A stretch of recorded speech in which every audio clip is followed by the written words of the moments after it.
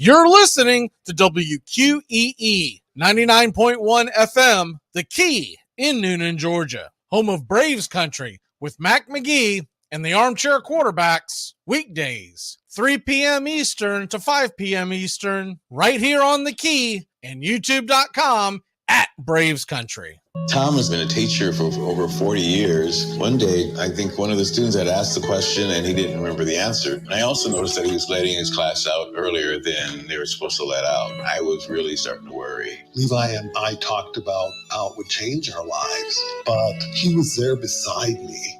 When something feels different, it could be Alzheimer's. Now is the time to talk. Visit alz.org/ourstories to learn more. A message from the Alzheimer's Association and the Ad Council. Hey folks, this is Mark White with The Mark White Show, and you can tune into The Mark White Show every Saturday from 11 a.m. to 12 p.m. right here on Rock 99, WQEE The Key, the home of Southern sports and talk. Are you looking for a reliable dental practice that not only cares about your teeth, but is friendly to work with? How about one that offers great deals and new patient promotions? Well, your search is over. Most Valuable Smiles in downtown Eatonton, Georgia is committed to giving you the biggest and brightest smile. Right now, get a $99 new patient special, including x-rays and exam. Maybe you're looking for veneers. Most Valuable Smiles veneer special includes one free veneer with every 5 purchased. Or get that bright white smile you've always wanted by taking advantage of an exclusive $100 off Zoom whitening treatment when you book today. And don't forget that 2022 is almost over. That means most insurance policies will reset by the new year, and to avoid losing that extra money, you need to use it or lose it. Book an appointment today with Most Valuable Smiles in downtown Eatonton to lock in these exclusive deals. Call 706-623-0318 or visit mostvaluablesmiles.com. Enjoy sun-drenched days, epic stays, and plenty of room to roam in Greater Fort Lauderdale. Our hotels, attractions, and restaurants have taken the Visit Lauderdale's Safe and Clean pledge so you can relax and explore with confidence. When you're ready for that well-deserved staycation, our 23 miles of golden beaches await. Find wide-open spaces to hike, bike, kayak, and paddleboard. Visit your favorite attractions, then dine out in style in dining rooms or al fresco on waterfront patios. Learn more at sunny.org. It all starts with just one thing. When recycling, rinse out jars and cans, and avoid recycling wax paper or paper soiled with food. This will reduce recycling contamination. Find tips and more at onethingus.com. What's your one thing? Hey sports fans, The Key has a brand new show. Braves Country is coming your way weekdays 3 p.m. Eastern to 5 p.m. Eastern. Drive time on WQEE. Braves Country is a Southern sports talk show with Mac Magee and the Armchair Quarterbacks. We'll be talking the Atlanta Braves and Major League Baseball, along with everything important to sports fans in Braves Country. The SEC, ACC, Big Ten, and the National Football League, and the big sports news of the day. That's Braves Country with Mac Magee and the Armchair Quarterbacks. Weekdays, 3 p.m. to 5 p.m. right here on WQEE The Key, 99.1 FM, and simulcasting on youtube.com/at Braves Country.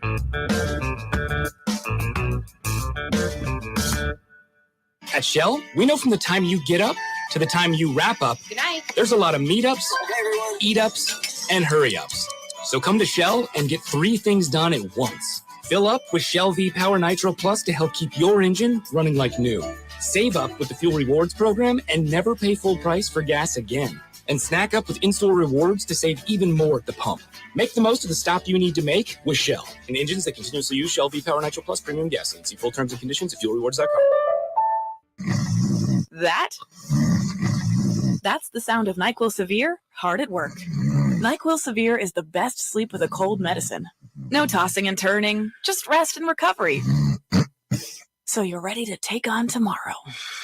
For powerful relief of your worst cold and flu symptoms, try NyQuil Severe. The nighttime sniffling, sneezing, coughing, aching, stuffy head, best sleep with a cold medicine. Use as directed. Keep out of reach of children. Hey Braves fans, thank you for listening to Braves Country Baseball.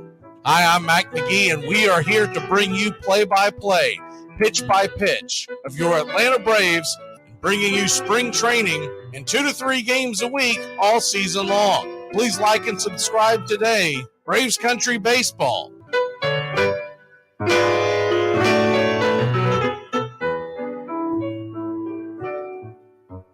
Winter is the perfect time to start planning for your healthy, pest-free spring lawn with True Green, America's #1 lawn care company. True Green's science-based approach and local expertise will help give your lawn the year-round care it needs to be thick and weed-free. Go to truegreen.com. Just call 866-946-5956 or go to truegreen.com today and get a lawn to be proud of. Hey, sports fans, it's Rod Peterson here, host of The Rod Peterson Show, inviting you to join us daily for 2 hours of Atlanta's funnest sports talk right here on WQEE. I say fun because it is. You've never heard a show like it because we make the listeners a part of the show every day between noon and 2 p.m. Eastern. You'll hear plenty of the best sports talk, including the latest on the Falcons, the Braves, and more. And who knows, you might even hear you. That's the Rod Peterson Show, daily at noon, right here on WQEE 99.1 FM. It's the best in sports and entertainment, and get locked in and locked down with Rhino Radio Penitentiary, 7 a.m. to 10 a.m. with your host, me, Ryan O'Neill, each and every morning, right here with the best in sports and entertainment, all the way from professional sports to college sports to River Dragons hockey and everything in between, including some of the very best local and national guests. It's the Rhino Radio Penitentiary, 7 a.m. to 10 a.m. Monday through Fridays, right here on 99.1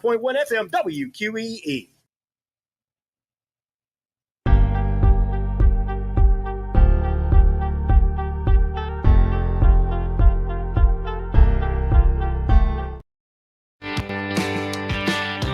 Hey, sports fans. Weekdays, 3 p.m. Eastern to 5 p.m. Eastern. Drive time on WQEE. Braves Country is a Southern sports talk show with Mac Magee and the Armchair Quarterbacks. That's Braves Country with Mac Magee and the Armchair Quarterbacks. Weekdays, 3 p.m. to 5 p.m. right here on WQEE 99.1 FM. You're listening to WQEE 99.1 FM, The Key in Noonan, Georgia. Armchair. You're listening to the Armchair Quarterbacks Sports Radio, #1 sports station. Good afternoon. And this is your Armchair Quarterbacks Sports Flash. Happy Cinco de Mayo to everybody out there. You got a full slate of baseball here on May 5th. First and foremost, it's your Atlanta Braves. First pitch right here on Braves Country HD, 7:20 Eastern. Kramer versus Max Fried and his 2-0 record with an 0.45 ERA. We'll bring you pitch by pitch, play by play right here on Braves Country HD tonight on YouTube.com. Pregame show will come your way about 7 o'clock Eastern. Keep it locked in here on Braves Country HD. Other games around the league, the New York Mets will face the Rockies back in Gotham. Kodai Senga will take the hill against Senzatella. That game is a 7:10 first pitch at 7:05.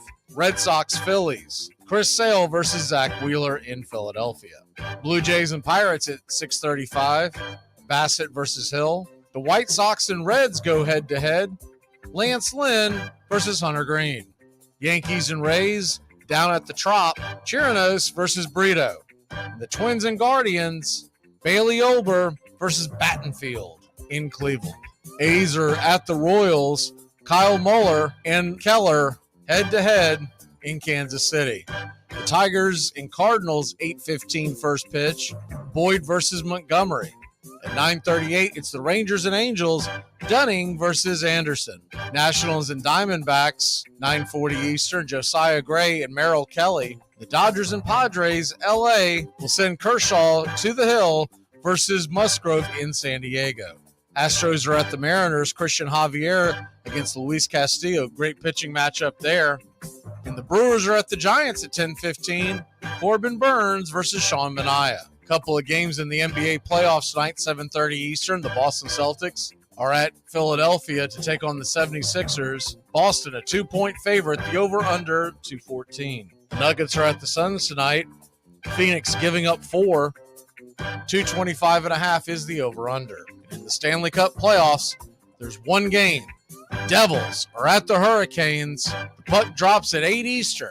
Carolina minus 115 on the money line, over under 5.5. The lines that we currently have for Major League Baseball tonight: Philly at minus 160, the Mets minus 240, Braves are minus 210 on the money line, while Toronto minus 145, Sox and Reds are a pick'em, Twins minus 120, Kansas City minus 155, Arizona's minus 190 at home, the Dodgers minus 125, while Seattle and Milwaukee minus 145 on the money line. And that's your Armchair Quarterback Sports Flash. Stay tuned for Braves Country right here on WQEE 99.1 FM, The Key in Newnan, Georgia, simulcasting on youtube.com at Braves Country.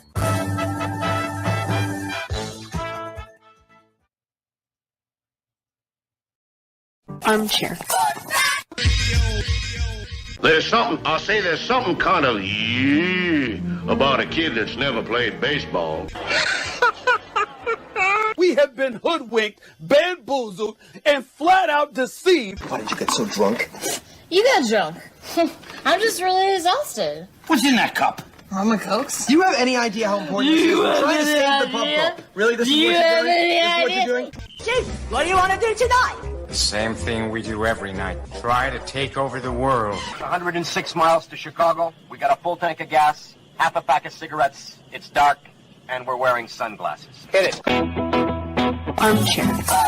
YouTube Live radio station. The radio station you can call your own. Do you know what listeners like about our station? I like everything. It's always on my radio. We never stop the music, except for now, when I talk. You're listening to Braves Country with Mac Magee and the Armchair Quarterbacks. We're here live weekdays, 3 p.m. Eastern to 5 p.m. Eastern, WQEE 99.1 FM, The Key, and simulcasting on youtube.com/@Braves Country. Your first choice for Southern sports. Good afternoon. I'm Mac Magee. I don't know much, but I know one thing. It was too damn hot to wear the poncho, but I got these and I got the hat. Let's go, Cinco de Mayo. Armchair. Community Access Channel. He's the armchair quarterback. He's full of beer and he's full of snacks. The all-American man. Yeah! Howdy, hi, and how the hell are you? I am ready for game number one. I hope you are too on this Cinco de Mayo. Hope you're having yourself a nice cold beverage and maybe some good food somewhere here on May 5th as we head into a game one scenario with the Baltimore Orioles. Okay, let's get you set for this series because the lineup is out, and we're going to go ahead and dive in to the Braves lineup and then kind of go from there. The Atlanta Braves and the Baltimore Orioles. First of all, it'll be Max Fried on the mound, and we all know how great he's been. I couldn't believe I came across a video last night where a guy was going on and on about some other pitcher having the best ERA in baseball, was bragging on his 0.7, I think is what it was. And I finally had to chime in and go, dude, Max Fried's doing better than that. 20 innings. 0.45 ERA. Come on, let's go. Max Fried, I know that he had the couple of starts missed because of the minor injury, but Max Fried's been incredible this year.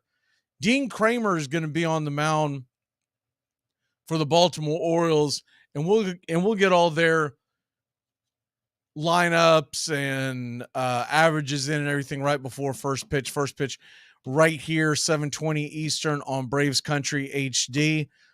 We are live on 99.1 FM WQEE and simulcasting worldwide on youtube.com/@Braves Country. Braves Country HD, wherever you are on YouTube. Now, the game tonight, it's going to be an interesting game because Baltimore's got some sticks. They've got some offense. Atlanta has some offense as well. And I think it's going to be a fairly high-scoring series, but the Braves have the better pitching and should outlast the Orioles. I'm not expecting a sweep. You can't expect a sweep, especially when a team is 21-10. They're 12-6 on the road. It's interesting that the Braves are so damn good on the road and only 7-7 at home. Now, some of that has to do with who we've played on the road and who we've played at home. But it's still very, very interesting that you would be 7-7 on the road. And what are we now? 15-3 on the 15-3 on the road, 7-7 at home. So we want to clean that up and add to the W's at home. Ronald Acuna Jr. is in the lineup tonight. So that is a bonus. We weren't sure. This second time this week that Acuna has gotten banged up, taken out of the game, and we're thinking he may miss a game or two or even worse, and he's right back in the lineup. Now, last night's game, while we were doing the broadcast, I told y'all that I saw him kind of gingerly limping. This was the inning after he had fouled the ball off of his knee. And I just thought it was smart for a number of reasons. Go ahead and get him out of the game. One of the main reasons was go ahead and get him treatment. Plus, that game was very close at the time. At the time, it was a one-run game. And you want your best fielders out there in their best condition in case there is a difficult play to be made. So they put Hilliard out there. Didn't end up being a factor, but you never know. So tonight we're going to go back out there with your typical 1, 2, 3, 4 punch of Acuna, Olsen, Riley, and outside of that, you're going to have this is where it's been different. It depends on the starter. Now tonight you got a right-handed starter, and Kramer, if you're not familiar with Dean Kramer, he can be up and down. He's one of these guys that basically when he's on, he's tough to hit. When he's not, he gets lit up. He's got a 6.67 ERA. So that tells you right there that he has been lit up this year. He's pitched 29 innings. He's got 25 strikeouts, but 9 walks. And here's the big thing. And this is why I think the Braves are going to get to him tonight. And Vegas does too. We're minus 205 right now on the money line. The Atlanta Braves are going to go into this game in Truist Park, which is a home run hitter's park. We all know that. 7 home runs given up in 29 innings by Kramer. So I think the Braves get at least 2 off of him tonight. But after Acuna, Olsen, Riley, Murphy, which has pretty much been standard 1 through 4, whether it's been righty or lefty, Rosario is going to be out in left field and batting 5th. And then you're going to get Ozzie switch hitting, batting 6th and playing 2nd. Ozuna is back in the lineup. Now, I know some folks hate it. Some folks, we got a couple of folks that tune into the game every night, and they are Ozuna fans. They're behind him 100%. I'm kind of indifferent.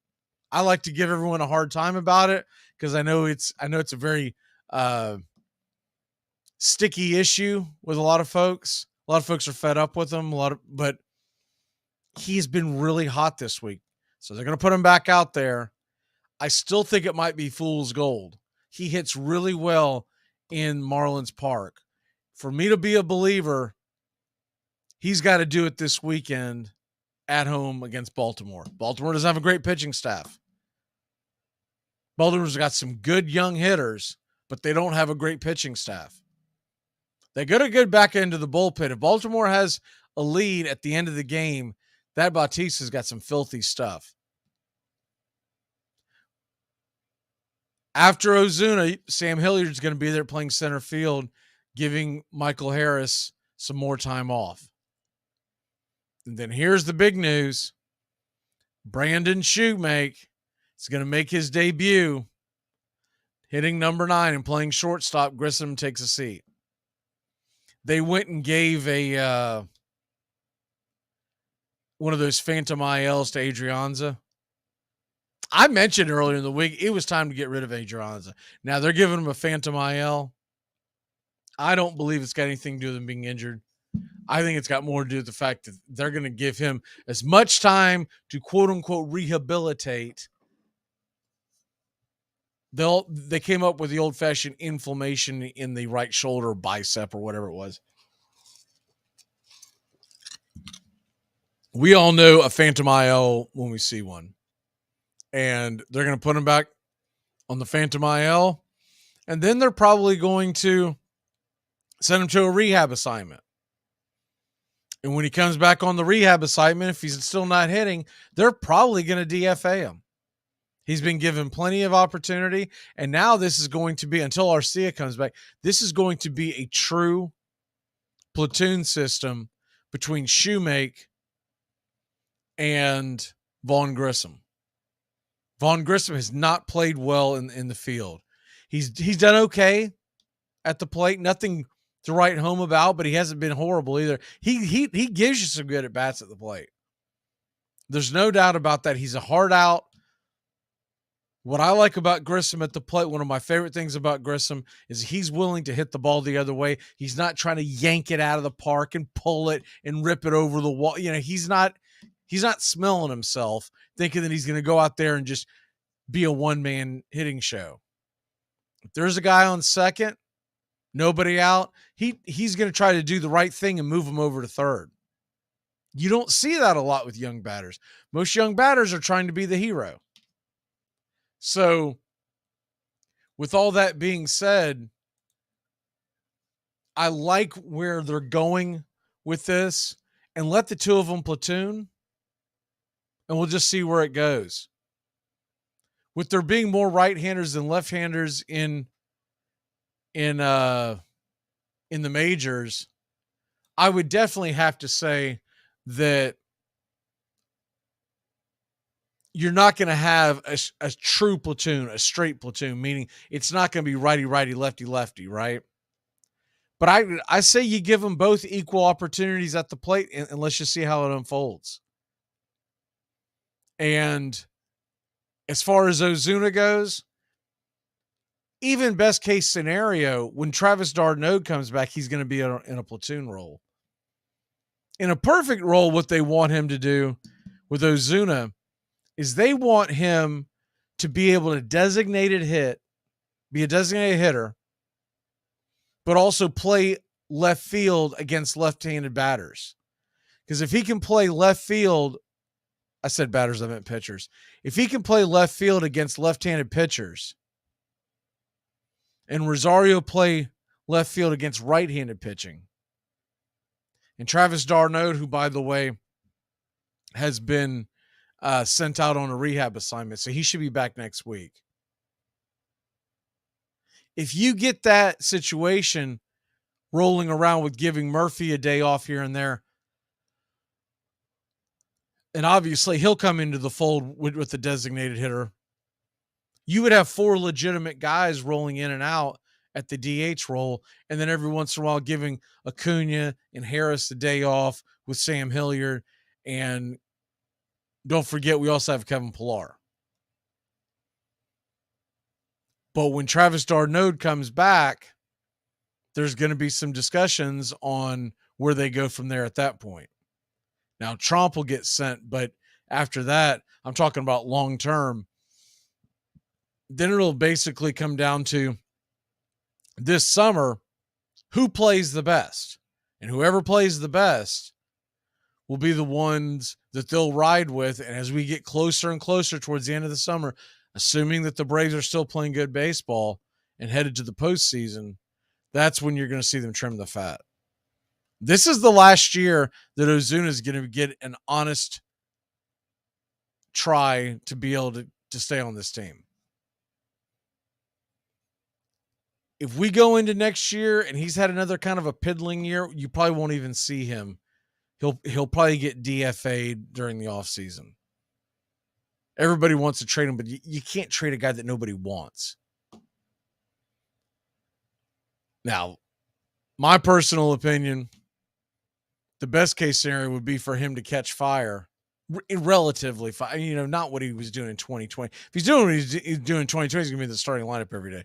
But let's say he starts hitting well And then there may be a trade market for him. But right now there is no trade market for him. Because it would be great to be able to trade Ozuna, get something back that could help the team elsewhere. Because honestly, the Braves could make it work with Pilar and Rosario and Hilliard, and then, of course, Harris and Acuna in the outfield, along with d'Arnaud and Murphy. And you might be able to trade Ozuna for something we really need, like some back of the bullpen help. But he would have to get pretty hot, and he would have to make it to the point where it would make it difficult to trade. If you're ever sitting out there talking about doing a trade, and you quickly go, I just want to trade. I just want to trade for everything. Realize something. Nobody wants that guy. Nobody wants that guy. Absolutely nobody wants that guy. And you can't just say, well, we're going to trade him for this, we're going to trade him for that. That's called DFAing. That's called you're just going to cut bait. And I don't think the Braves want to do that at this point. Remember, there's still some ego involved when it comes to Anthopoulos. There really is. There's still some ego when you're talking about going and making a trade or making a move and getting rid of a guy. There's still some ego that goes, man, I signed this guy to a 4-year, $64 million deal. And if I go out there and just drop him, just flat out drop him, then what does that do? And so with that being said, I don't think Ozuna's going in. Ozuna saved his job for the time being because of what happened this weekend in Miami. Because of what happened this weekend in Miami, Ozuna's going to be around. And whether you like it or not, it's the facts. It is the absolute facts. And so we've got the Orioles coming into town. We've got a 3-game set. And I find it interesting because when you talk about what the pitching staff's going to look like going forward this weekend. Now, remember, we had the doubleheader on Monday, and that doubleheader on Monday ended up being where we had both Strider and Morton going on that doubleheader. Now tomorrow, Strider's going to get the ball, so he gets the early nod. But remember, he went first on Monday. Bradish is getting the ball for the Orioles. That's another guy with another above 6 ERA. Now we're going to bring to you tonight's game at 7:20. We're also going to bring you Sunday's game at 11:35. And at 11:35, it's going to be Bryce Elder versus Wells. And I find that interesting because Charlie Morton, in theory, should have been taking the ball.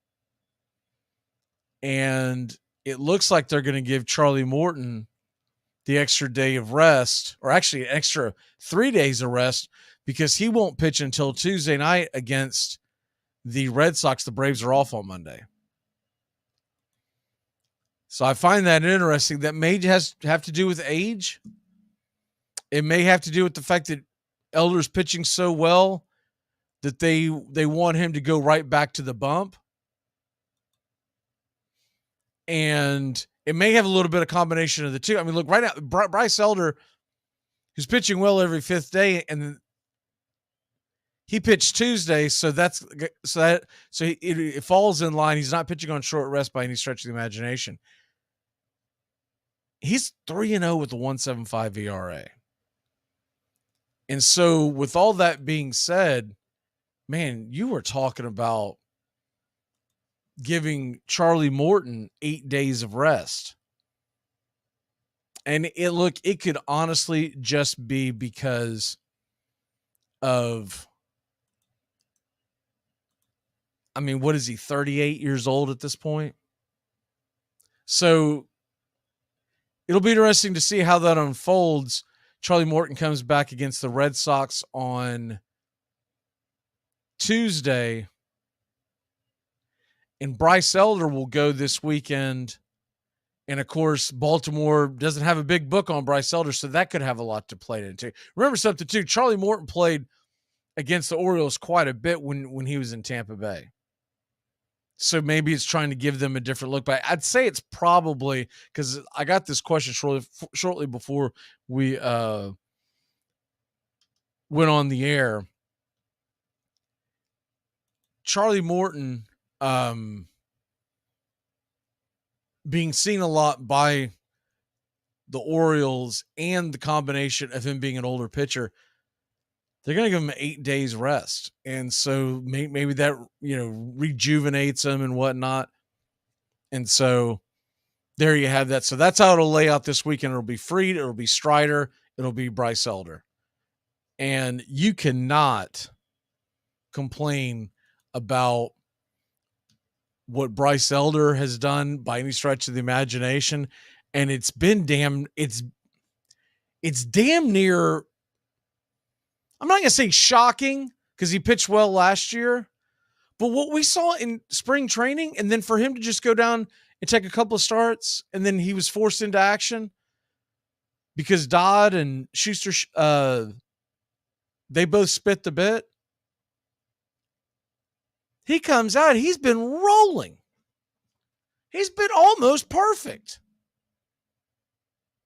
I mean, let's be honest, a 1.75 ERA in the major leagues, that is perfect, especially once you get past 2 starts. Plus, there's not much better than that. So, should be a really fun weekend to watch the Braves. And, I mean, let's at least get a winning record at home. 7-7? It's a little shocking. When you're doing so well, when you're 15-3 on the road, you expect to be better than 7-7 at home.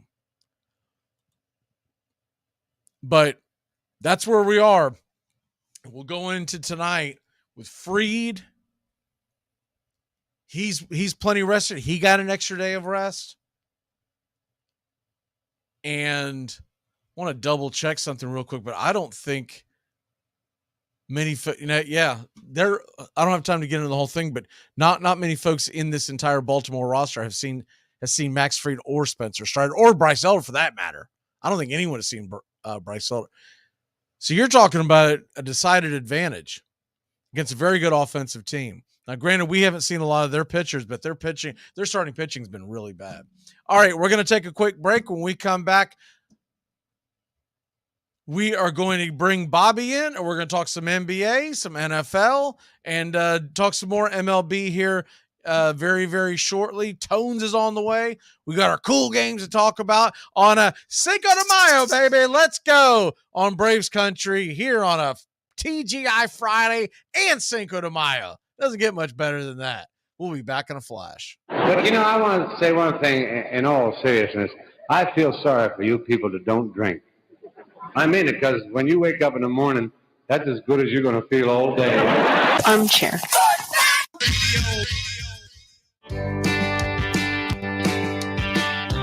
Hey, sports fans. Weekdays, 3 p.m. Eastern to 5 p.m. Eastern. Drive time on WQEE. Braves Country is a Southern sports talk show with Mac Magee and the Armchair Quarterbacks. That's Braves Country with Mac Magee and the Armchair Quarterbacks. Weekdays, 3 p.m. to 5 p.m. right here on WQEE 99.1 FM.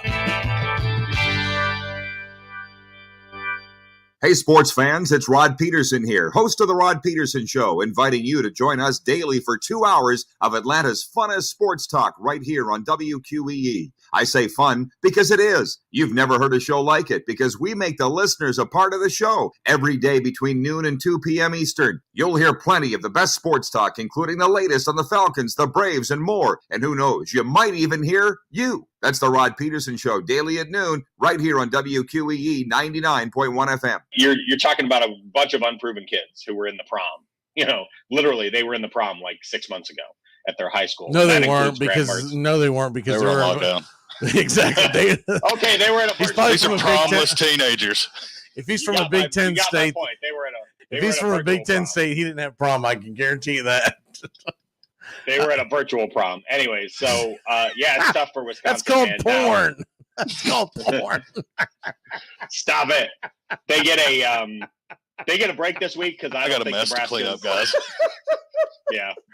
Virtual. There's prom. my walk off for the day. Thanks, Mac. I gotta dry my keyboard out now. Armchair.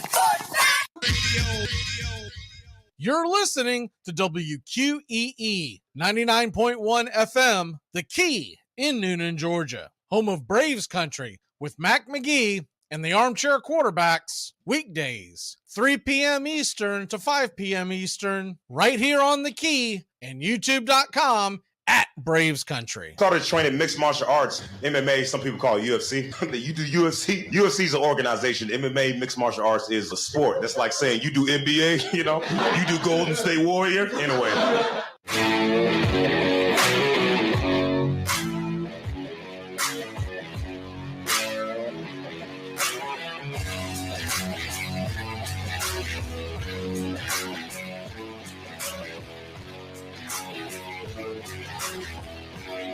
Welcome back. After Bobby quit blocking all of my emails, he has now joined me. What the hell's going on, man? I've sent you like 9 emails today. I only got that last one. Thankfully, we got it in right at the buzzer, but that's the only one I was able to find. I saw your comment, but I'm trying to talk and manipulate the whole thing as we go. Well, it was funny because when I was watching you live, the first one's got caught up in my outbox. I did see that. I was like, what the hell? It's weird. But anyways, after that, I sent the other ones about an hour or so ago, and I was like, what? He still doesn't have them? That's weird. Yeah, I'm not sure why. It must have been weird. I know why. Yeah. Hey, man, I can show you. I'll show you my inbox. What do you got? Kansas Jayhawks on today? Kansas Jayhawks? What's on your hat? Oh, this is just Colorado. It's just what? The hat I got out in Colorado. Didn't they just get their butts kicked? Hey, man, I just got it because I went out there. I don't like any Colorado teams. Oh. I thought you meant the Avalanche. Oh, no. But they just got eliminated. Have you been watching the NHL playoffs? I've been like slightly keeping up with it. Haven't watched it a ton, though. Most of my focus has been NBA playoffs, which is kind of weird because last year I was focused on the NHL playoffs quite a bit. Yeah, I've lost complete interest. I mean, I've lost all interest, in the NHL playoffs. What little that I had, any of the teams that I was keeping an eye on, they're all gone. So I'm like, never, dude. I'm out. Yeah. There's no way you're going to convince me to watch the Panthers versus the Maple Leafs. Ain't gonna happen. I'm with you there. I'm not even sure if that's the NHL. I'm like, what? Is that the CFL? Did you see that CBS is carrying the CFL this year? Really? Yeah. That's not going to pull many viewers. I'm not sure why they'd be doing that. I'm with you. I don't understand it at all. Yeah, that's not something I'll probably tune into. I'd maybe tune into like XFL, USFL. I didn't watch any of that though, but maybe I would do it. But they started CFL. They started middle of the summer. So, because I think they try to be done. It's not by the time the NFL starts, but it's like a month in. Mm-hmm. Right? So, I want to say they start their season around June. I mean, I have zero interest in it, but I found it interesting that CBS is carrying. Now, I'd be willing to bet it ends up on that CBS Sports Network by week 2. I bet they give it one college try of putting it on the big boy, and then we're going to get, dude, there was like 3 people that watched that game. I'm out. Like, yeah. It's going to be about like, when the XFL came on in week 1 and everyone had it and they were gearing it up. And by week 2, like you had to be a subscriber to FXX to be able to get the game. Yeah, I don't think that's going to last long on national TV. I've had a couple of buddies texting me that are actually keeping up with the USFL. I was a little surprised. I still haven't gotten interested in that. Man, the timing of it is just awful. Yeah, the timing of it, and you know, by the time the NFL season's over, you're not really burnt out, but you can use a break. And then you also have the off-season stuff. You have free agency and the draft. So it's like, I can do without watching USFL and all that. I've brought it up many times, but once again, if any of these were smart, and it sounds like the CFL is the smartest, but if any of these ones that were, you know, the XFL, USFL, any of them, if any of them wanted to actually hit the marketing and run with it, you would have it start sometime in June. Yeah.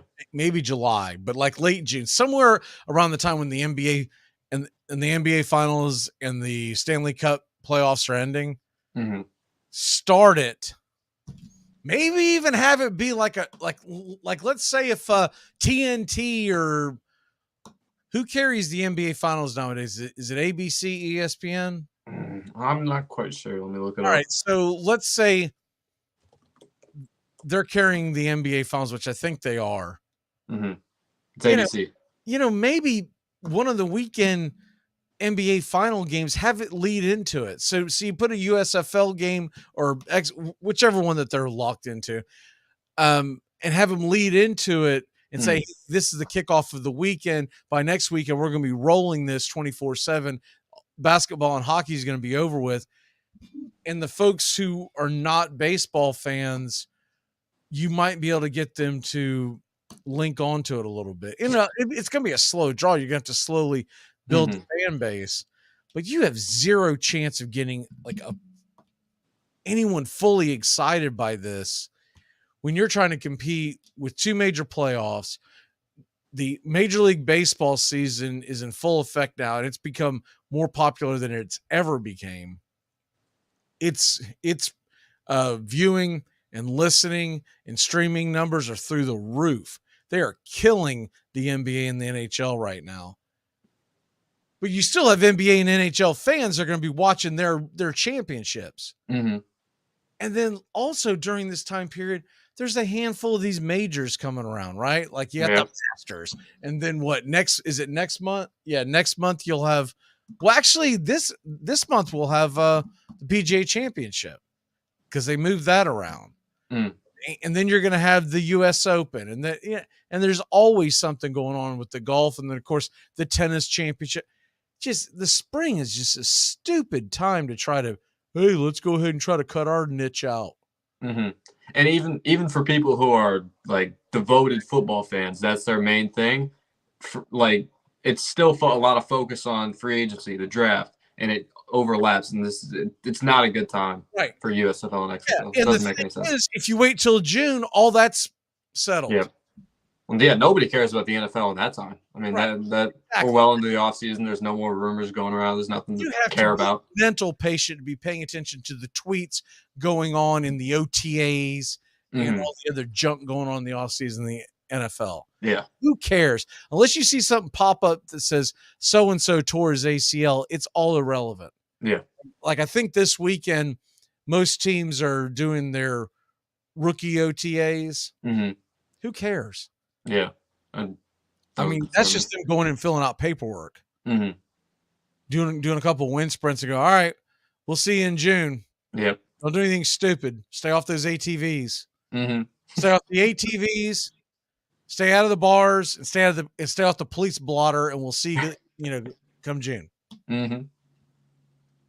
That's about all it is. About this, you're the NBA guy. The Milwaukee Bucks fire Mike Budenholzer. I thought that was incredibly classless. I'm with you, with the timing of his brother dying during the just series. Died. And yeah, that was cold. During the series that they lost. Yeah. Now, if it was like weeks before or something, it still may weigh on his mind, but it's less of an excuse at that point. But we're talking about dead in the middle of the series. I mean, it's right square in the middle. Sorry, man, but that's low rent as hell. He's won him a championship, 3 years ago? Yeah. I don't even know if it was. Yeah, it was about that long ago. Right? Well, yeah. 2021. So yeah, 2021. Three seasons ago. But yeah. So he just won a championship with them. Mm-hmm. And it was a real championship. It wasn't one of those bubble ships. Last year, he took them pretty deep into the playoffs. This year, they fell flat. But when you find out that the man's brother died suddenly like that, mm-hmm. that could definitely make a huge impact, not just on him, but the locker room. They find out about it, man. It's a gut punch. Absolutely. That combined with, I know Giannis only missed like a game or two, but regardless, that kind of threw off some momentum they may have had in the series. And then you also get the news of the coach's brother dying. It's a terrible situation for especially Budenholzer, but the team. So yeah, you can't really blame him too much for them losing that series. Some things are bigger than basketball. So the timing of it as well is terrible. I was absolutely positively just shocked that they fired him. I had to go back and double check. I was like, wasn't that the guy who just lost his brother? Yeah, that was, and maybe they could have softened the blow by waiting a little bit longer, but they didn't waste any time. I thought it was wrong. Died in like game 1 or game 2. It was like right in that time period.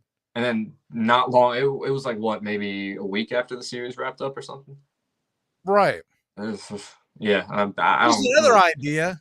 Maybe see how far Miami goes into the playoffs, deep into the playoffs, and say to yourself, maybe a really good team beat us. Mm-hmm. And they look like a really good team too. Yeah. They look great.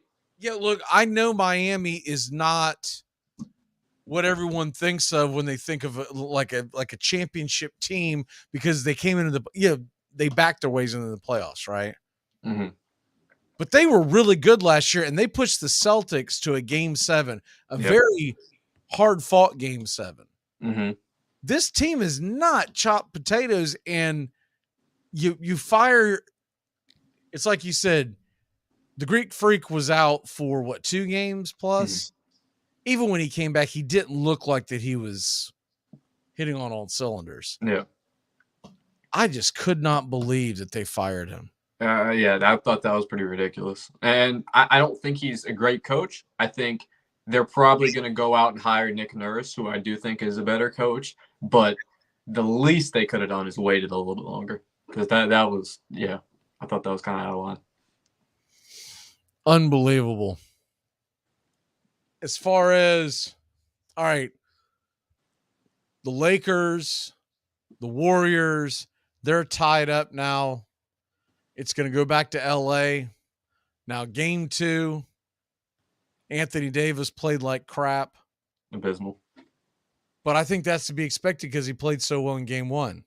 And that's who he is. He is consistently inconsistent. And I think a lot of it has to do with health. I think he didn't go out and have a great game the second. What did he play, like 42 minutes, somewhere in that neighborhood in game 1? Mm-hmm. That probably took a toll on him. Yeah, no, and we know he doesn't hold up too well. Playing a lot of games in a row, so he's you have a case there. Yeah, I think he bounces back in game 3 though, knowing him and knowing how inconsistent he can be. I think he has a solid bounce back game for game 3. I think the Lakers take it too. Who wins the series in your eyes? I think the Lakers. I wasn't as confident against them in the Grizzlies. Against the Grizzlies, I didn't think they'd win that series. They came out, put them out in 6 games. I think they're going to win this series. I don't think they'll make it farther. I think this is the last series they win in the playoffs, but I think safe to say exceeded expectations. How about those Nuggets, baby? 2-0, and they have a chance to make it 3-0 tonight. I'm loving it. I hope they do. I hope they sweep Phoenix's ass. I hope they do that, and I hope someone in the Nuggets crowd holds up 4, does the Nuggets in 4 thing right back at them. That would be poetic. And I hope when they sweep them out, when the Nuggets get to the NBA Finals, whoever they end up playing, I hope they're chanting MVP for Jokic the whole time. Oh, and they will. They will. They'll as soon as they get back to Denver, they're going to be doing it. What if it ends up being Embiid versus Jokic for the finals? That would be incredible. That would be incredible. I do think the Celtics are going to get back on track and put it away tonight. I think they're going to get the 2-1 lead. I expect the 76ers to come out playing really well at the beginning because they're going to give Embiid his MVP trophy tonight.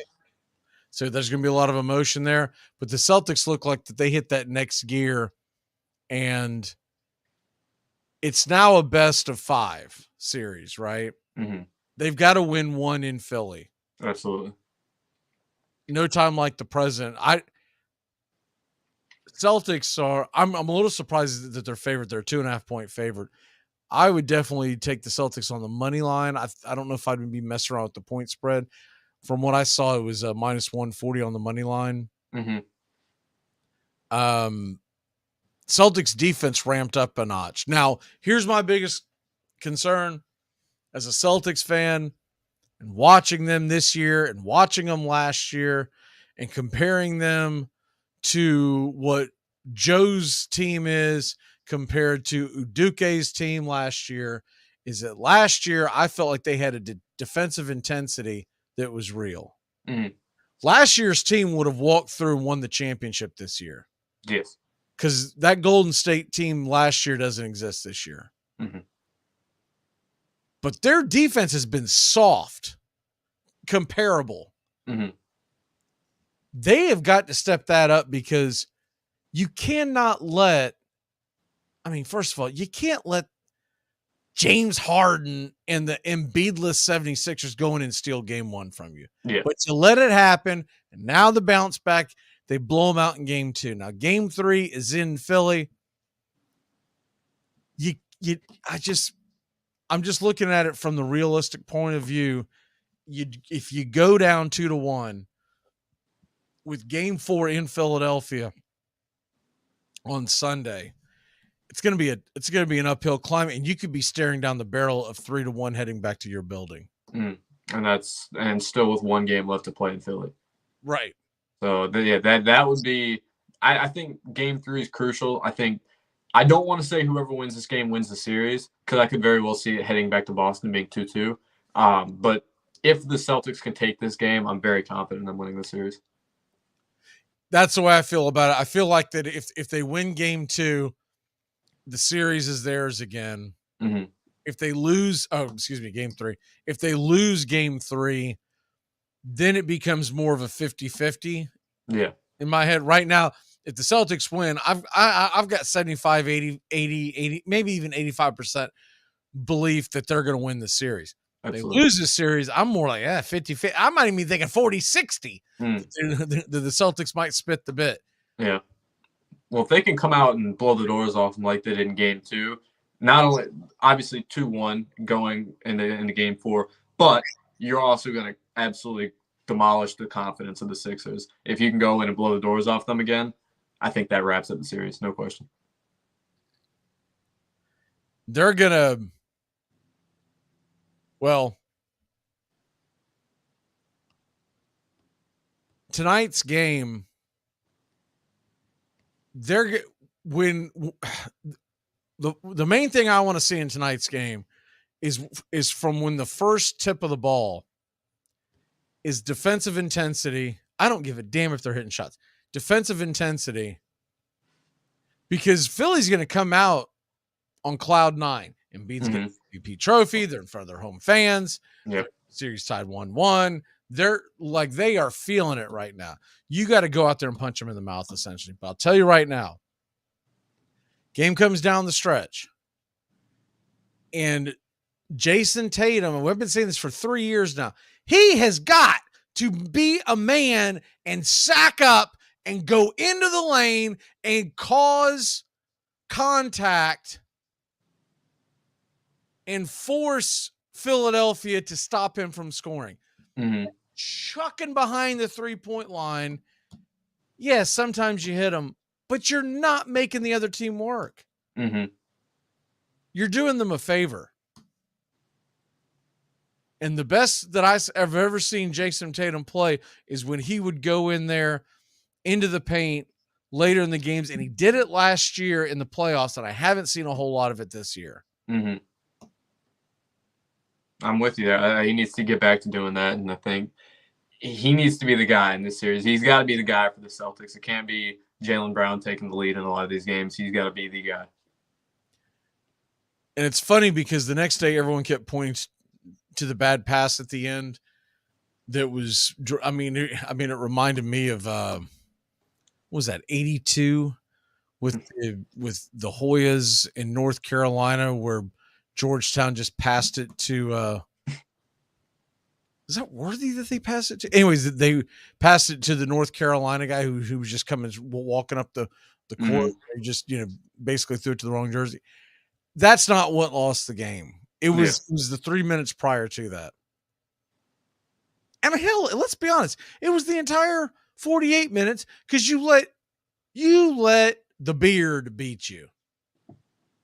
And he comes out getting an interview like, oh man, I'm gonna hit it. You just gotta get out of my way. And all that. With that, you haven't done anything for like 5 years. You had one hot quarter, and all of a sudden we're supposed to erect a statue of you in Philadelphia. What the hell is he talking about? Yeah, he got hot in game 1, but game 2 not so much. So anywho, the rest of the NBA slate this weekend, you got Knicks Heat, Warriors, Lakers. We'll get into those in the cool games. But it is interesting to me that Knicks Heat was pushed back to Saturday. They, in theory, should have played tonight, and Celtics 76ers should have been tomorrow afternoon. Mm. The other thing I'll say to this is I think it would have been better for TV to have Knicks Heat tonight and Celtics 76ers tomorrow afternoon leading into. So in other words, you would have Celtics at 3:30 and Lakers at 8:30. Mm-hmm. I don't know why they have the big gap in between. I mean, it's 3:30. Those games will be over with by 5:30, 6 o'clock. And then what? You got to wait around 2.5 hours for Warriors, Lakers. What the hell are they doing? Knicks Heat should be 5 o'clock tomorrow. I don't understand that. I don't know what they're trying to sell to us. I don't know what's on ABC in between the two games. Don't really care. It's probably some hell. It's probably the XFL or something. But, I know I'm not watching it, but it's just really, really strange that they make this huge gap in the broadcast. Mm-hmm. NFL draft. We haven't seen you since last Friday. Yep. What's your biggest takeaways from the NFL draft? 2 teams I thought knocked it out of the park. I loved what the Steelers did, and I loved what the Eagles did. Steelers, they got one of the top tackles in the draft, and they also got a guy who I thought they would take in the first round in Joey Porter Jr. They got him at the top of the second. And then the Eagles, we don't have to talk much about that. They knocked it out of the park. There's no question about it. Pretty much drafted all of that Georgia defense. So, they did good. Those were my 2 big winners from the draft. I'll tell you what, I really liked what Tennessee did. First of all, they took care of a big need in the first round with the offensive line. Mm-hmm. And I was not a big fan of Will Levis when people were talking about drafting him 3rd and 4th overall. Yep. But in the second round, I feel like he's a steal. Mm-hmm. And a second round pick's very valuable, but it's a lot lower risk. So you feel more comfortable. Okay, if this doesn't pan out, it's kind of like Willis last year. You drafted him in the 3rd. Sure, it would suck if he doesn't pan out, but you didn't burn that high pick on him.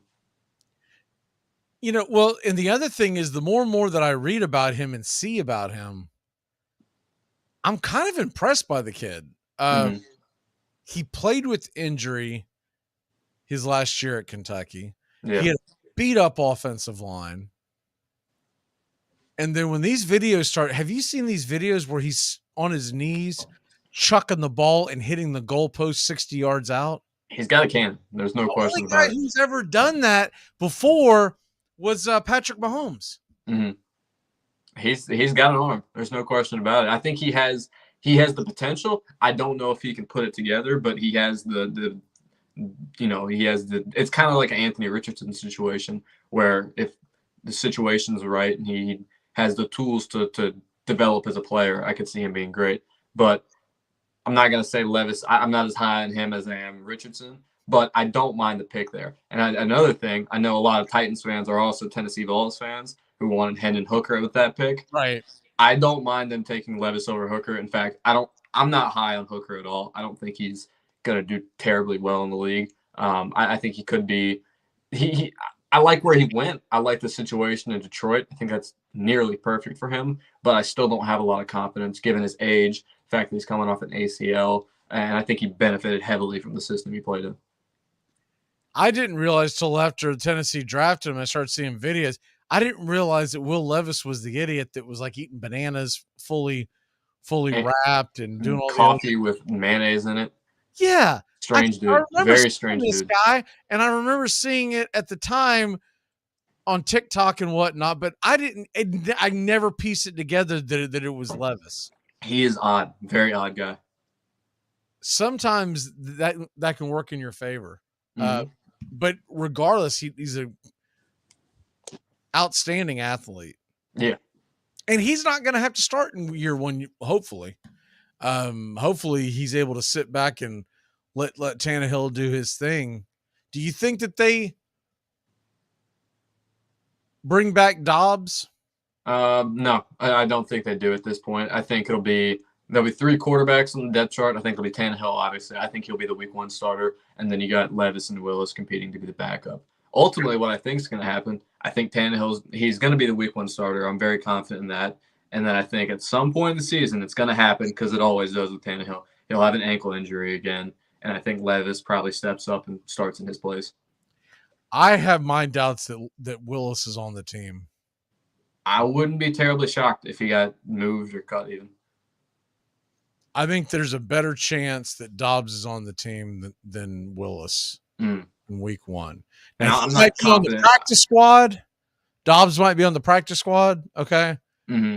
But I don't think they're going to keep Willis around. No, I'm not. From what we saw from him last year, I know we knew going into it that he'd be a project, but there wasn't a lot to get excited about. It was a pick that everybody knew. All right, there's a good chance this guy doesn't pan out, but at least it's only a 3rd round pick. So I mean, it was worth experimenting, but yeah, I don't think he's the guy. So I looked up while we were talking what does come on ABC in between Game 3 Eastern Conference with the Knicks and the Heat and Game 3 with the Lakers and Warriors. Yeah. What is going to fill your 2.5 hours on ABC on a Saturday evening as you get amped up to watch this? The national news for 30 minutes, the local news for 30 minutes. This might change depending on what market you're in, but what I'm showing down here, Cindy Crawford and Ellen Pompeo share secrets. What? I don't know. They're trying to sell you something. It's some kind of infomercial. Yeah. A rerun of Jeopardy and then the NBA countdown. Why? So it's not even anything that I thought maybe it was something that they were going to try to pawn off on you to get you to watch in between. People are just going to dip out. They're going to go, whatever. And then they'll eventually come back. And then most folks are probably going to forget it even came back on, and they'll catch around halftime or whatever. But I get that you're playing out west, but you didn't have to wait till 8:30. But regardless, why did you have to start the Eastern Conference game at 3:30 in the afternoon on a Saturday? This ain't Alabama, Georgia, 3:30 CBS Saturday after. No one's. That's not appointment television. People are going to be out getting on the water. If there's any break in the weather down here, I'm going to go stick my keister in the pool. What the hell, man? Beyond crazy. Let's take a quick break. When we come back, Tones will join us, and we will be getting into our cool games and our locks and a whole hell of a lot more. Keep it locked in here on Braves Country today. We're taking you all the way up to the 5 o'clock hour here on 99.1 FM WQEE. And tonight, Braves Country HD brings you Braves Baltimore Orioles game number 1. You're listening to WQEE 99.1 FM, The Key in Noonan, Georgia. Armchair. You're listening to the Armchair Quarterback Sports Radio, #1 sports station. Good afternoon, and this is your Armchair Quarterbacks Sports Flash.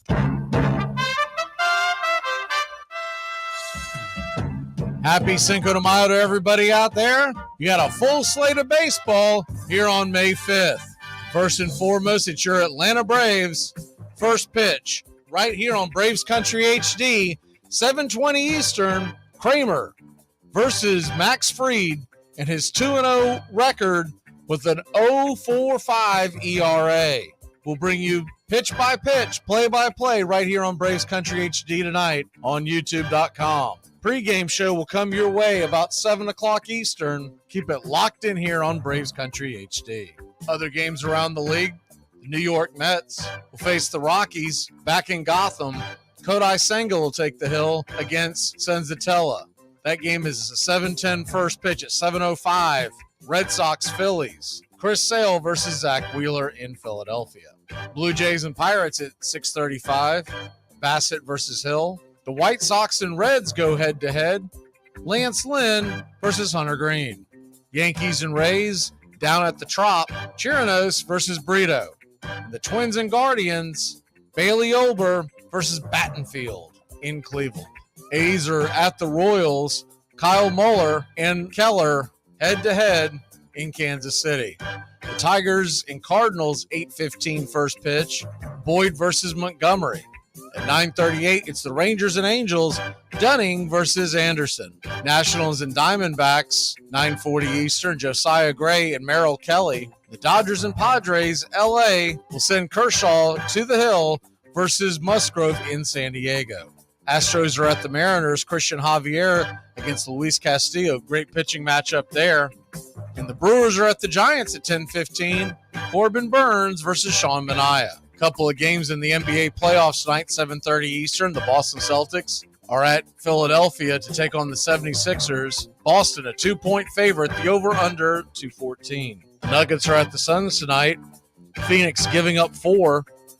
225.5 is the over-under. In the Stanley Cup playoffs, there's one game. Devils are at the Hurricanes. The puck drops at 8 Eastern. Carolina, minus 115 on the money line. Over-under, 5.5. The lines that we currently have for Major League Baseball tonight, Philly at minus 160. The Mets, minus 240. Braves are minus 210 on the money line. While Toronto, minus 145. Sox and Reds are a pick'em. Twins, minus 120. Kansas City, minus 155. Arizona's minus 190 at home. The Dodgers, minus 125. While Seattle and Milwaukee, minus 145 on the money line. And that's your Armchair Quarterback Sports Flash. Stay tuned for Braves Country right here on WQEE 99.1 FM, The Key in Noonan, Georgia, simulcasting on YouTube.com at Braves Country.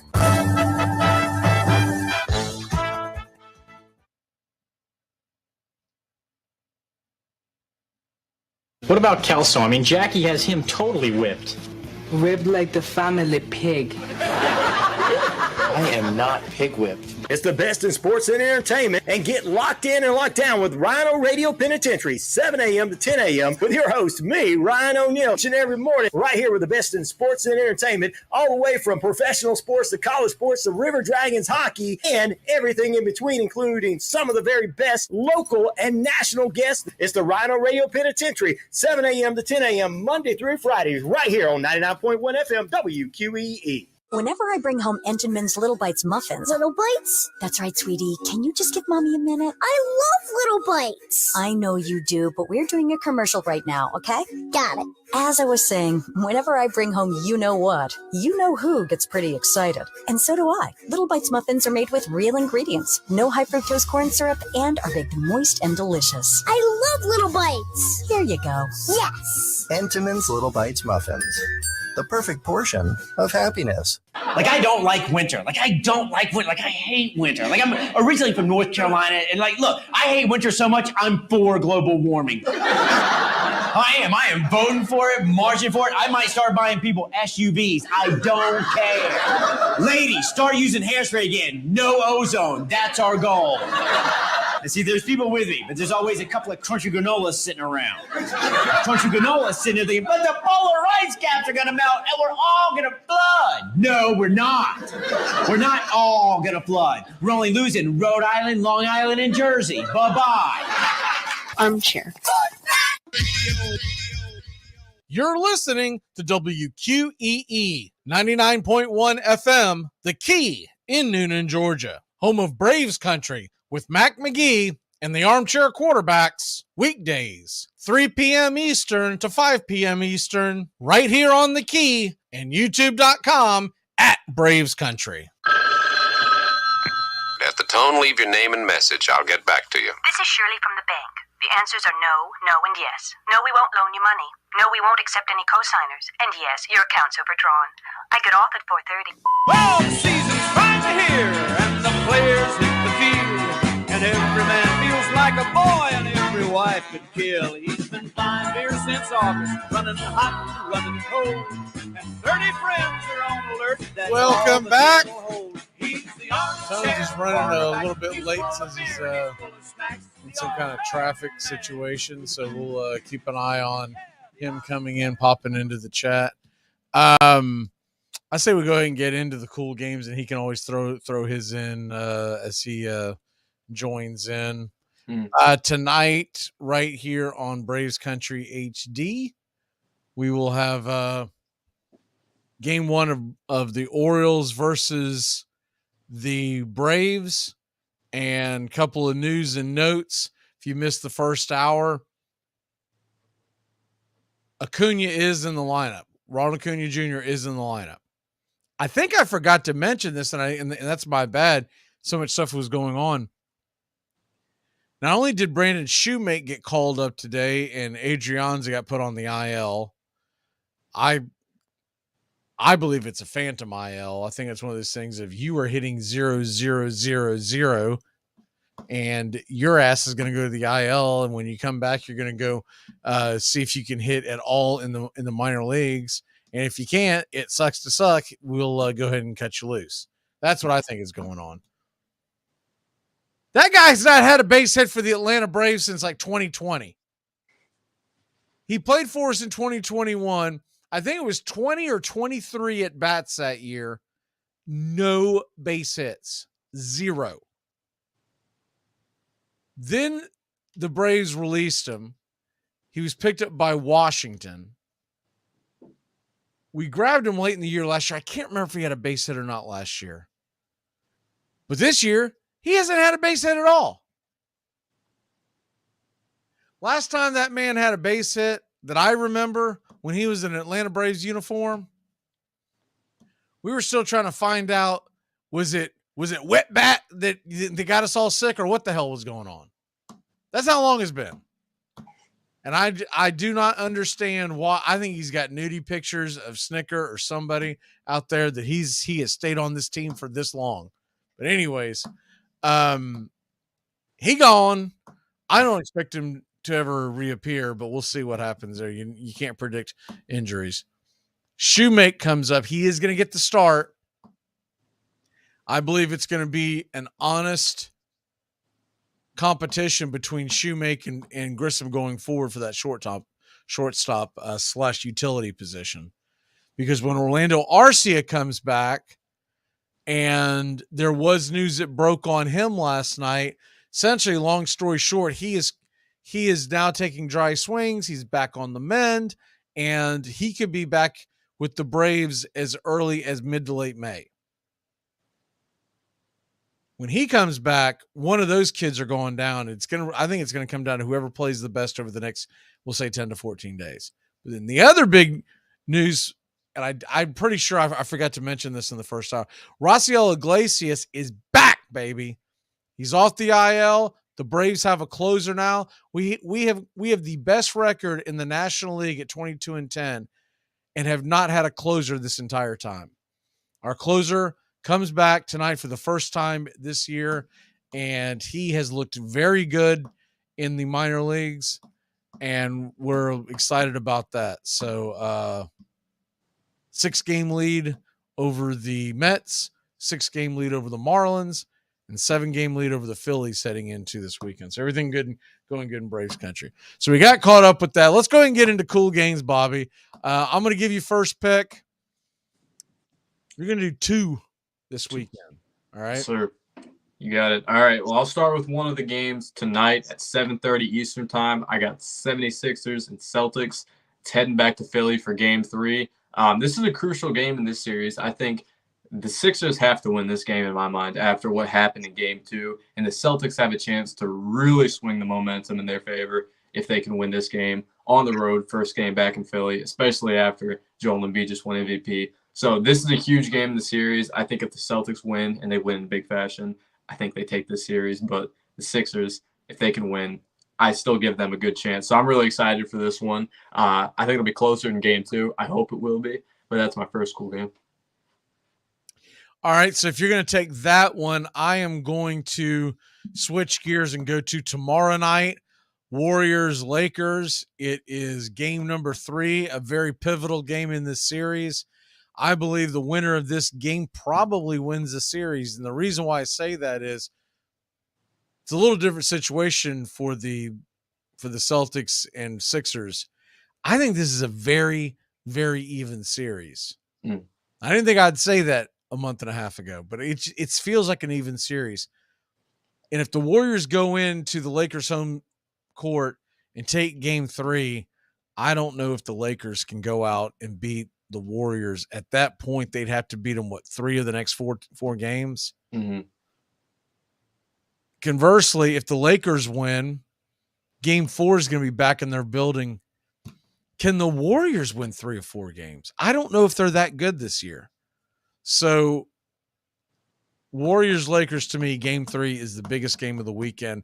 Give me that as my cool game number 1. What's your next cool game? My next cool game, I'm also going with the Sunday game. I was thinking about yours, but I also have this one written down. I got Knicks Heat tomorrow at 3:30 Eastern time. Awkward timing. You said Sunday, but you meant Saturday, right? I thought is Knicks Heat. I thought that was tomorrow. No, tomorrow's Saturday. Tomorrow's Saturday. My bad. I mixed them up. I don't know why I thought today was Saturday. Gotcha. I was just making sure I was on the same page. All right. Yeah, my bad on that one. But yeah, Knicks Heat tomorrow, 3:30 Eastern time. Awkward timing for the first game of the night, but it's still an interesting game. Very big game. Heading back to Miami with Jimmy Butler likely back. I think if the Heat win this game, I think it, stamps it that if Jimmy back, by the way, there's a lot of optimism that he's going to be back. It's not certain yet. He's still day to day, but I'm pretty sure he's going to be back. And looking at his reaction to how the last game ended, where he was on the sidelines nodding and smiling, I'm pretty sure he's going to be back when they head back to Miami. So this is a huge game for the Heat. I think if they win this, they pretty much say, look, if we have Butler, we're not losing to you guys. And I don't think they will. I don't know if they'll win this series in 5 when Butler comes back, but I think they're a much better team. So this is a huge game 3. And if the Knicks can win, steal a game on the road, this series becomes a lot more interesting. So I'm looking forward to this one. All right, I'm going to go to Major League Baseball. I'm not going to go Braves. I think that's just too much low-hanging fruit. Mm-hmm. I do think this Braves-Orioles entire series is going to be very fun. It's going to be a lot of scoring. Glad to see Acuna's back. I'm hoping Michael Harris is back in the lineup by tomorrow. Hilliard is in the lineup today, by the way. So I'm going to go Major League Baseball. Man, I'm so burned out on Dodgers-Padres. And they're forcing it down our throat again on ESPN on Sunday night. You could probably talk me into that one being the cool game just because it's in San Diego and their fans really get into it. And I would have went with tonight's game in Los Angeles, but it's no longer Musgrove versus Kershaw. They have punted Musgrove back to the Sunday night games. It's going to be Urias versus Musgrove, which that's a decent matchup. But I'm going to go a little different, a little off the beaten track with the Major League Baseball. Let me take it to Sunday afternoon, 1:40. Garrett Cole, 5-0 on the year with a 1.35 ERA, going into the Trop against the Rays, and Josh Fleming, who has a 3.18 ERA.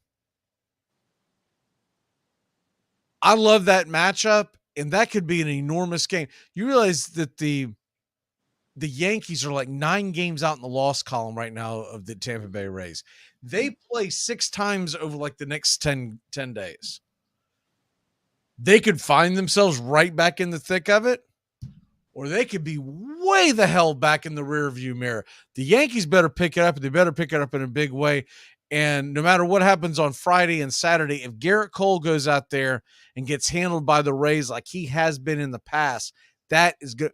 The Yankees have not played well in the Trop. They better do it this weekend. That is going to be a huge, huge game. I can't always say this about Major League Baseball. There are 4 or 5 really good series this weekend. You know, the Braves Orioles is a fun one just because the Orioles are a young team, 21-10 in their own right, playing very good baseball. They're a young team that scores a lot of runs, so you know, they're a fun team to watch. But you got Red Sox, Phillies, and the Red Sox are playing a little better than I think a lot of people expected. They're 19-14 on the year. They're going into Philadelphia. Philadelphia's been scuffling, but they're still hanging around there. Like, they're nowhere near like being. I wouldn't even say that their start is even concerning if I'm a Phillies fan. Like, we'll worry about getting in with the wild card. We'll be fine. Now, if you get midsummer and you're below the Mendoza line, then I would start to worry. There's a couple of other decent series this weekend, and Mariners Astros is an interesting one. It's in Seattle. Astros are off to a slow start again. I feel like the Astros do this every damn year, though. They start off muddling around 500, and then there's like a 2.5 month stretch in the middle of the summer where they lose maybe 3 games, and they just blow the doors off the division. But the Mariners were expected to be a contender. They're 15-16. You can't expect a team who's never done it before to just put in the next gear. And this is a big series in Seattle. I really like that series. The Dodgers Padres one is a fun series, but I'm getting to the point where I would have to be a fan of one of those teams for that to grab my attention anymore, because they've been at each other. So if they end up back in the playoffs against each other, that's fun. But regular season, I like seeing the different matchups, which is the fun part about the Major League Baseball season this year, that everybody's playing each other, which they've never done that before. The NBA playoffs, if you had a third game, which one would you lean to? Well, given that there's only one game we haven't picked yet, I'm not going to go with Suns Nuggets. I don't think that's a terribly cool game. I think that's a pretty predictable game. I think the Suns winning that one. I'm not going to say it's obvious, but that's what I'm expecting to happen. So I'll agree with you on Warriors Lakers. I think that's a very interesting game. Like you said, a very even series. I know you asked me how I think that series is going to go earlier. I don't. This is the hardest one to get an idea of. This game 3 is crucial. I think I'm not going to say that the winner of this game wins the series, but they'll have a big leg up. But yeah, I'm a lot less confident in my prediction on who wins this series than the rest of them. So game 3, I'm really up in the air about, so I'm excited for. I see the comment by Underwater talking about the Matt Harvey retirement. I saw that tweet a couple of hours ago. I was like, how old is this tweet? Like, Matt Harvey? That guy's been out of baseball for like 3 years. And he announces his retirement. I know you're more of a basketball fan. It's almost to the It would be very close for you to read on the bottom ticker today that Carmelo Anthony has announced that he will not try to come back and play basketball. Mm-hmm. You'd be like, was that even a possibility? Like, what are we talking about? Yeah. He announces his retirement. Don't you have to be playing to be retired? You can't walk in. I can't walk into a couple of restaurants that I've worked at over the years. By the way, guys, I want you to know I'm retired. We fired you. Get out of here. Quit coming in here. I just want you to know I'm not coming back. We know, and we're going to call security if you walk in here. All right, well, just as long as you understand that I'm no longer interested in working here. What the hell are you talking about? I was thinking it's like Larry Fitzgerald announcing he's retiring, like today. Yeah. It's like, I mean, Matt Harvey saying he's retiring is like saying, NSYNC decided that they're not going to tour this summer. Okay.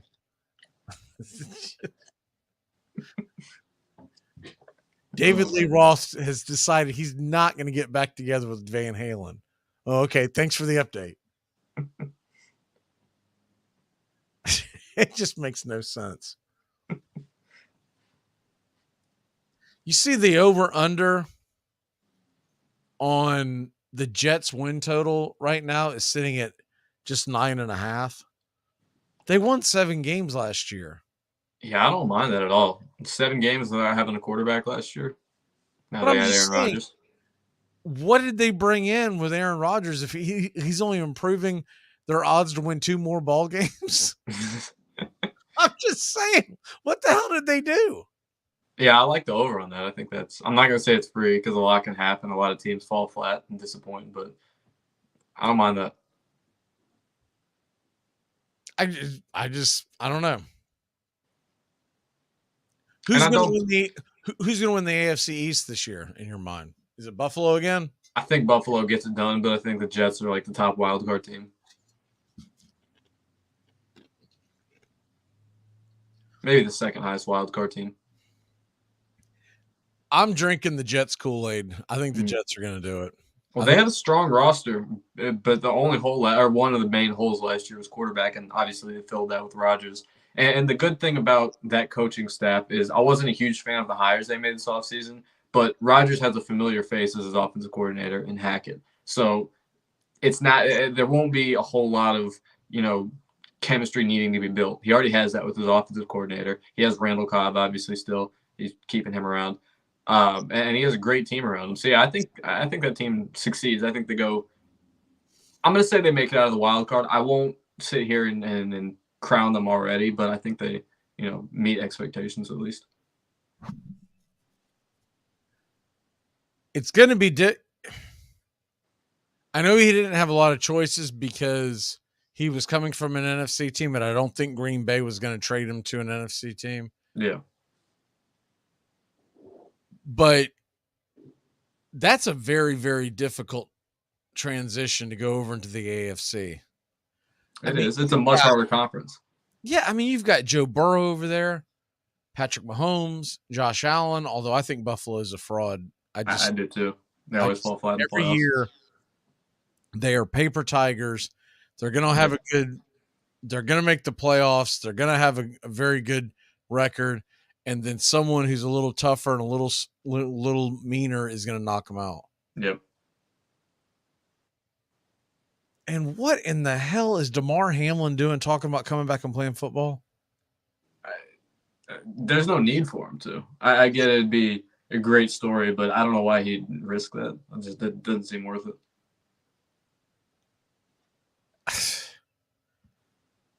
I mean, he comes back and plays, and he ruins another fantasy football championship weekend. People are going to be up in arms. That's all I know, man. That's all I know. If it happens the second time, people are going to get pretty pissed now. Yeah, they're going to be like, at first they were like, okay, we get it. But second time, I know Matt. I talked to him at work when that happened, and he was like, I don't know what's going to happen with our playoffs. and he needed like 7 points from Burrow and Jamar Chase, and I think he got it, but they went and took the points back initially as if the game never happened. So he had no idea what was going to happen. He almost got screwed over. Lamar Jackson says that he wants to throw for 6,000 yards. Did you see this? I'd shoot for 3,000 first. I mean, my first question was, are we talking about for the rest of his career? What, 6,000 yards? Maybe 6,000 by the end of his contract. Maybe that's what it is. It's not what he said. He said, man, I just want to go out there. Has he ever thrown for 4,000? I'm not sure. Maybe his MVP season he got off that high, but even like 3,000 has been a tough number to reach for him lately. What is your lock and your walk-off for the day? My lock, I have Suns -4. I think they bounce back. I think they take the first game back at home for them. I know they're without CP3, but I don't see them going down 3-0 in this series. If they do, it's over. Wrap it up. Bring out the brooms. But I don't see them letting that happen. And I think 4 points. I think they cover that. I don't think it's. I think they keep it within single digits. I think the Nuggets do, but I think the Suns cover. Are you going out and raising Cain on the Cinco de Mayo?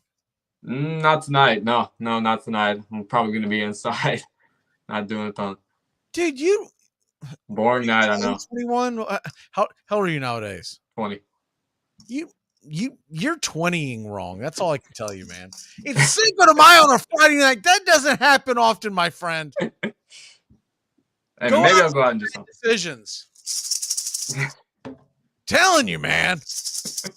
Bad decisions will give you great memories down the road. All right, we're going to take a quick break. I see Tones jumping into the window, so he did make it here safely. We will be back in a flash here on Braves Country. Keep it locked in here on WQEE and Braves Country HD on YouTube.com. Why do you keep your mouth shut? I'm not taking off my clothes today. I'm styling and profiling. You just be glad I'm here looking the way I look. Armchair. That's the sound of NyQuil Severe hard at work. NyQuil Severe is the best sleep with a cold medicine. No tossing and turning, just rest and recovery. So you're ready to take on tomorrow. For powerful relief of your worst cold and flu symptoms, try NyQuil Severe. The nighttime sniffling, sneezing, coughing, aching, stuffy head, best sleep with a cold medicine. Use as directed. Keep out of reach of children. Hey, Braves fans, the Armchair Quarterbacks YouTube channel are bringing you Braves Baseball all season long. Hi, I'm Mac Magee, and I'll be bringing you Braves Baseball play-by-play for the Braves fans out there, for all of Braves Country. So pull up an armchair and join us for Braves Country Baseball, first pitch to last pitch, Tuesday and Friday nights, right here on the Armchair Quarterbacks YouTube channel.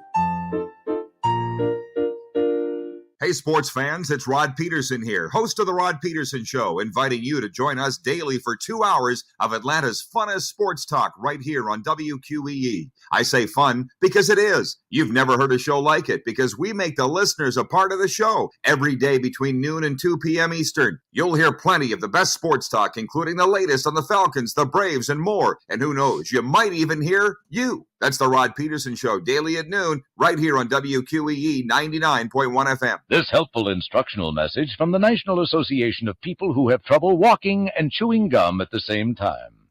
Step, chew. Step, chew. Step, chew. Step, chew. Welcome back to Braves. Burning bright beneath the North Texas sky, in the heart of the Lone Star State, is a galaxy of extraordinary football players. They are the Dallas Cowboys, a freewheeling, all-American, star-kissed team, motivated and disciplined by the genius of a coach named Landry. The Cowboys are pro football's glamour team, dynamic, progressive, and spectacular. But Coach Tom Landry has learned more along the way to the Super Bowl than by winning. I don't think I would enjoy my profession if I knew I was always a winner. I think it's really the chase that's important. It's the challenge that you're after, much more than the winning. The chase begins with defense. it looks like confusion to anybody who doesn't know much about the game, because it looks like it's just 11 men attacking each other at one time. But as you learn the game, it becomes very scientific, especially in professional football. It becomes very intriguing and exciting. Armchair. It all. Braves Country today. We're talking Southern sports. We go live 3 to 5 weekdays right here on WQEE. Braves Country today, Southern sports talk with the voice of Braves Country baseball, Mac Magee. Joined every day from sports analysts from all over Braves Country, talking college football, the NFL, Major League Baseball, and what's trending in the world of sports. Braves Country today. We go live 3 to 5 weekdays right here on WQEE.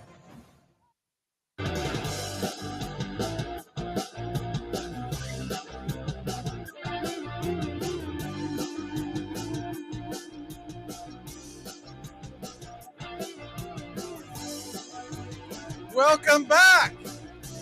Mr. Tones, are you ready for Cinco de Mayo, baby? Happy Cinco de Mayo, everybody. However you celebrate, hope everybody has a good and safe Cinco de Mayo out there. One of the more celebrated days of the year here in the United States. So hats off to everybody taking part of it. Cheers. Man, I was going to wear I've got a couple of sports ponchos that I bought down in Mexico when we went on vacation.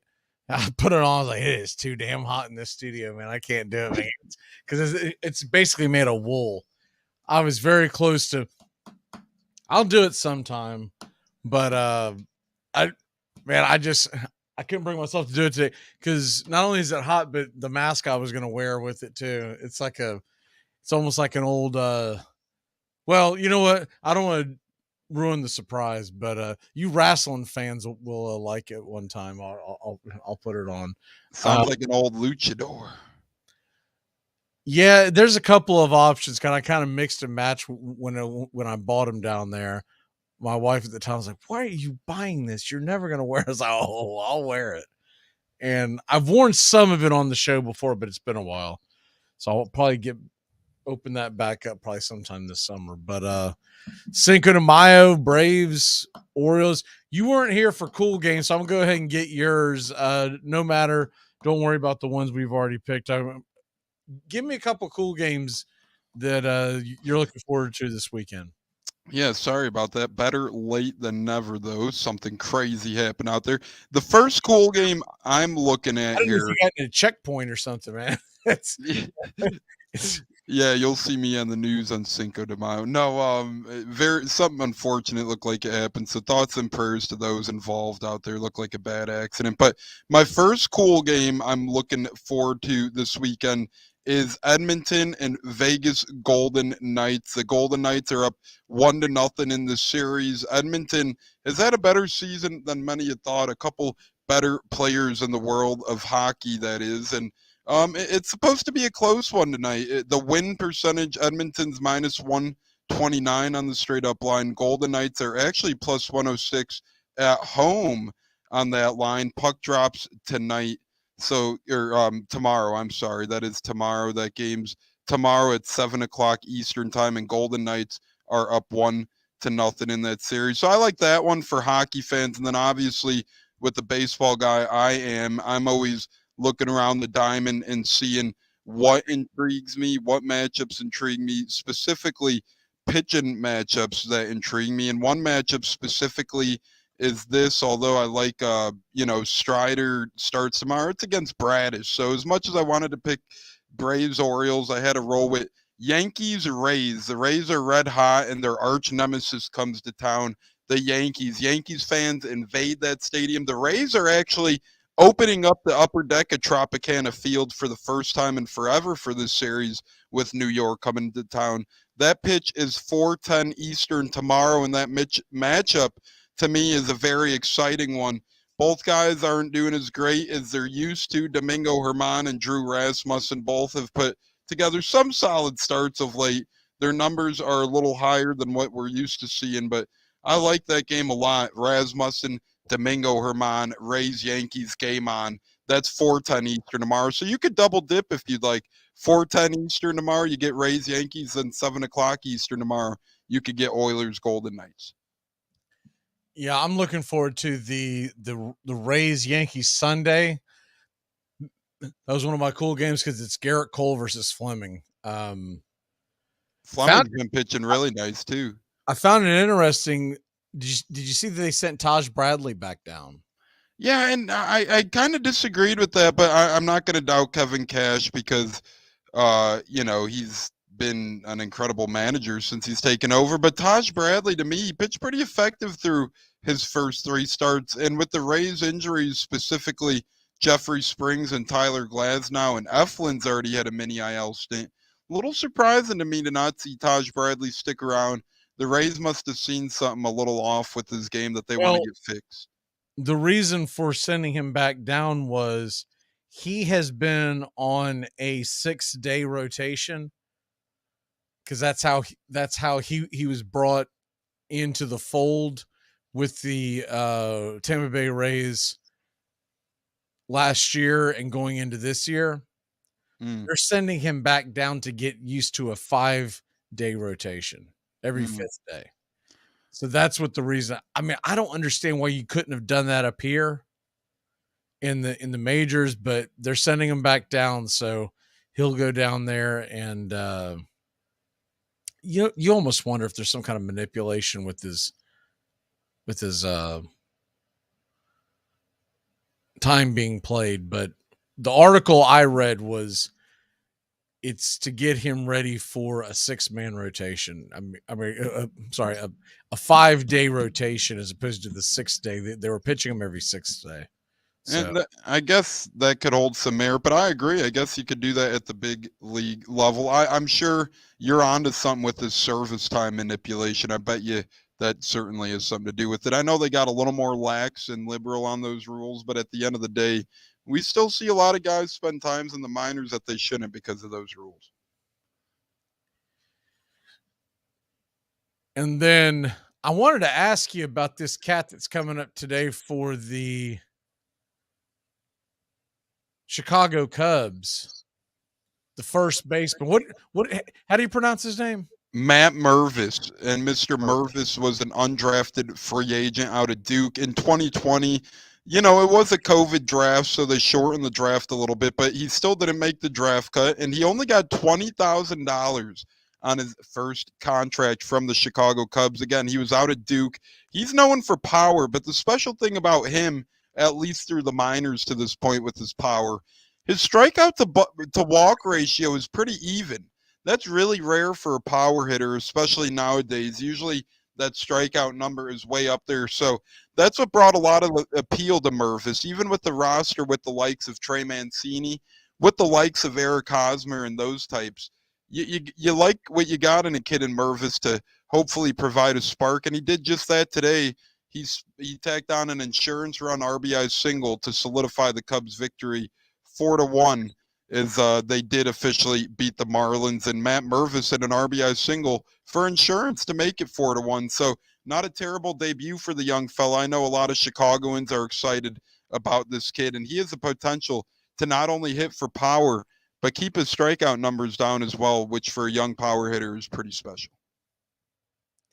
So when I prepare for the broadcasts for the Braves Country Baseball broadcast, I always do turn back times, and then I do birthdays and da-da-da-da-da. And the site that I go on to find the birthdays, I'll pick them. First thing I'll do is I'll look for Atlanta Braves birthdays. And then after that, I'll look for baseball birthdays via their WAR and whatnot. And sometimes I'll mention guys that, they had the most wins born on this day. If it's a high win or a high WAR rate or a lot of home runs, what have you. I don't do it all the time, but I do it sometimes. And today I was noticing something because I'm looking at the WAR, and it's one of those days where there's like a low WAR of guys born on this day. But I was just looking for the statistics and whatnot. Are you familiar with what OPS plus is? Yeah, on base plus slugging. Well, it's on base plus slugging, but OPS plus is on base plus slugging adjusted to the player's ballpark you played in. Oh, plus. Okay. Yep, that makes sense. And I'm looking at this because I see a guy that was born in 1857. Wow. His name was Lee Richmond. He played for the Braves. He played for the Reds. Then he played for Providence and Worcester. And they show that he had 75 wins, 100 losses, a 3.06 ERA, which was kind of high back then. Mm-hmm. That was back in the ultimate dead ball era where they didn't change out the ball. A lot of times the ball was wet. A lot of times the ball was full of mud. You could barely see it. Anyways, the ball didn't move, and home runs were not common. But my biggest takeaway from this is adjusted number to the player's ballpark that he played in. And typically when you see the OPS plus or an ERA plus, 100 is league average. Below that would mean that you're subpar.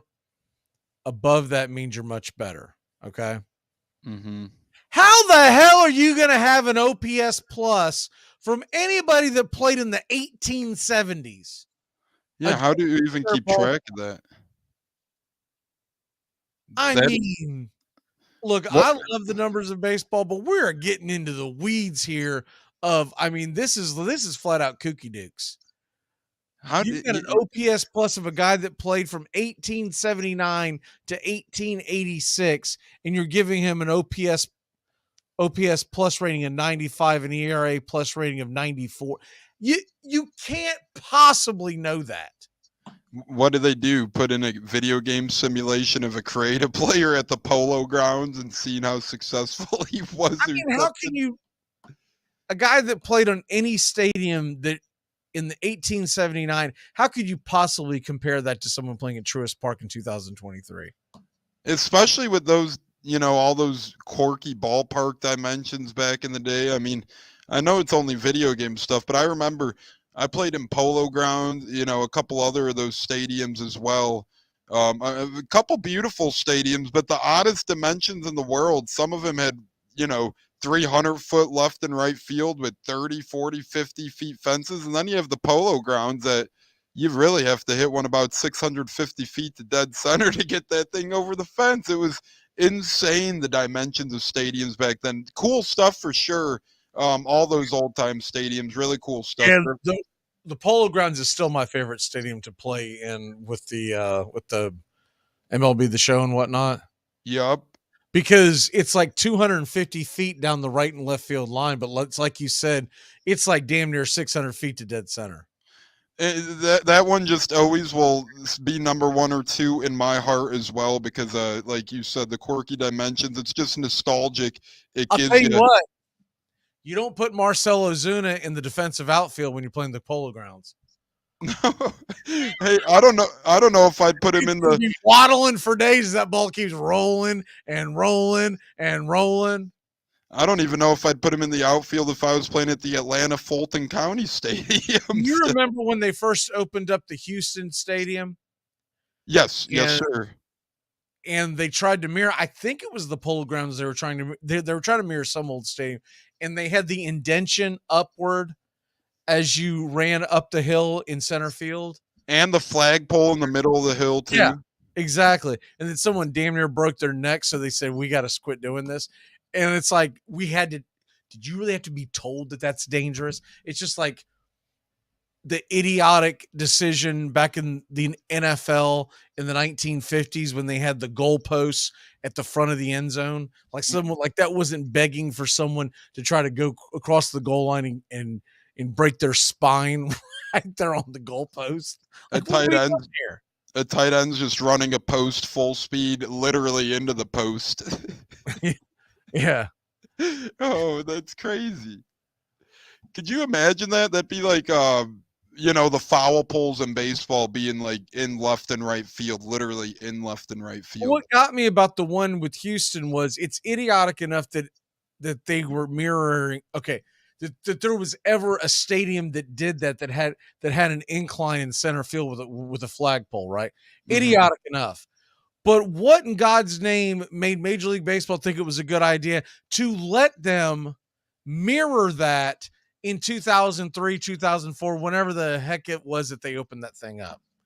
Yeah, and it was pretty much one of those things too. Hitters didn't hit it that far too often, but when you hit it on that hill, it was pretty much a guaranteed inside the park home run, no matter who was running. Because that's the thing is when they did it in the polo, I'm pretty sure it was the Polo Grounds that had that dimension. It was like 600 feet away. The ball was never hit that far, and if it rolled up that hill, it was going to roll back down. It really didn't. In Houston, it was like 380 from home plate. Like they were smacking into that thing. I remember Lance Berkman running into that thing a couple of times.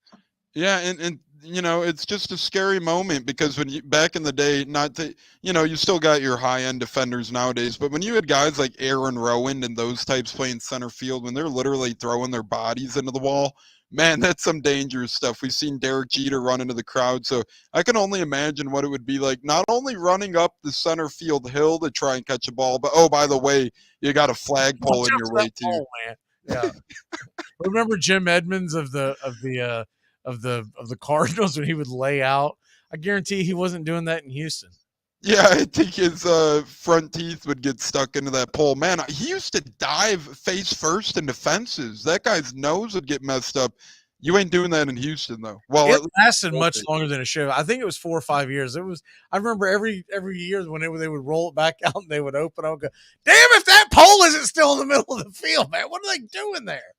And I can't, like you said, that's just one of those things where I can't believe that was like ever a thing, right? Because that's the beautiful thing about baseball. The old-time parks, new-time parks, Griffith Stadium, Forbes Field, Wrigley Field, Ebbets Park, Exhibition Stadium. But the thing is, if it was 550 feet from home plate, it's not a big deal. Right, exactly. It was like 385 feet from home plate. I mean, and this was in the era of Mark McGwire going to that stadium because they were in the same division. Mark McGwire going to that stadium regularly and pounding the hell out of the ball, and guys play out there. Lance Berkman, Fat Elvis, was out there playing center field on most days out there. He's out there running up there trying to avoid the pole. What a stupid idea that was. And then once the Astros had their really bad spout, they had no one who could hit it as far as the pole. So they're like, yeah, we might as well just take this down. I just can't believe that Major League Baseball didn't walk in and go, whoa, whoa, whoa, what are you doing? No, we're not doing that. Could you imagine the Braves just putting like a garden in center field? Center fielder breaking his ankle on a tomato plant. Mr. Freeze running in the outfield, trips on a rose bush. Let's take a quick break. When we come back, we're going to give you our locks and wrap this puppy up. We'll be back in a flash here on Braves Country and Braves Country HD on YouTube.com. It's the best in sports and entertainment, and get locked in and locked down with Rhino Radio Penitentiary, 7 a.m. to 10 a.m. with your host, me, Ryan O'Neill, each and every morning, right here with the best in sports and entertainment, all the way from professional sports to college sports to River Dragons hockey and everything in between, including some of the very best local and national guests. It's the Rhino Radio Penitentiary, 7 a.m. to 10 a.m. Monday through Friday, right here on 99.1 FM WQEE. Hey, Braves Country. Braves Country HD is bringing you Braves Country Baseball. Braves Country comes to you every Tuesday night and Friday night and 2 bonus games every week. Hi, I'm Mac Magee, and we'll be bringing you play-by-play, pitch-by-pitch of your Atlanta Braves. It's free to listen. Please like and subscribe. YouTube.com/@Braves Country. Braves Country Baseball for the fans, by the fans.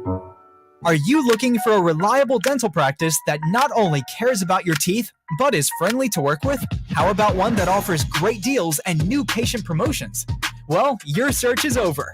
Most Valuable Smiles in downtown Eatonton, Georgia is committed to giving you the biggest and brightest smile. Right now, get a $99 new patient special, including x-rays and exam. Maybe you're looking for veneers. Most Valuable Smiles Veneer Special includes 1 free veneer with every 5 purchased. Or get that bright white smile you've always wanted by taking advantage of an exclusive $100 off Zoom whitening treatment when you book today. And don't forget that 2022 is almost over. That means most insurance policies will reset by the new year, and to avoid losing that extra money, you need to use it or lose it. Book an appointment today with Most Valuable Smiles in downtown Eatonton to lock in these exclusive deals. Call 706-623-0318 or visit mostvaluablesmiles.com. As you know, Monty, Vaughn's been working on a couple of new pitches, the Eliminator and the Humiliator, to complement his fastball, the Terminator. I heard that. Dynamite drop-in, Monty. That broadcast school has really paid off.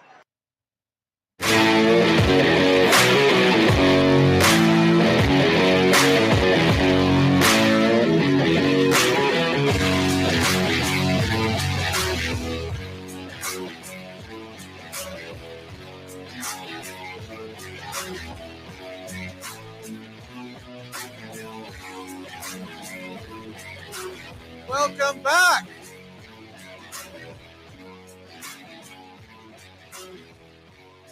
Braves country today.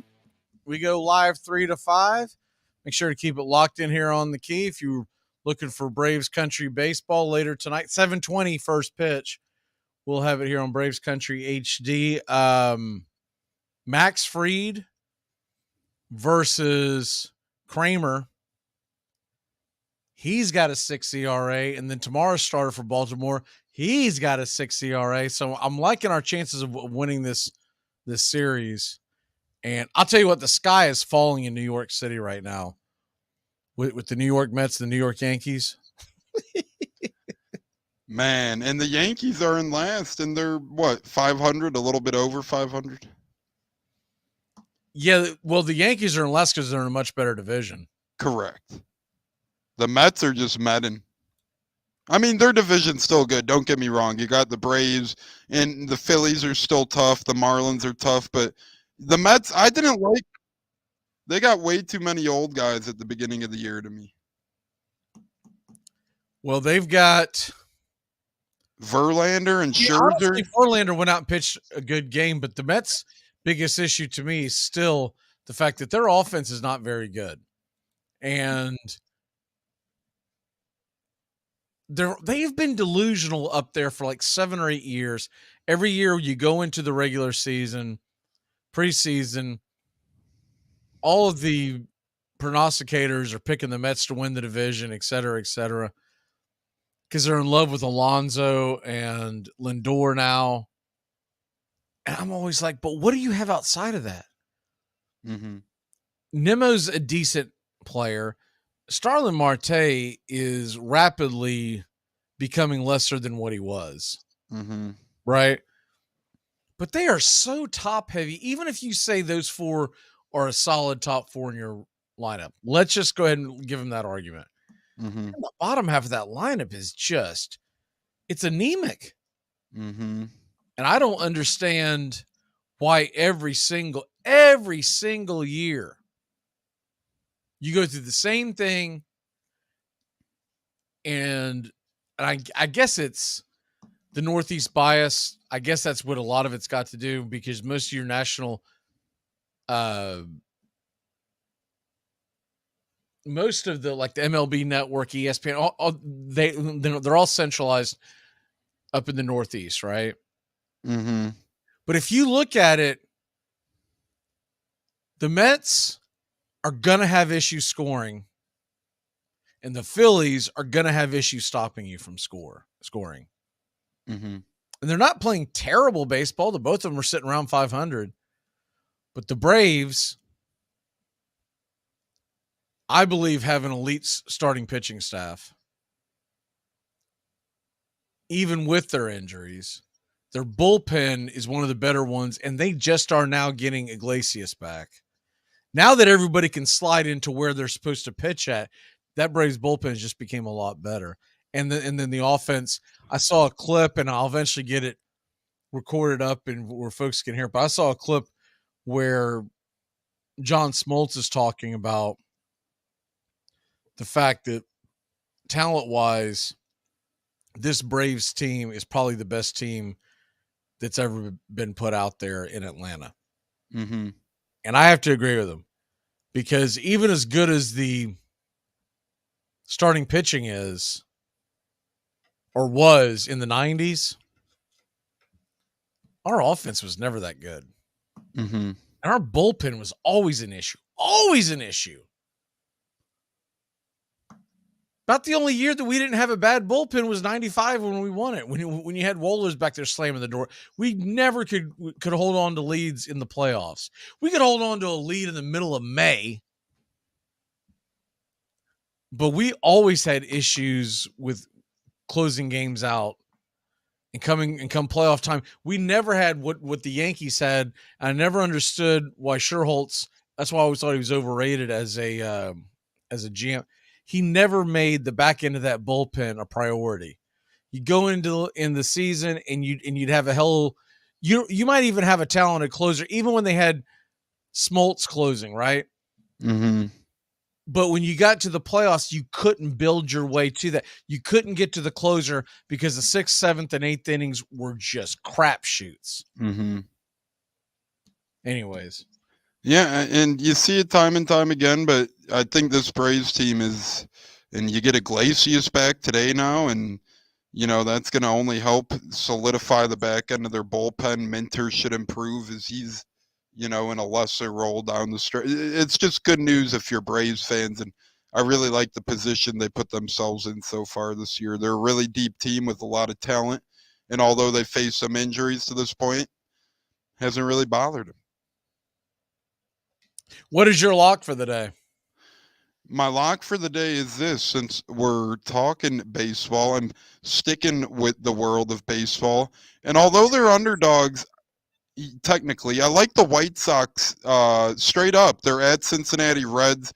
The White Sox are +1. So they're straight up. You bet $10, you'd win $10. That's straight up to win. On the run line, they're -1.5. I don't really like that much, but straight up, they're +100. So you get your money back if you win. Lance Lynn's on the mound for them. He looked better last week. They left him a little too long. Then steam ran out. But that's at 6:40 Eastern. White Sox are in Cincinnati squaring off with the Reds.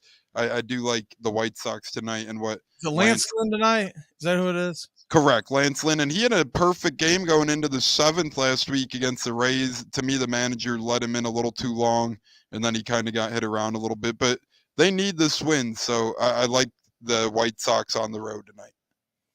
All right, I like let me see what the line is right now, see if it's gone. I'll go ahead and take the Braves on the run line, -1.5 at a -115 clip. I think they're going to put some runs up, and man, Max Fried has an ERA of basically doesn't exist. What was like 0.045 or something like that? Yeah. He's going to be out there dealing. Kramer, I've watched this guy pitch a few times. He's okay, but he's going to give up. He gave up 7 home runs already this year. He's going to give up 2 or 3 before they pull him tonight. So give me the Braves -1.5. You can either go with that, or you can go with the fact that their over is 4.5 runs right now, and I like both of them. I like either of those for the Braves as well. I think both of those have a good chance of hitting. So I was thinking about going with the Braves -1.5 myself. I like that pick a lot. I'll tell you another one that I like is I like that under in the Houston Seattle game 7, Castillo versus Javier. Javier usually pitches really well on the road. Mm-hmm. He does. For a good money line game tonight, if you want to play around a little bit, because I already put money on this one. Kansas City at home, Keller versus the Oakland A's, and Kyle Muller and his 6 ERA. I like that. Kyle Muller, too. He hasn't really had a good start yet to date besides opening day. Right. So I like that one a lot. What is your walk-off? My walk-off is this. Everybody enjoy the weekend. Starting to get nicer out here. Pay attention. UFC, very good fight tomorrow. Aljamain Sterling Henry Cejudo in the main event. That should be a phenomenal fight. Go Aljamain Sterling.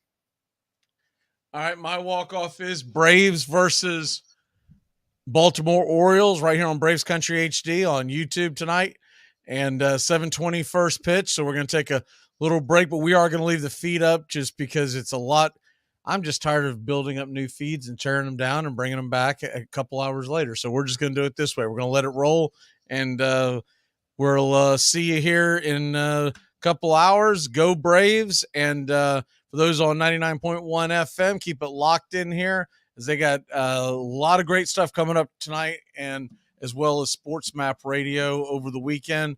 And make sure to get your morning started off right, 7 a.m. to 10 a.m., Rhino Radio Penitentiary. For all the guys and gals behind Armchair Quarterback Radio, for Braves Country today, I'm Mac Magee. Let's go get him tonight. We'll be back in just a little while. Woohoo! Goodbye, sweetheart. Well, it's time to go. We're back tomorrow with another show. Well, unless we're fired, we'll talk to you then. Goodbye, sweetheart. Goodbye. Goodbye. Guys and gals, it's time to go. We'll see you on the next show. Same bat time, same bat channel.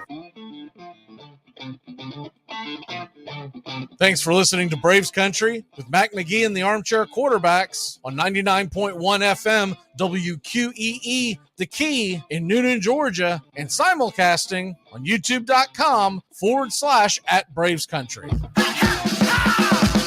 Braves Country comes your way weekdays, 3 p.m. Eastern to 5 p.m. Eastern. Please follow, like, and subscribe today. Armchair Quarterback Radio, your first choice for Southern sports. Something of the 5th of September. Something of the 5th of September. She said a lot that I can't remember. Something of the 5th. Can I get another cigarette, please? Can I get another cigarette, please? Yeah, I know I live to regret it. Just give me another cigarette, please.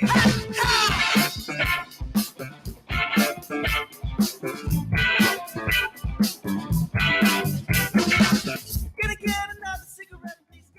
You're listening to WQEE 99.1 FM, The Key in Noonan, Georgia. Are you looking for a reliable dental practice that not only cares about your teeth, but is friendly to work with? How about one that offers great deals and new patient promotions? Well, your search is over. Most Valuable Smiles in downtown Eatonton, Georgia is committed to giving you the biggest and brightest smile. Right now, get a $99 new patient special, including x-rays and exam. Maybe you're looking for veneers. Most Valuable Smiles veneer special includes 1 free veneer with every 5 purchased. Or get that bright white smile you've always wanted by taking advantage of an exclusive $100 off Zoom whitening treatment when you book today. And don't forget that 2022 is almost over. That means most insurance policies will reset by the new year, and to avoid losing that extra money, you need to use it or lose it. Book an appointment today with Most Valuable Smiles in downtown Eatonton to lock in these exclusive deals. Call 706-623-0318 or visit mostvaluablesmiles.com. Hey, sports fans. The Key has a brand new show. Braves Country is coming your way weekdays, 3 p.m. Eastern to 5 p.m. Eastern. Drive time on WQEE. Braves Country is a Southern sports talk show with Mac Magee and the Armchair Quarterbacks. We'll be talking the Atlanta Braves and Major League Baseball, along with everything important to sports fans in Braves Country. The SEC, ACC, Big Ten, and the National Football League, and the big sports news of the day. That's Braves Country with Mac Magee and the Armchair Quarterbacks. Weekdays, 3 p.m. to 5 p.m. right here on WQEE, The Key, 99.1 FM, and simulcasting on youtube.com/@Braves Country.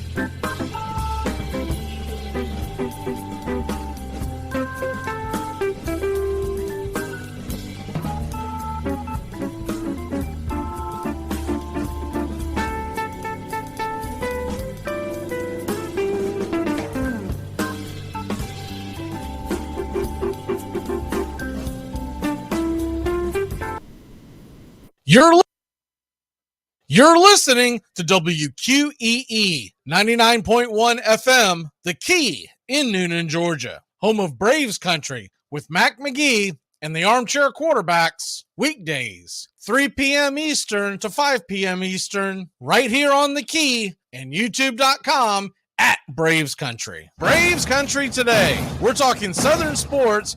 We go live 3 to 5 weekdays right here on WQEE. Braves Country today. Southern sports talk with the voice of Braves Country baseball, Mac Magee. Joined every day from sports analysts from all over Braves Country, talking college football, the NFL, Major League Baseball, and what's trending in the world of sports. Braves Country today. We go live 3 to 5 weekdays right here on WQEE.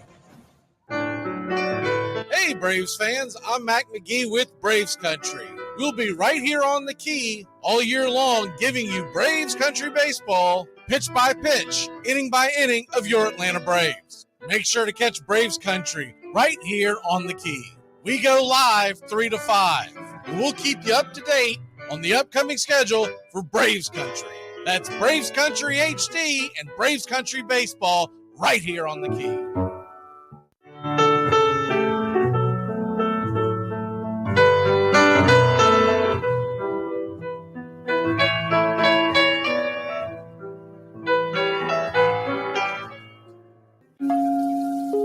Lineup for yesterday by Ogden Ash. A is for Alex, the great Alexander. More goose eggs he pitched than a popular gander. B is for Bresnahan, back of the plate. The Cubs were his love and McGraw his hate. C is for Cobb, who grew spikes, not corn, and made all the basemen wish they weren't born. D is for Dean, the grammatical diz. When they asked who's the tops, said correctly I is. E is for Evers, his jaw in advance, never afraid to tinker with chance.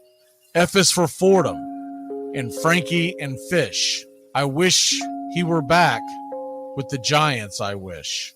G is for Gehrig, the pride of the stadium, his record pure gold, his courage pure radium.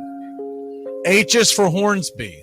When pitching to Raj, the pitcher would pitch, then the pitcher would dodge. I is for me, not a hard-hitting man, but an outstanding all-time, incurable fan. J is for Johnson, the big train in his prime, was so fast he could throw 3 strikes at a time. K is for Keeler, as fresh as green paint, the fastest and mostest to hit where they ain't.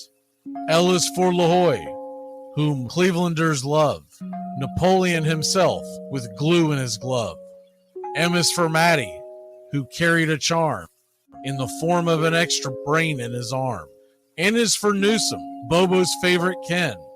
You ask how he's here, he talked himself in. O is for Ott, of the restless right foot. When he leaned on the pellet stay put. P is for Plank, the arm of the A's. When he tangled with Matty, games lasted for days. Q is for Don Quixote, Cornelius Mack. Neither Yankees nor years can halt his attack. R is for Ruth, to tell you the truth. There's no more to be said, just R is for Ruth. S is for Speaker, swift center field tender. When the ball saw him coming, it yelled, I surrender. T is for Terry, the giant from Memphis, whose 400 average you can't overemphasize. U would be Ubel if Carl wore a Cockney, but we say Hubble in baseball like football in Rockney. V is for Vance, the Dodgers' very own Dazzy. None of his rivals could throw as fast as he.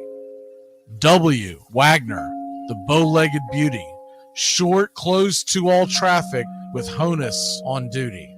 X is the first of 2 X's in Fox, who was right behind Ruth with his powerful socks. Y is for Young, the magnificent sigh. People battled against him, but I never knew why. Z is for Zenith, the summit of fame. These men are up there. These men are the game. Lineup for yesterday, Ogden Ash, January 1949, Sport Magazine.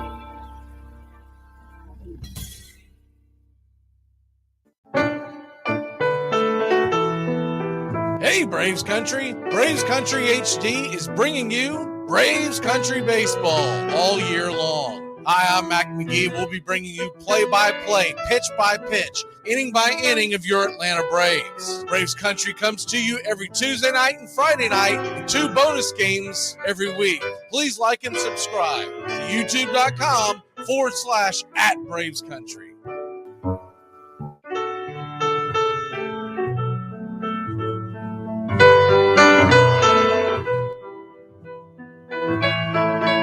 Casey at the Bat by Ernest Lawrence Thayer.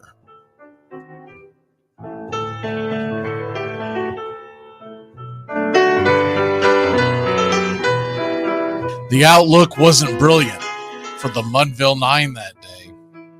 The score stood 4-2, but with 1 inning more to play.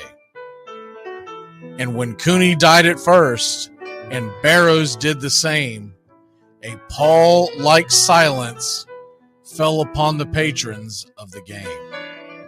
A straggling few got up to go in deep despair. The rest clung to the hope which springs eternal in the human breast. They thought, if only Casey could but get a whack at that, we'd put up even money now with Casey at the bat. But Flynn preceded Casey, as did Jimmy Blake, and the former was a hoodoo while the latter was a cake. So upon that stricken multitude, grim, melancholy sat, for there seemed but little chance of Casey getting to the bat. But Flynn let drive a single, to the wonderment of all, and Blake, the much despised, tore the cover off the ball. And when the dust had lifted and men saw what had occurred, there was Jimmy safe at second and Flynn a hugging third. Then from 5,000 throats and more rose a lusty yell. It rumbled through the valley, it rattled in the dell. It pounded on the mountain and recoiled upon the flat, for Casey, mighty Casey, was advancing to the bat. There was ease in Casey's manner as he stepped into his place. There was pride in Casey's bearing, and a smile lit Casey's face. And when responding to the cheers, he lightly doffed his hat. No stranger in the crowd could doubt 'twas Casey at the bat. 10,000 eyes were on him as he rubbed his hands with dirt. 5,000 tongues applauded when he wiped them on his shirt. Then while the writhing pitcher ground the ball into his hip, defiance flashed in Casey's eye, a sneer curled Casey's lip. And now the leather-covered sphere came hurtling through the air, and Casey stood a-watching it in a haughty grandeur there. Closed by the sturdy batsman, the ball unheeded sped. That ain't my style, said Casey. Strike one, the umpire said. From the benches black with people, there went up a muffled roar, like the beating of a storm waves on a stern and distant shore. Kill him! Kill the umpire! Shouted someone on the stand, and it's likely they'd have killed him had not Casey raised his hand. With a smile of Christian charity, great Casey's visage shone. He stilled the rising tumult. He bade the game go on. He signaled to the pitcher, and once more the dun sphere flew. But Casey ignored it, and the umpire said, "Strike two!" "Fraud!" cried the maddened thousands, and echoed answered, "Fraud!" But one scornful look from Casey, and the audience was awed. They saw his face grow stern and cold. They saw his muscles strain, and they knew that Casey wouldn't let that ball go by again. The sneer is from Casey's lip. His teeth are clenched in hate. He pounds with cruel violence his bat upon the plate. And now the pitcher holds the ball, and now he lets it go. And now the air is shattered by the force of Casey's blow. Oh, somewhere in the favored land, the sun is shining bright. The band is playing somewhere, and somewhere hearts are light. And somewhere men are laughing, and somewhere children shout. But there is no joy in Mudville. Mighty Casey has struck out. Casey at the Bat, Ernest Lawrence Thayer, published June 3rd, 1888. San Francisco Examiner.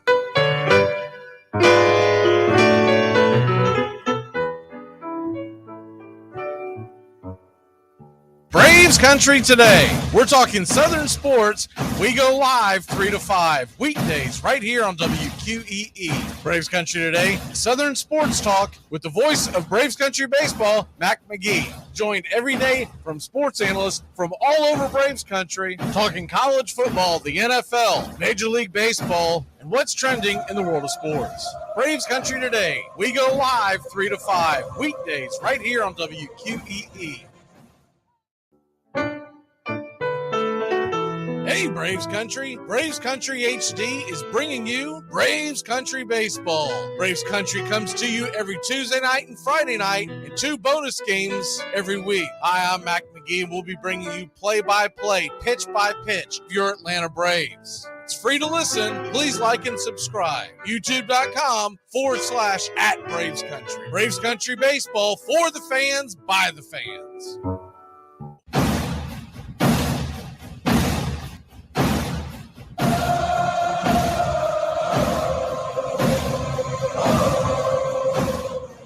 Good evening. How the hell are you? I am ready for game number 1. I hope you are too on this Cinco de Mayo. Hope you're having yourself a nice cold beverage and maybe some good food somewhere here on May 5th as we head into a game 1 scenario with the Baltimore Orioles. Okay, let's get you set for this series because the lineup is out, and we're going to go ahead and dive in to the Braves lineup and then kind of go from there. The Atlanta Braves and the Baltimore Orioles, first of all, it'll be Max Fried on the mound, and we all know how great he's been. I couldn't believe I came across a video last night where a guy was going on and on about some other pitcher having the best ERA in baseball, was bragging on his .7, I think is what it was. And I finally had to chime in and go, dude, Max Fried's doing better than that. 20 innings, .45 ERA. Come on, let's go. Max Fried, I know that he had the couple of starts missed because of the minor injury, but Max Fried's been incredible this year. Dean Kramer is going to be on the mound for the Baltimore Orioles, and we'll get all their lineups and averages in and everything right before first pitch right here, 7:20 Eastern on Braves Country HD. We are live on 99.1 FM WQEE and simulcasting worldwide on youtube.com/@Braves Country. Braves Country HD wherever you are on YouTube. Now, the game tonight, it's going to be an interesting game because Baltimore's got some sticks. They've got some offense. Atlanta has some offense as well. And I think it's going to be a fairly high-scoring series, but the Braves have better pitching and should outlast the Orioles. I'm not expecting a sweep. You can't expect a sweep, especially when a team is 21-10. They're 12-6 on the road. It's interesting that the Braves are so damn good on the road and only 7-7 at home. Now, some of that has to do with who we've played on the road and who we've played at home. But it's still very, very interesting that you would be 7-7 on the road. And what are we now? 15-3 on the 15-3 on the road, 7-7 at home. So we want to clean that up and add to the W's at home. Ronald Acuna Jr. is in the lineup tonight. So that is a bonus. We weren't sure. This second time this week that Acuna has gotten banged up, taken out of the game, and we're thinking he may miss a game or two or even worse, and he's right back in the lineup. Now, last night's game, while we were doing the broadcast, I told y'all that I saw him kind of gingerly limping. This was the inning after he had fouled the ball off of his knee. And I just thought it was smart for a number of reasons. Go ahead and get him out of the game. One of the main reasons was go ahead and get him treatment. Plus, that game was very close at the time. At the time, it was a 1-run game. And you want your best fielders out there in their best condition in case there is a difficult play to be made. So they put Hilliard out there. Didn't end up being a factor, but you never know. So tonight we're going to go back out there with your typical 1, 2, 3, 4 punch of Acuna, Olsen, Riley, and outside of that, you're going to have this is where it's been different. It depends on the starter. Now tonight you got a right-handed starter, and Kramer, if you're not familiar with Dean Kramer, he can be up and down. He's one of these guys that basically when he's on, he's tough to hit. When he's not, he gets lit up. He's got a 6.67 ERA. So that tells you right there that he has been lit up this year. He's pitched 29 innings. He's got 25 strikeouts, but 9 walks. And here's the big thing. And this is why I think the Braves are going to get to him tonight. And Vegas does too. We're minus 205 right now on the money line. The Atlanta Braves are going to go into this game in Truist Park, which is a home run hitter's park. We all know that. 7 home runs given up in 29 innings by Kramer. So I think the Braves get at least 2 off of him tonight. But after Acuna, Olsen, Riley, Murphy, which has pretty much been standard 1 through 4, whether it's been righty or lefty, Rosario is going to be out in left field and batting 5th. And then you're going to get Ozzie switch hitting, batting 6th and playing 2nd. Ozuna is back in the lineup. Now, I know some folks hate it. Some folks, we got a couple of folks that tune into the game every night, and they are Ozuna fans. They're behind him 100%. I'm kind of indifferent. I like to give everyone a hard time about it because I know it's a very sticky issue with a lot of folks. A lot of folks are fed up with him. But he's been really hot this week, so they're going to put him back out there. I still think it might be fool's gold. He hits really well in Marlins Park. For me to be a believer, he's got to do it this weekend at home against Baltimore. Baltimore doesn't have a great pitching staff. Baltimore's got some good young hitters, but they don't have a great pitching staff. They got a good back end of the bullpen. If Baltimore has a lead at the end of the game, that Bautista's got some filthy stuff. After Ozuna, Sam Hilliard's going to be there playing center field, giving Michael Harris some more time off. And then here's the big news. Brandon Shoemake is going to make his debut, hitting number 9 and playing shortstop. Grissom takes a seat. They went and gave one of those phantom ILs to Adrianza. I mentioned earlier in the week it was time to get rid of Adrianza. Now they're giving him a phantom IL. I don't believe it's got anything to do with him being injured. I think it's got more to do with the fact that they're going to give him as much time to quote-unquote rehabilitate. They came up with the old-fashioned inflammation in the right shoulder, bicep, or whatever it was.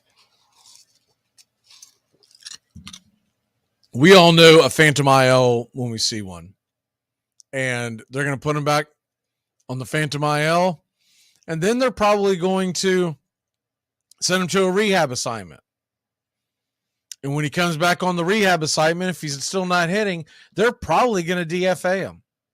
He's been given plenty of opportunity. And now this is going to be, until Arcia comes back, this is going to be a true platoon system between Shoemake and Vaughn Grissom. Vaughn Grissom has not played well in the field. He's done okay at the plate. Nothing to write home about, but he hasn't been horrible either. He gives you some good at-bats at the plate. There's no doubt about that. He's a hard out. What I like about Grissom at the plate, one of my favorite things about Grissom is he's willing to hit the ball the other way. He's not trying to yank it out of the park and pull it and rip it over the wall. You know, he's not smelling himself thinking that he's going to go out there and just be a one-man hitting show. If there's a guy on second, nobody out, he's going to try to do the right thing and move him over to third. You don't see that a lot with young batters. Most young batters are trying to be the hero. So with all that being said, I like where they're going with this, and let the two of them platoon, and we'll just see where it goes. With there being more right-handers than left-handers in the majors, I would definitely have to say that you're not going to have a true platoon, a straight platoon, meaning it's not going to be righty-righty, lefty-lefty, right? But I say you give them both equal opportunities at the plate, and let's just see how it unfolds. And As far as Ozuna goes, even best case scenario, when Travis d'Arnaud comes back, he's going to be in a platoon role. In a perfect role, what they want him to do with Ozuna is they want him to be able to be a designated hitter, but also play left field against left-handed batters. Because if he can play left field, I said batters, I meant pitchers. If he can play left field against left-handed pitchers, and Rosario play left field against right-handed pitching, and Travis d'Arnaud, who, by the way, has been sent out on a rehab assignment, so he should be back next week. If you get that situation rolling around with giving Murphy a day off here and there, and obviously he'll come into the fold with the designated hitter, you would have 4 legitimate guys rolling in and out at the DH role, and then every once in a while giving Acuna and Harris a day off with Sam Hilliard. And don't forget, we also have Kevin Pillar. But when Travis d'Arnaud comes back, there's going to be some discussions on where they go from there at that point. Now, Trump will get sent, but after that, I'm talking about long term. Then it'll basically come down to this summer, who plays the best? And whoever plays the best will be the ones that they'll ride with. And as we get closer and closer towards the end of the summer, assuming that the Braves are still playing good baseball and headed to the postseason, that's when you're going to see them trim the fat. This is the last year that Ozuna is going to get an honest try to be able to stay on this team. If we go into next year and he's had another kind of a piddling year, you probably won't even see him. He'll probably get DFA'd during the offseason. Everybody wants to trade him, but you can't trade a guy that nobody wants. Now, my personal opinion, the best case scenario would be for him to catch fire, relatively fire, not what he was doing in 2020. If he's doing what he's doing in 2020, he's going to be in the starting lineup every day. But let's say he starts hitting well, and then there may be a trade market for him. But right now, there is no trade market for him. Because it would be great to be able to trade Ozuna, get something back that could help the team elsewhere. Because honestly, the Braves could make it work with Pillar and Rosario and Hilliard, and then, of course, Harris and Acuna in the outfield, along with d'Arnaud and Murphy. And you might be able to trade Ozuna for something we really need, like some back of the bullpen help. But he would have to get pretty hot, and he would have to make it to the point where it would make it difficult to trade. If you're ever sitting out there talking about doing a trade, and you quickly go, I just want to trade him. I just want to trade for everything. Realize something. Nobody wants that guy. Nobody wants that guy. Absolutely nobody wants that guy. And you can't just say, well, we're going to trade him for this, we're going to trade him for that. That's called DFAing. That's called you're just going to cut bait. And I don't think the Braves want to do that at this point. Remember, there's still some ego involved when it comes to Anthopoulos. There really is. There's still some ego when you're talking about going and making a trade or making a move and getting rid of a guy. There's still some ego that goes, man, I signed this guy to a 4-year, $64 million deal. And if I go out there and just drop him, just flat out drop him, then what does that do? And so with that being said, I don't think Ozuna's going in. Ozuna saved his job for the time being because of what happened this weekend in Miami. Because of what happened this weekend in Miami, Ozuna is going to be around, and whether you like it or not, it's the facts. It is the absolute facts. And so we've got the Orioles coming into town. We've got a 3-game set. And I find it interesting because when you talk about what the pitching staff's going to look like going forward this weekend.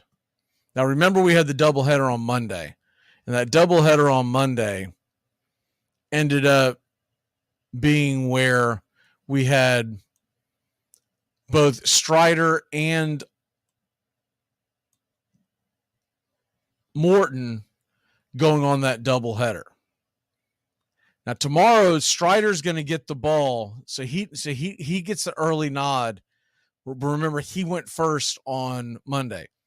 Bradish is getting the ball for the Orioles. That's another guy with another above 6 ERA. Now, we're going to bring to you tonight's game at 7:20. We're also going to bring you Sunday's game at 11:35. And at 11:35, it's going to be Bryce Elder versus Wells. And I find that interesting because Charlie Morton, in theory, should have been taking the ball.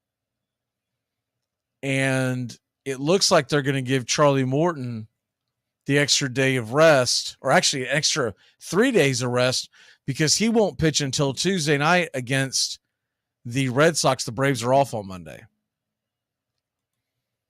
So I find that interesting. That may have to do with age. It may have to do with the fact that Elder's pitching so well that they want him to go right back to the bump. And it may have a little bit of combination of the two. I mean, look, right now, Bryce Elder, who's pitching well every 5th day, and he pitched Tuesday, so it falls in line. He's not pitching on short rest by any stretch of the imagination. He's 3-0 with a 1.75 ERA. And so with all that being said, man, you were talking about giving Charlie Morton 8 days of rest. And it could honestly just be because of, I mean, what is he, 38 years old at this point?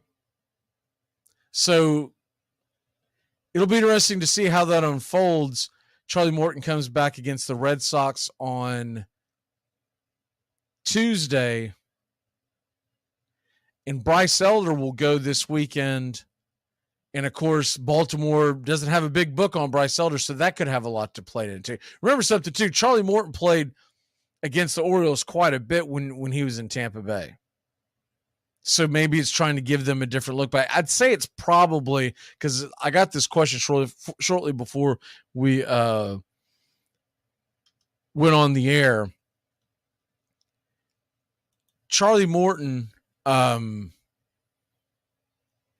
being seen a lot by the Orioles, and the combination of him being an older pitcher, they're going to give him 8 days rest. And so maybe that, rejuvenates him and whatnot.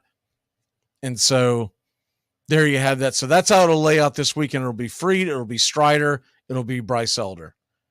And you cannot complain about what Bryce Elder has done by any stretch of the imagination.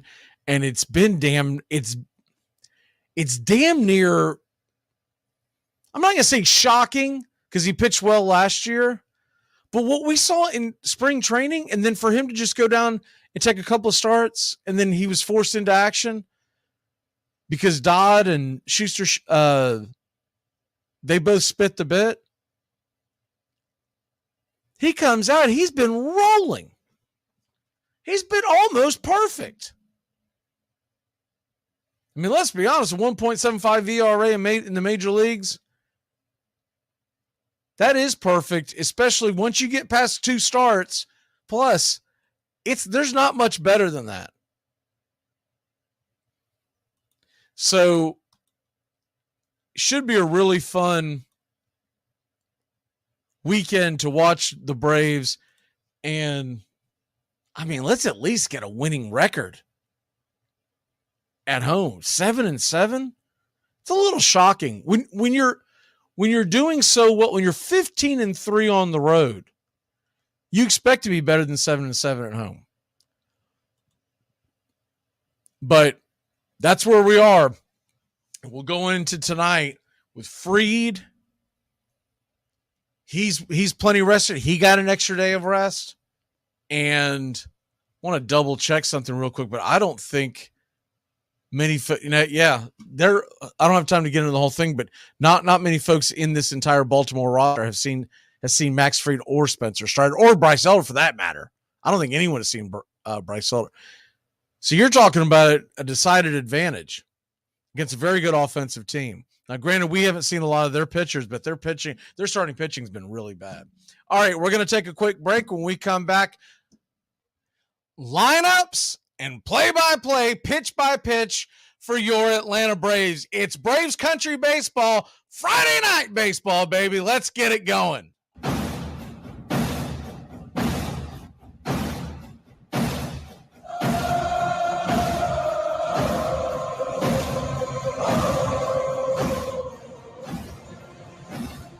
You're listening to WQEE 99.1 FM, The Key in Noonan, Georgia. There's something kind of about a kid that's never played baseball.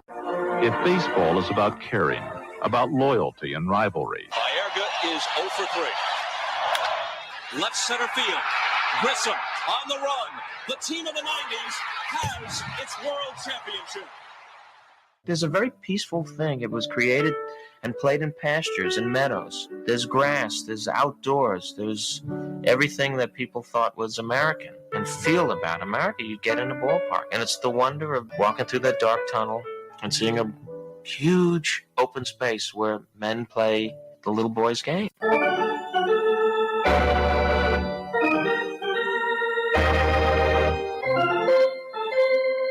I believe in the Church of Baseball. I've tried all the major religions and most of the minor ones. I know things. For instance, there are 108 beads in a Catholic rosary, and there are 108 stitches in a baseball. I prefer metaphysics to theology. You see, there's no guilt in baseball, and it's never boring. It's a long season, and you gotta trust it. I've tried them all, I really have, and the only church that truly feeds the soul day in, day out is the Church of Baseball. Touch a ball, Joe. You'll never hit a bigger home run in your life. A room in right center. If he hits one there, we can dance in the streets. The 2-1. Swung line drive left field. 1 run is in. Here comes Fried. Here's the throw to the plate. He is safe. Braves win. Braves win. Braves win. Braves win. You're in Braves country.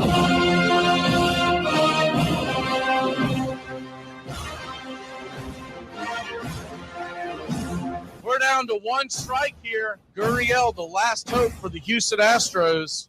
Here's the 0-2 pitch. Swung on, bounced over to Dansby. Dansby fires it over to first. And here comes the dog pile. Fire the cannons in the battery. Do the chop all throughout Braves country. Pop that top. Your Atlanta Braves have won it all. Oh, say can you see by the dawn's early light what so proudly we hailed at the twilight's last gleaming, whose white stripes and bright stars through the perilous fight o'er the ramparts we once were so gallantly streaming, and the rockets red glare, the bombs bursting in air, gave proof through the night that our flag was still there. Oh, say does that star-spangled banner yet wave o'er the land of the free and the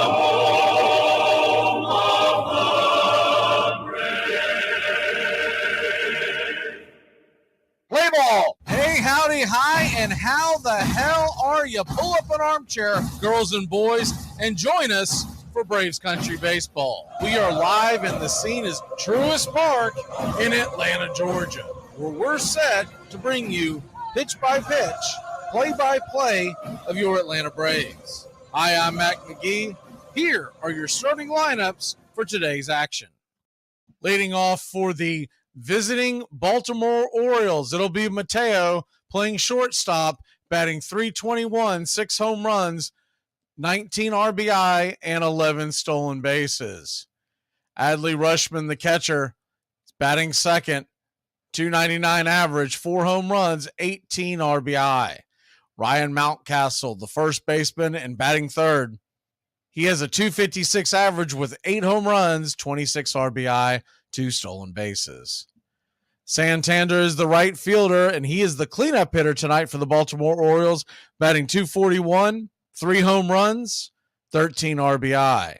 McCann is their designated hitter, .225 average with 2 home runs and 5 RBI, 1 stolen base. Urias playing second base and batting .280, 1 home run, 15 RBI, 2 stolen bases in the number 6 slot. Cedric Mullins batting seventh and playing center field, .245 average with 3 home runs, 26 RBI, and 11 stolen bases.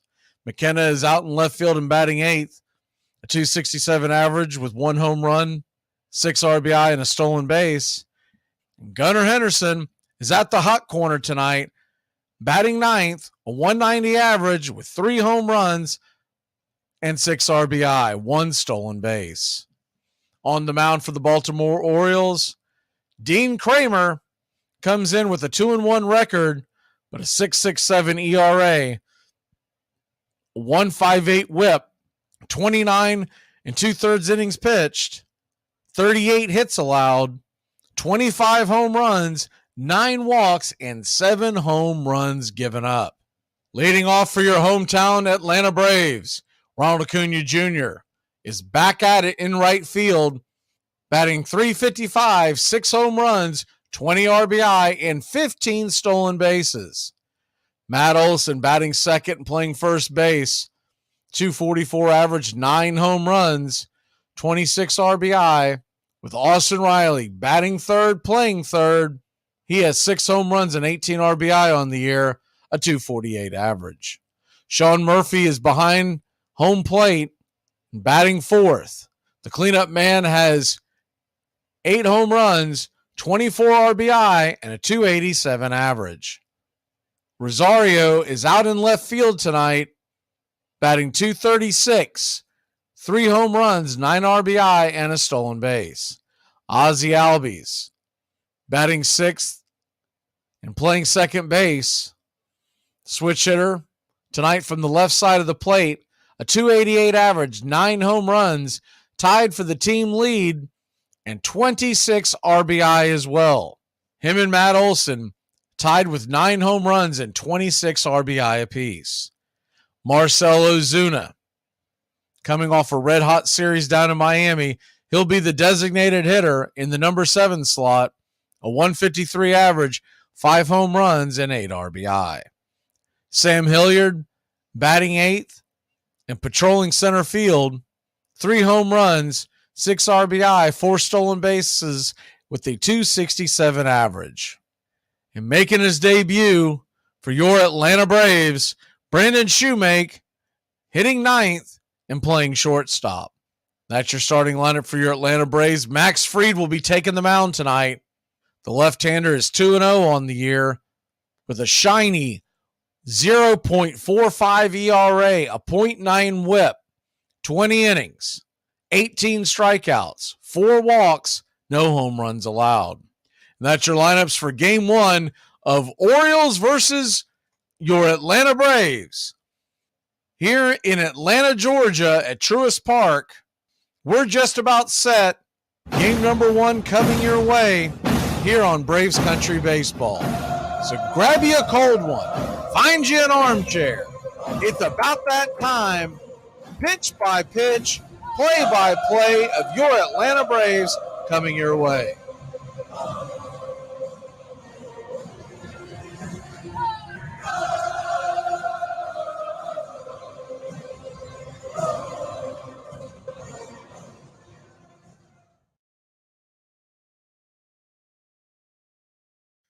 We are just about set here in Braves country.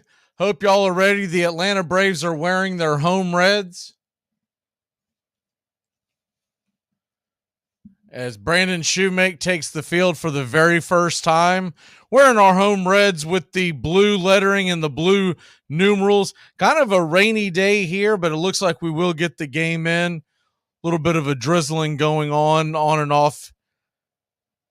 Brandon Shoemake, in case you were wondering, is donning the number 24. We're getting set here just very close to first pitch. Max Fried takes his final warm-up tosses.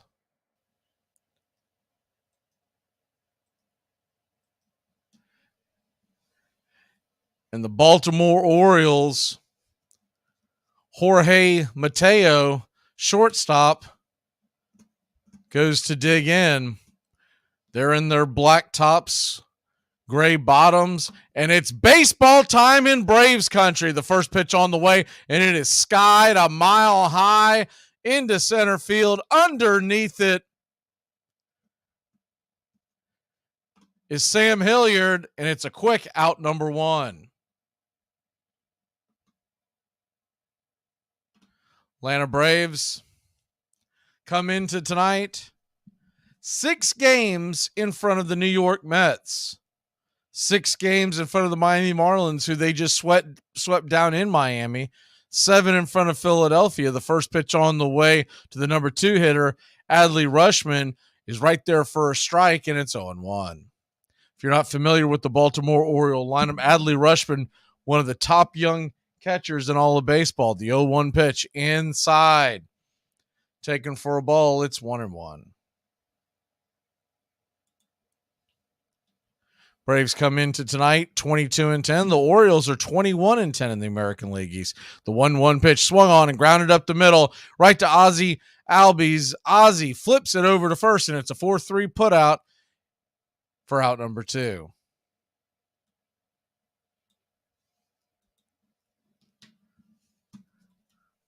Braves nothing, Orioles nothing. Max Fried ready to go back to work. Braves once again are in their home reds with Braves across the chest, tomahawk down below. The first pitch on the way to the number 3 hitter, Mountcastle, is a fastball right there on the outer edge for a strike. It's 0-1. Mountcastle hitting .256, 8 home runs, 26 RBI. The 0-1 pitch, curveball, just misses, skips off the plate. It's 1-1.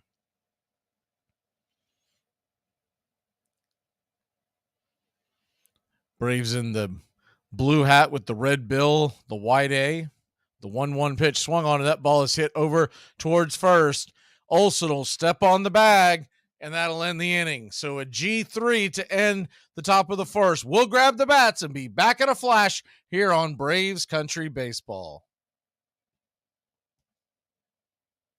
You come at the king, you best not miss. This portion of the show is being brought to you by The Best Things in Life, which are still free with minimum purchase at participating dealers. Nobody's got anything bad to say about Dustin Pedroia. Okay, if he didn't mention Dustin Pedroia, I wouldn't have said a word. But the fact that he mentioned Big Papi in the steroid era, when you want to bring that clown, that joke of a player up, they broke a great player. Ted Williams was one of the greatest players ever. And the fact that you would bring the fact up that he broke his record after he's pumping steroids in his behind, I don't want to hear about it. Telling Wooten to pick a better Red Sox. You could have picked 10 better Red Sox than Big Papi.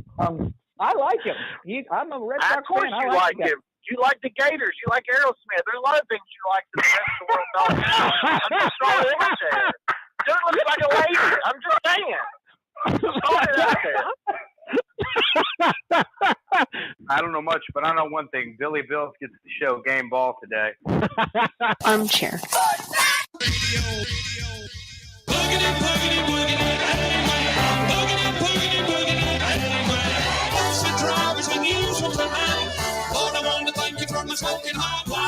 You think about it. What is there in your life, besides your love of family maybe, that carries all the way through from almost your earliest recollections till the day you die, and you care about it in one way or another? There are very, very few things that make that list We come to things at various times in our lives when we can comprehend them, when we have an interest in them. But we have a child's interest in baseball, in my case, from the time I was 5. I can't imagine never having an interest in baseball. So it will be one of the few things in my life that I have cared about in one way or another all the way through. Welcome back to Braves Country Baseball. We got the scoreboard straightened out. We're having a hard time with the tech side of it, but we got it figured out. We do apologize there in the top of the first inning. Couldn't get it loaded correctly. Braves nothing. Orioles nothing. Dean Kramer coming to the mound. I see the comments asking about who's pitching. All that was given right before first pitch. We give the lineups, we give the starting pitchers, all that every single game. So Dean Kramer comes in and he goes to work. The first pitch on the way from Kramer is a 91-mile-an-hour sinker below the knees, taken for a ball. It's 1-0. Righty-righty matchup. Kramer with the ponytail shoved up into the ball cap. The 1-0 pitch. Swing, and that ball's popped up high down the first base line. Ben's foul out of play in between first and right field, and it's 1-1. Ronald Acuna Jr. back in the lineup after a bit of a scare, a second scare this week where he's come out of the lineup but able to come back in the next day. Fouled off a ball onto his knee. The 1-1 pitch in the dirt. It's 1-1.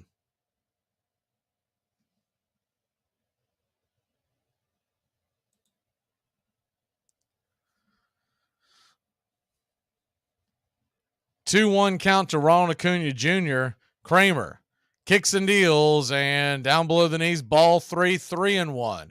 So he's gone sinker, curveball, cutter. A 3-1 count to Ronald. Wind up in the pitch, swung on, and that ball's hit over towards second base. Play will be made, and it is a 4-3 put out for the Baltimore Orioles here in inning number 1.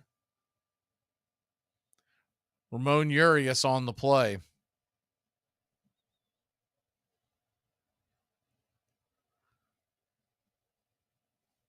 That'll bring Matt Olson to the plate. Matt Olson steps in, and the first pitch is a 95-mile-an-hour fastball just out of the zone. It's 1-0. Stu Sherwater behind home plate. Your home plate umpire tonight. The 1-0 pitch swing, and that ball's fouled out of play. It's 1-1. Malachi Moore is down the first base line. Mark Wegner is the second base umpire, and Bruce Dreckman down the third base line. The 0-1 pitch should be 1-1 pitch inside 96 miles an hour, misses high and out of the zone. It's 2-1.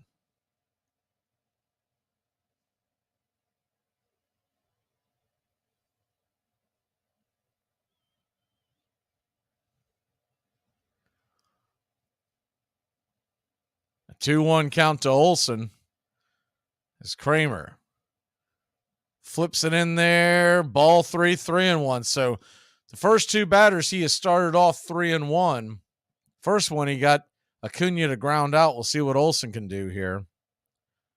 The 3-1 pitch on the way from Kramer. He kicks and deals, swung on. That ball is rifled into left field. That's going to get down for a base hit. It's a 1-out single for Matty Olson and the Atlanta Braves. Orioles were in a bit of a shift, so it went right down the third base line. No one anywhere near the ball.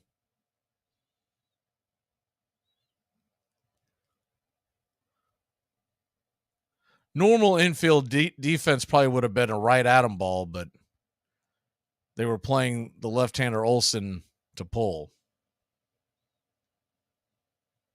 So that'll bring Austin Riley to the plate. Austin Riley steps in, and the first pitch to Riley is a cutter about belt high, for a strike. It's 0-1. Riley batting .248, 770 OPS, 6 home runs, 18 RBI. The 0-1 pitch off the plate wide. It's 1-1.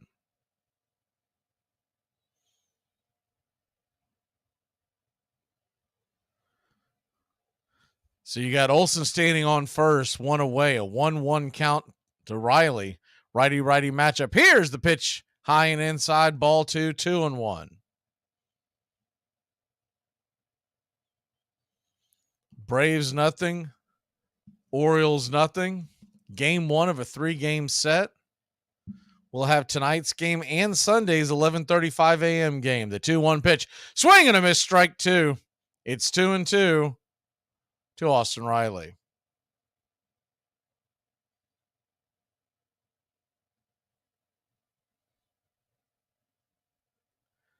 New York Mets are playing the Colorado Rockies tonight. We'll keep you abreast of that action. The 2-2 pitch swung on, and that ball is hit right back up the middle off the glove of Kramer. He gets the rebound and flips it over to first. On the play, Olsen moves up to second. There's 2 away. It's a hot shot back up the middle. If he lets it go, it's probably going to be a double play. But it came off the glove of Kramer. He couldn't quite corral it, but did have a nice rebound.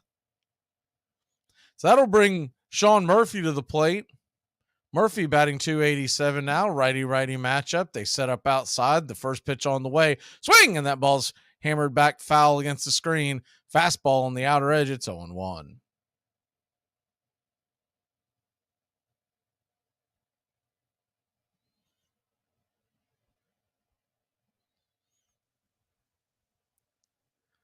Murphy, 1065 OPS on the year. The 0-1 down below the knees inside. It's 1-1. Sean Murphy with 8 home runs on the year, 24 RBI. His 1065 OPS is second in Major League Baseball. The 1-1 pitch. Swung on, and that ball is hammered into center field. It's going to get down. They're going to send Olsen. He's coming around. Wash is sending him. Here comes Olsen. He'll score, and it's 1-0 your Atlanta Braves. Good piece of hitting by Murphy. Send it right back where it came from. Laser into center field. Orioles center fielder Cedric Mullins was quick coming up with it and got the ball in, but the throw was up the line. What little chance he had of getting Olsen went by the wayside when it took kind of a funny hop. So that'll bring Rosario to the plate, and the first pitch to Rosario is off the plate wide. It's 1-0. Rosario batting .236 on the year now with 3 home runs, 9 RBI, a 700 OPS. Seen his batting average slowly creep up over the last couple of weeks. The 1-0 pitch swung on and popped up. That's going to get out of play. It's 1-1. Miami Marlins lost earlier this afternoon, so they are now 6.5 behind the Atlanta Braves. They lost to the Cubs 4-1. The 1-1 pitch, swing and a miss. Took something off that looked like the changeup. It's 1-2. So Rosario down to his last strike on this at bat. Kramer on his 22nd pitch of the inning. Here's the pitch, and it's in the dirt.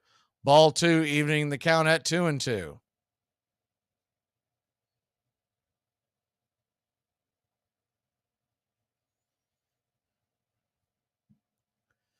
You're going to have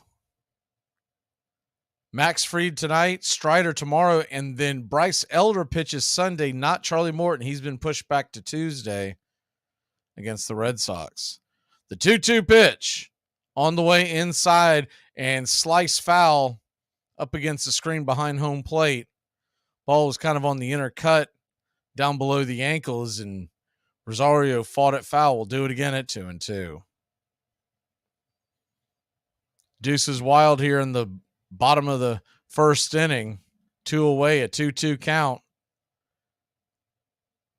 The windup in the pitch. Swing, and that ball's hit over towards the right-hand side. Good play by Urias. He'll flip it over to first. A 4-3 putout to end the inning. But not before your Atlanta Braves put one on the board. It's 1-0. We head to the top of the second. Why would I spend $7 to see a movie that I could watch on TV? Well, why go to a fine restaurant when you can just stick something in the microwave? Why go to the park and fly a kite when you can just pop a pill? That's the sound of NyQuil Severe hard at work. NyQuil Severe is the best sleep with a cold medicine. No tossing and turning, just rest and recovery. So you're ready to take on tomorrow. For powerful relief of your worst cold and flu symptoms, try NyQuil Severe. The nighttime sniffling, sneezing, coughing, aching, stuffy head, best sleep with a cold medicine. Use as directed. Keep out of reach of children. The winning run of Ozzie Albies. He got a pretty good jump and flew under the tag, picked the perfect pitch to go on, and Atlanta, a single, could win this game. Austin Riley stands at the plate. Peterson is on deck. Here's the swung on, and it is roped down the line. It's going to rattle around, and oh, baby boy, here comes Ozzie Albies. He's going to score. The Braves walk it off in fine fashion. Oh, my word, the first pitch, and it is absolutely scoop-a-doop down the line. That's so interesting that it would come out 90 feet, that somebody sat down, Mr. Cartwright or whoever, and said, hey, it ought to be 90 feet. It just sounded like a logical number. The fact of the matter is, in retrospect, if it were 88 feet, the game would be very different. Think of the plays at first base. Think of the double plays that wouldn't be completed. If it were 94 feet, we'd be throwing people out all over the place. Batting averages would drop remarkably. YouTube.com/@BravesCountry.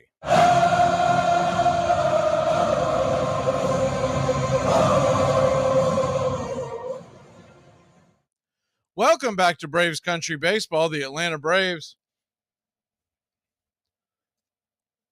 versus the Baltimore Orioles.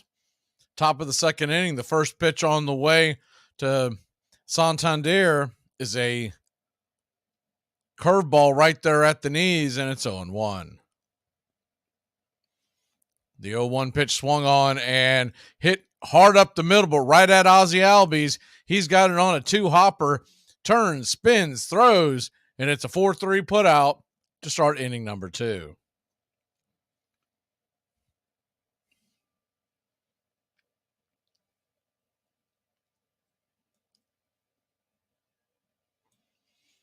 That'll bring up James McCann to the plate. James McCann, 32-year-old, ex-New York Met. The first pitch on the way is high and inside for a ball. It's 1-0. McCann signed with the Mets back in 2021. Played for them through last year. The 1-0 right there for a strike at the top of the zone. Slider called. It's 1-1. So he has seen Fried plenty. The 1-1 pitch. Swing and a miss. Check swing at that. Slider just below the knees. It's 1-2.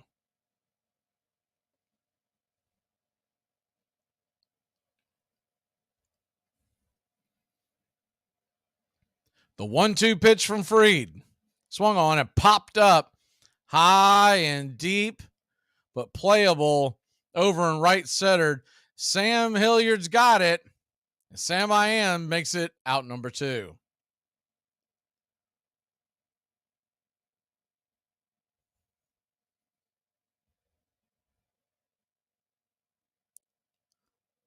So 2 away here. In the top of the second. And Cedric Mullins comes to the plate. Mullins takes the first pitch for a ball just below the knees. It's 1-0. I'm sorry, not Mullins, Urias. The 1-0 to Urias, right there. Curveball just below the knees, but called for a low strike. It's 1-1. Ramon Urias, 5'10", 28 years old. The 1-1 pitch swung on and fouled back. Fastball jammed him inside. It's 1-2. Lefty-righty matchup here. Urias came up for Baltimore back in 2020. The 1-2 pitch down below the knees. Slider misses. It's 2-2.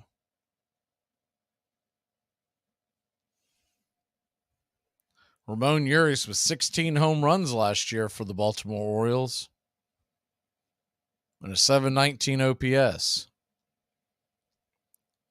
Brief timeout taken by the batter. The 2-2 pitch. Freed kicks and deals. Fastball misses inside, and it's full count to Ramon Urias. Standing on deck is Cedric Mullins.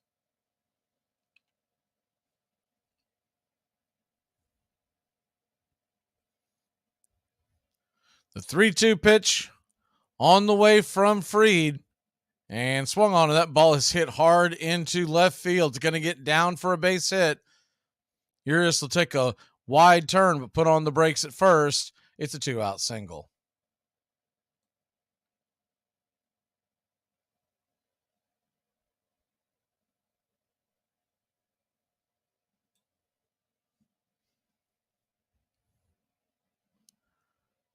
So 1 on and 2 away, and Cedric Mullins coming to the plate. Mullins be a lefty-lefty matchup. 28 years old, 5'9" center fielder, takes the first pitch for a strike on the outer edge, 95 miles an hour, and it's 0-1.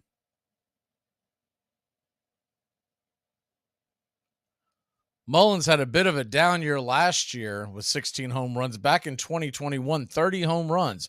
The 0-1 pitch, swing and a miss. It's 0-2. In 2021, he had an 878 OPS, really busted onto the scene.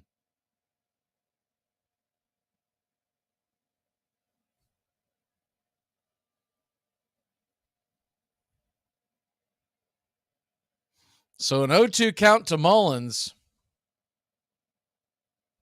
Mullins from Greensboro, North Carolina, went to college at Campbell. The 0-2 pitch swung on and grounded over towards first. Olsen's got it. He'll step on the pillow, and that'll end the inning.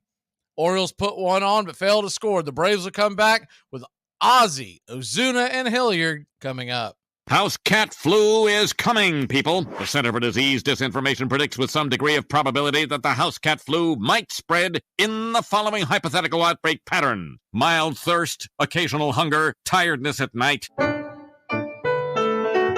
Hey, Braves Country. Braves Country HD is bringing you Braves Country Baseball. Braves Country comes to you every Tuesday night and Friday night, and 2 bonus games every week. Hi, I'm Mac Magee, and we'll be bringing you play-by-play, pitch-by-pitch of your Atlanta Braves. It's free to listen. Please like and subscribe. YouTube.com/@Braves Country. Braves Country Baseball, for the fans, by the fans. Are you pro or con against the bat flip? Just overall celebration. I'm right there in the middle. I'm not going to take either side. I'm more against it, I guess. But if a pitcher is going to be out there dancing and running his mouth, and you get a home run off him, I'm completely okay with a bat flip. Screw you, buddy. Well, I for one want to get a Papelbon jersey because anyone that chokes out Bryce Harper, right? I am Team Papelbon. Armchair. I hear these fools on TV talking about defund the police and things like that. We need police reform and prison reform and things like that. So that notion they keep saying that, I'm like, wait a minute, we just gonna leave, who are black people supposed to call Ghostbusters when we have crime in our neighborhoods? The local paper did a 50-year anniversary thing, and there was a reprint of a game that he had played in 1892, and it said Watts. His name was Fred Watts, shortstop, and he had 2 hits. And I thought, my grandfather played baseball in 1892. So it's part of existence. It's part of our heritage. Welcome Welcome back to Braves Country Baseball. Ozzie Albies digs in from the left side, open stance. The right-handed Kramer fires in the first pitch for a strike, 94 miles an hour on the outer edge. It's 0-1. To answer the question, no, Grissom is still on the team. He's just taken the night off. Adrianza was put on the IL. The 0-1 pitch swung on and fouled out of play. It's 0-2. Adrianza put on the IL, 10-day IL for inflammation. Most believe that it was a phantom IL. He'll be sent down to the minors for a rehab assignment, and they'll see how he does. The 0-2 pitch on the way to Ozzie, off the plate wide. It's 1-2.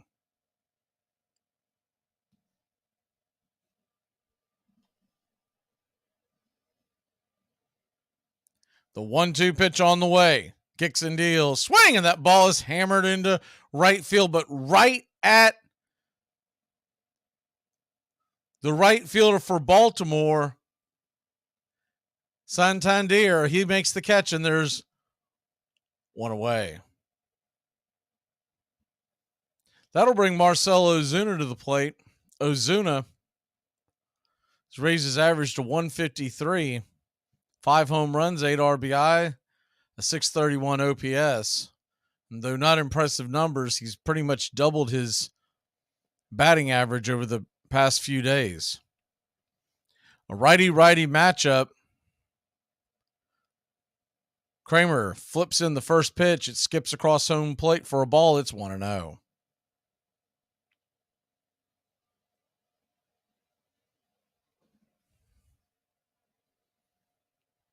The 1-0 pitch on the way to Ozuna. Top shelf misses high. It's 2-0. Home plate umpire Sherwater is known for a very tight strike zone, and that is what we have seen so far. The 2-0 pitch. Swing! And that ball's popped up out of play. It's 2-1. As far as Shoemaker is concerned, what you can expect from him is a very good defensive shortstop and a guy whose ceiling as far as batting isn't expected to be as high as Grissom. But as far as the minors go, if you look at it for an average MLB season as the 2-1 pitches misses down below the knees, it's 3-1. It would play out. Now, granted, these are against minor league pitchers, but it would play out about a 15 to 20 home run season. The 3-1 pitch, swing and a miss. Cutter on the outer edge just dipped off the plate. It's 3-2. So a full count to Marcell Ozuna. Righty-righty matchup. They set up outside. Here's the pitch swung on and popped up. Just got underneath it. McKenna, the left fielder, will make the play for out number 2.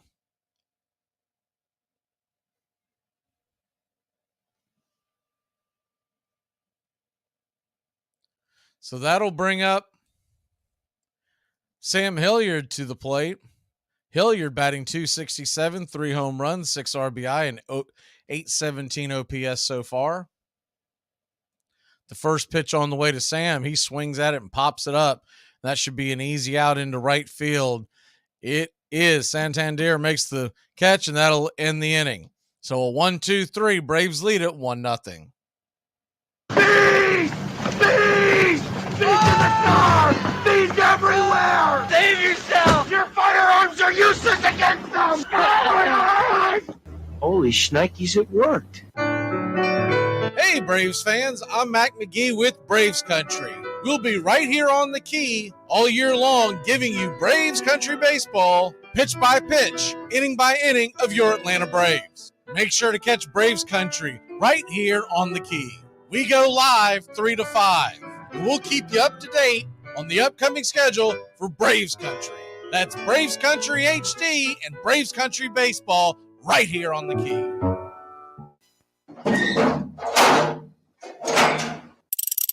We're going to start off with Will Banks. What's your take on the Alabama-West Virginia matchup? What are the keys? I didn't That's know great insight, man. That's great insight. Everyone else is going, I'm gonna change the channel. Armchair. I'm 7-0 this season. You auto-drafted. That's what all the great GMs do. They delegate. You didn't do anything. Yeah, I did. I set the cue. Without fantasy football, what would friends talk about? I'm going to wear shorts today. Oh. It's going to be a sweatshirt shorts combo. Armchair. There's a very peaceful thing. It was created and played in pastures and meadows. There's grass, there's outdoors, there's everything that people thought was American and feel about America. You get in a ballpark, and it's the wonder of holding your dad's hand, walking through that dark tunnel, and seeing a huge open space where men play the little boy's game. Braves Country HD. Please like and subscribe today. YouTube.com/@Braves Country.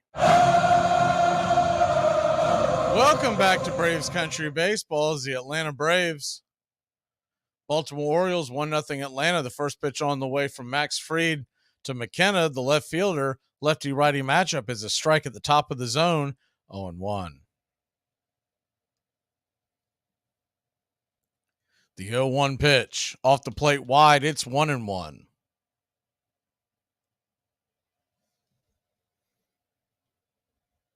Yeah, the consensus that no one's really talking about is the 1-1 pitch is swing and a miss strike. It's 1-2. Said Adrianza was put on the Phantom IL. That's kind of known to happen.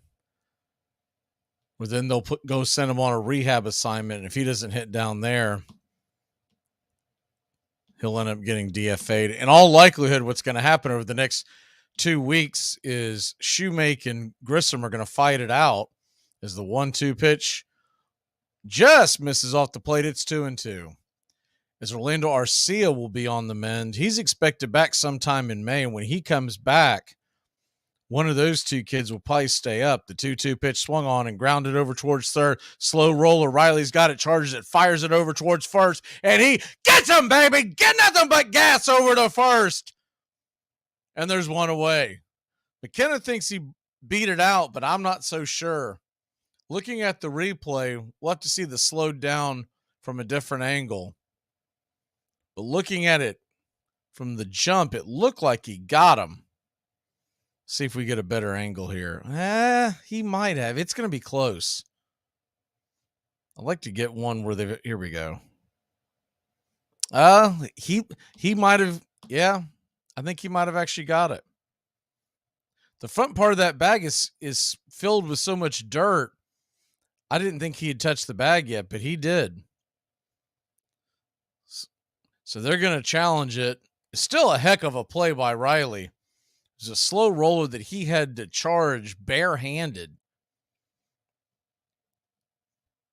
Made it a lot closer than I thought it was going to be. So we'll wait for the ruling on the field.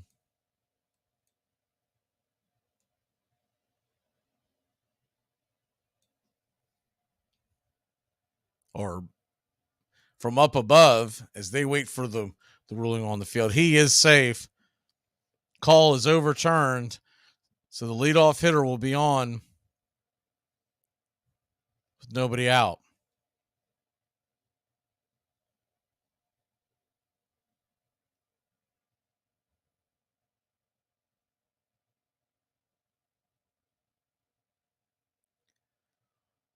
So Braves lead at 1-0.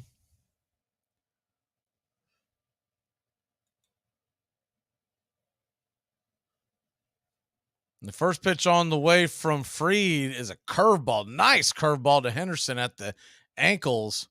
It's 0-1.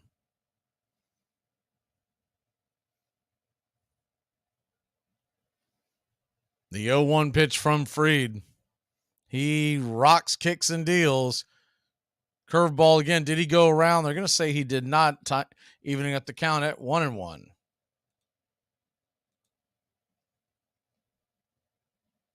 Gunnar Henderson, second round pick in 2019 from Selma, Alabama.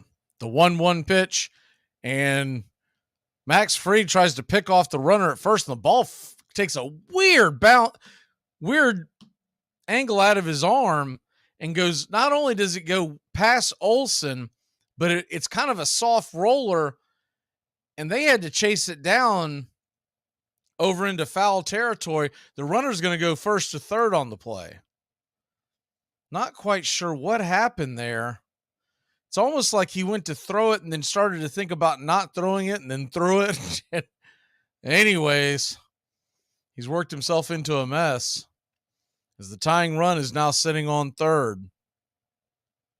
The 1-1 count.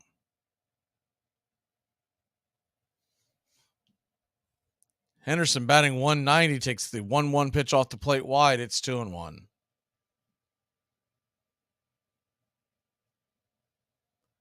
Gunnar Henderson,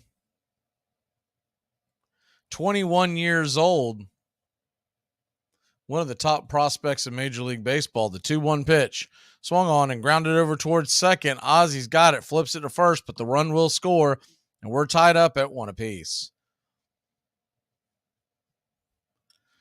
I don't think Fried's too happy about it, but when you make an error like that, you kind of have to just go ahead and realize that that run's probably going to score and move on. With the pitching matchup, we should be okay. The first pitch on the way to the leadoff hitter, Mateo. It's a strike at the top of the zone. It's 0-1. Mateo's 0 for 1. The 0-1 pitch. Curveball misses wide. It's 1-1.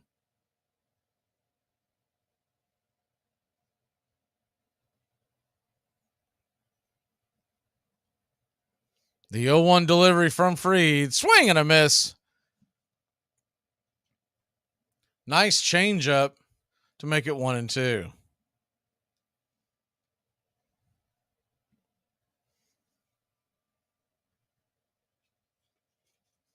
So a 1-2 count from Fried, 1 away. Here's the windup in the pitch and swung on. That ball is rifled right back up the middle, but it's an atom ball. Ozzy Albies makes the catch, a line drive. L4 in your scorecard, and there's 2 away.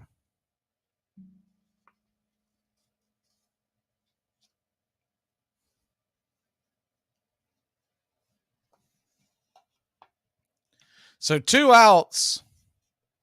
Adley Rutschman comes to the plate. Rutschman, 0 for 1, takes the first pitch inside. Curveball bends way inside. It's 1-0.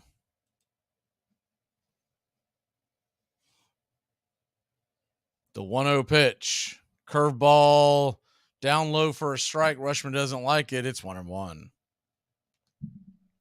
Adley Rutschman, 25 years old, the number 1 overall pick in 2019 out of Oregon State. The 1-1 pitch, high and inside fastball misses. It's 2-1.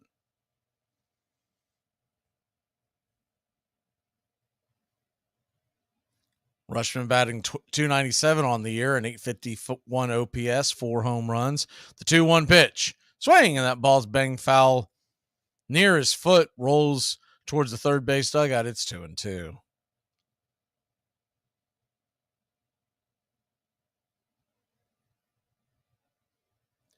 Time is called. We're seeing this is quite the on the regular. It's a 2-2 pitch on the way. Changeup misses down below the knees. It's 3-2. Ever since the pitch clock, you're seeing more and more batters take their 1 timeout after they get 2 strikes on them. The 3-2 pitch, swing and a miss, strike 3. Pulled the string on the changeup, and that'll end the inning. But not before Baltimore ties it up off of an unearned run. We'll be back in a flash here on Braves Country. Everybody's attention for 1 minute. It's something I need to say to everybody. And I am tired of living a lie. I need it to be known. I like fat women, and they like me. Anybody got a problem with that? Big girls need love too, baby. You get a whole lot of something with Farmers Policy Perks. So much, I'm going to have to speed things up. You can get the Farmers Signal app, and that could get you up to 15% off your auto policy. That's just for using the app and driving like the normal speed limited hearing, full stop making lane change signaling human being you are. Get a whole lot of something with Farmers Policy Perks. Start with a quote by calling 1-800-FARMERS. We are farmers. Bum, bum, bum, bum, bum, bum. Hey there, pal. First draft? How can you tell? Look, there's a few things you're going to want to know. Kickers go fast. You're going to take one early. And don't worry about running backs. You can always trade for one later. Cool, thanks. And one more thing. It's good to have you here. You're my friend. Armchair. This portion of the show is being brought to you by Ed's Almost Good Beer. Remember, Ed's Almost Good Beer was brewed in God's country when God wasn't looking. Everybody had a team. At Orting, Washington, the Fats took on the Leans.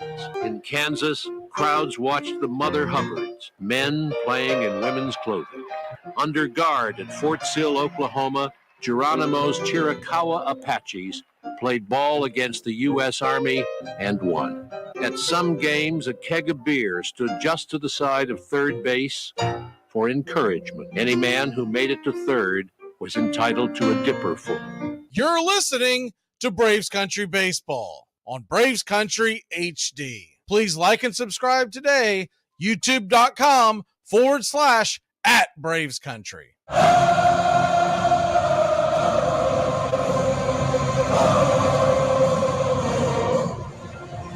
Welcome back to Braves Country Baseball. The Atlanta Braves, Baltimore Orioles tied up at 1 apiece as we head to the bottom of the third inning. First pitch on the way to Shoemake is a swing and a miss strike, 93 miles an hour on the outer edge. It's 0-1.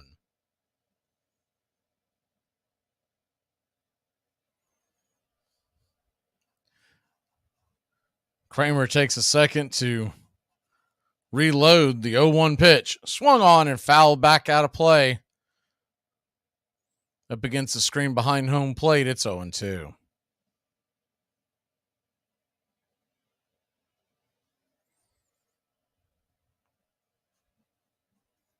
The 0-2 pitch on the way. Off the plate wide, 95 miles an hour. It's 1-2. Standing on deck, Ronald Acuna Jr.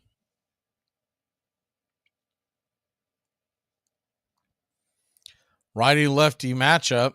The 1-2 pitch. Kramer flips it in there, swing and a miss strike. 94 miles an hour. Blew it right past him at the top of the zone. It's 1 away.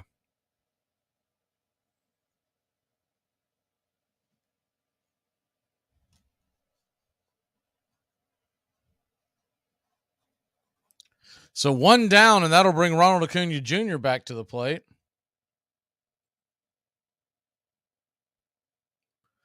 Acuna digs in, righty-righty matchup. The first pitch, they're going to say he went around, kind of a half-hearted check swing. It's 0-1. Slider on the outer edge. The 0-1 pitch swung on, and it's a comeback or ground out. Easy 1-3 put out. Kramer flips it over to the first baseman Mountcastle, and there's quickly 2 away here in the third.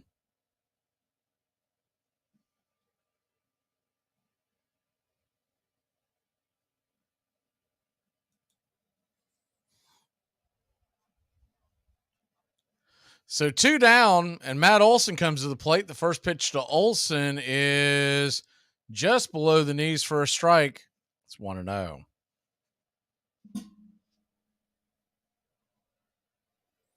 Curveball just missed. The 1-0 pitch. Changeup off the plate wide. It is 2-0. Matt Olson 1 for 1. Hit a single down the left field line his first time up. The 2-0 to Olson. Swing and a miss strike, 95 miles an hour off the edge, off the plate. And it's 2-1.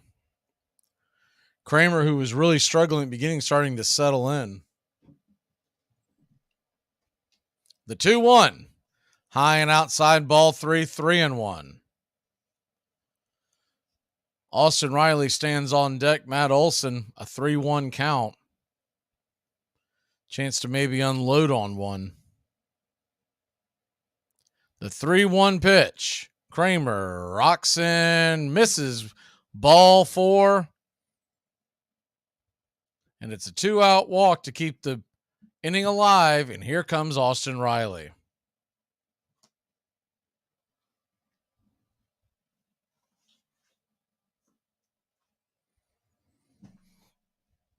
Austin Riley go for 1 on the night. Olson leads off of first base with 2 away. The First pitch on the way to Riley. Swung on, and that ball is rifled into left field. Cutting it off is McKenna. I might have said right field. I meant left field. Rifled into left field. Cutting it off is the left fielder McKenna. He gets it back in quickly. So Olsen has to stay at second, but you got runners on first and second and 2 away. Second time through the lineup, and Riley did not miss. Pretty good play by McKenna to keep that ball in front of him. It was whistling down the left field line. He had to backhand it on the fly. That'll bring Sean Murphy to the plate. Murphy's 1 for 1 with an RBI single in the first. Has an opportunity to do the same thing here. The first pitch on the way to Murphy is high and inside. It's 1-0.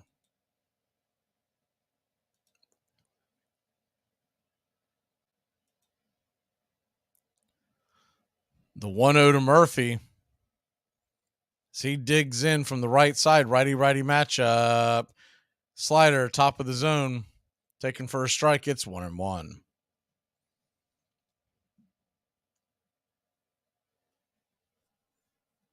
Braves 1, Orioles 1, bottom of the third inning.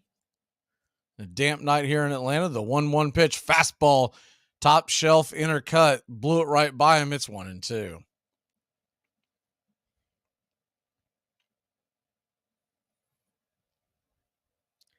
Kramer about to throw his 51st pitch of the night. The windup and delivery. He lets it fly. Swing, and that ball's hit high and deep into center field, going back on the track at the very back of the warning track in deep left center field.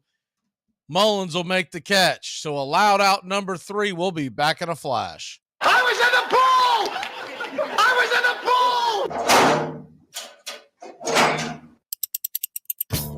Bobby Bowden, you're the coach for me. Bobby Bowden is in Tallahassee.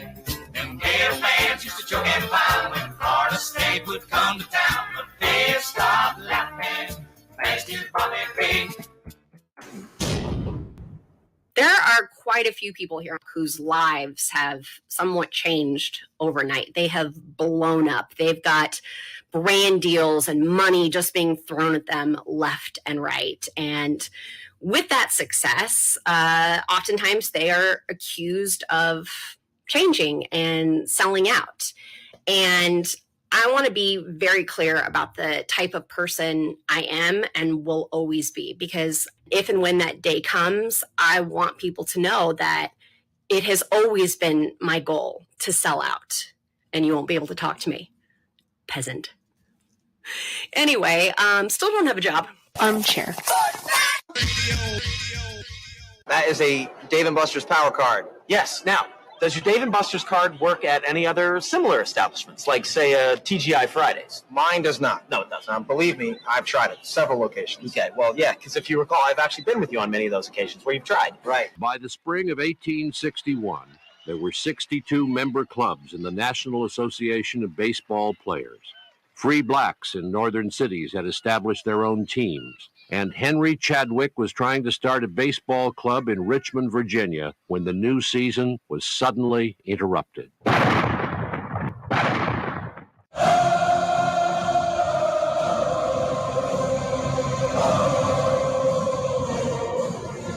Welcome back to Braves Country Baseball. Atlanta Braves, Baltimore Orioles tied up at 1 apiece here in the top of the 4th inning. Max Fried will go back to work.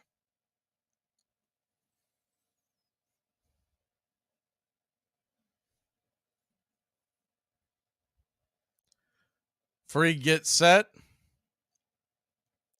And he'll fire the first pitch in. It's a curveball about knee-high to Mountcastle. Bangs it foul towards the third base dugout. It's 0-1. Ryan Mountcastle, big right-handed first baseman. 26 years old from Winter Springs, Florida. The 0-1 pitch off the plate wide. It's 1-1.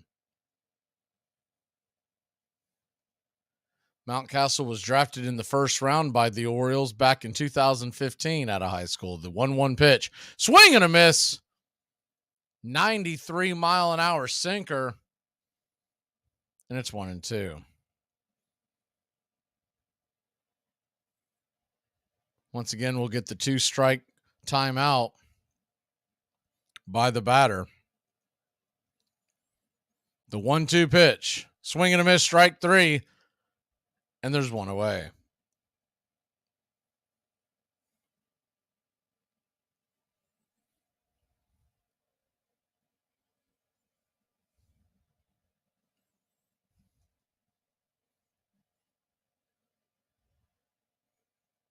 So one away, and Santander comes to the plate, and he takes a hack at the first pitch, and he hits that thing high and deep and gone over the left center field wall. It's 2-1 Baltimore. His 4th home run of the season. Max Fried laid one in there on him, and he did not miss that cookie. Hard hit ball. Didn't go very far, but it definitely left in a hurry. It was on the inner part of the plate about chest high, and he absolutely pounded it. Probably got over the wall by about 3 or 4 feet. I think Fried was hoping it was going to hit the top of the wall, but no such luck. So 2-1 Baltimore, and the first pitch on the way to McCann is swung on and bounced foul towards third base. It's 0-1.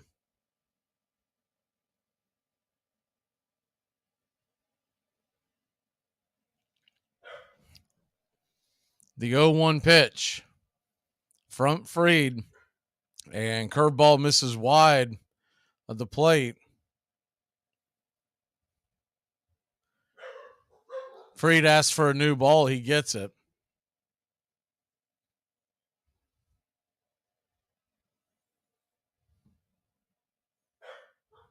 So McCann, who's 0 for 1 on the day, lefty-righty matchup, swing and a miss, strike 2. Sinker on the outer edge. He's had that pitch working, that and the changeup.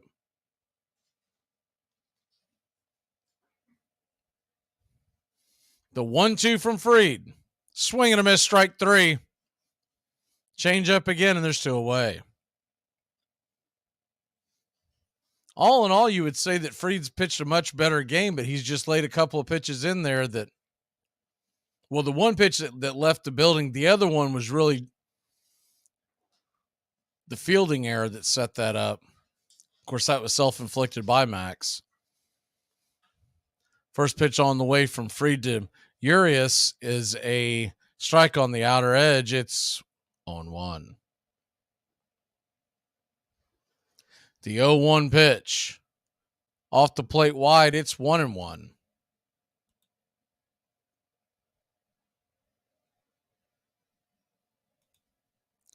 The 1-1. Fried swings and kicks it. It kicks off of Max Fried's foot. He tried to stop it, and it kicked it off the bottom of his sole. And when he did that, he shot it in between second and first. No one was standing over there, so it's going to be a goofy single to keep the inning alive.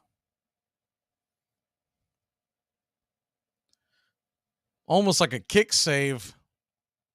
I think he was hoping after he made contact it was going to shoot towards somebody, but Ozzie was going back up the middle to make the play. Probably should have just let it go. So Urias,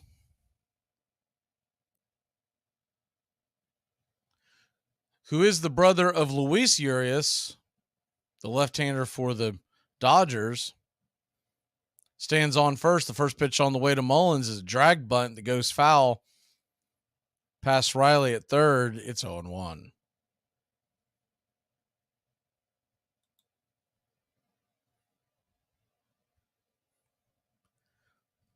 O's 2, Braves 1, top of the fourth inning.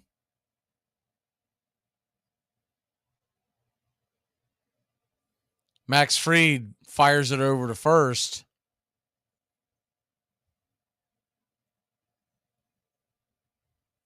Runner back, plenty of time. We'll do it again. You had an 0-1 count on Mullins. Lefty-lefty matchup. Here's the windup and pitch. Swung on it. That ball's banged over to first. Olsen's got it. Steps on the bag, and that'll end the inning. But not before Baltimore takes the lead. We'll be back in a flash. Rosario, Albies, and Ozuna coming to the plate. Hey, does Tay Diggs follow you on Twitter? No, but Kraft Singles does. Big news and the big games covered in the Big Ten by the Armchair quarterbacks all year long. Averaging just under 38 on 44 kicks this year. Nice high kick, got a little wind under it, and it runs Howard back. Look at that. Oh, my goodness. Goodbye. Hello, Well, the ball is actually a little short of the 1 yard line now. It is fourth down, the final play, unless they can stick it in the end zone. Andre Johnson, Roscoe Parrish, and Kellen Winslow, and Dorsey under pressure. Throws it! Incomplete. The Buckeyes win. It went to Hickman, and Penn State well-timed blitz. LeVar Arrington, the All-America candidate, came across. Well, it was a great athletic play by LeVar Arrington. As you see, he times his blitz very well, leaves his feet, and hits Hickman in the backfield. Big Ten football covered in the Southeast by the Armchair quarterbacks. Hey, can I tell you one thing? That's 3 holding penalties on one football team in a quarter and a half. That ain't funny. Virginia, April 3rd, 1862. It is astonishing how indifferent a person can become to danger. A report of musketry is heard but a very little distance from us. Yet over there on the other side of the road is most of our company playing bat ball. And perhaps in less than half an hour, they may be called to play a ball game of a more serious nature. Frederick Fairfax, 5th Ohio Infantry.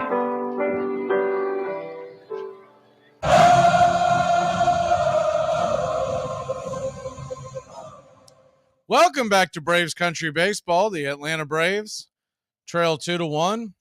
Bottom of the 4th inning, Eddie Rosario comes to the plate. He takes a hack at a curveball down below the knees, and it's 0-1.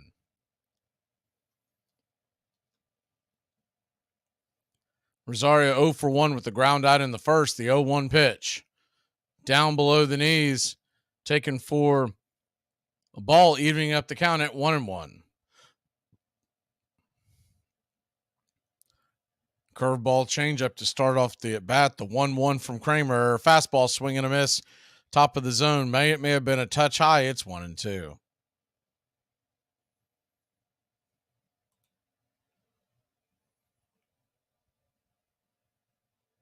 The 1-2 delivery.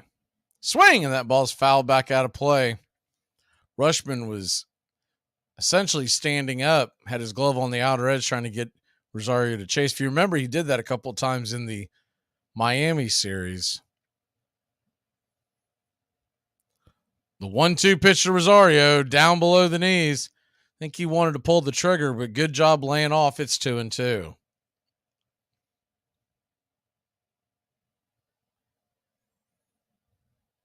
The 2-2 pitch.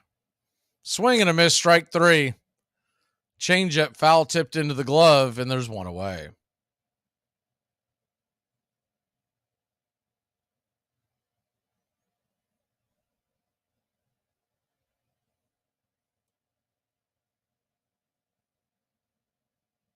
So that's going to bring up Ozzie Albies to the plate. Ozzie from the left side, open stance, first pitch high and out of the zone. Goes to the backstop just a bit outside, and it's 1-0.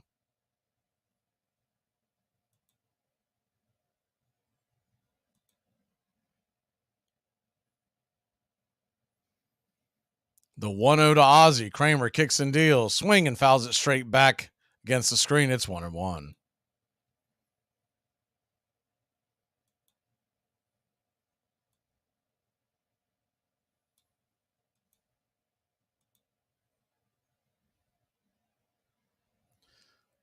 The 1-1 pitch. Swing, and that ball's hammered towards right field. It's going to get down for a base hit. A 1-out single to get the Braves going here.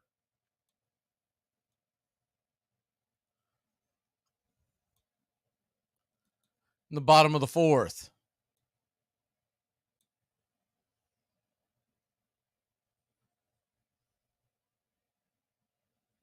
Good piece of hitting by Ozzie. Looked like the fastball was on the uppercut.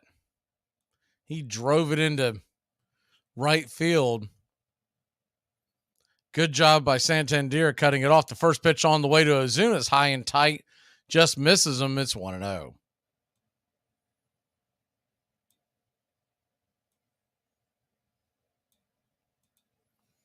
The 1-0 pitch on the way. Ozzie leading off at first. And right there on the outer edge for a strike. 1-1.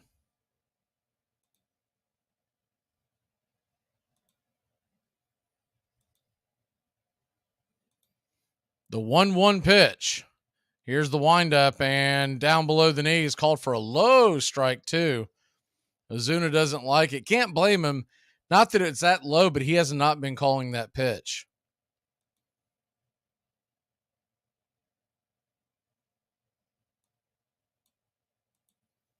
The 1-2, they're going to flip it over to first to keep Ozzie close by. He's just under the tag. Back at it again at 1-2.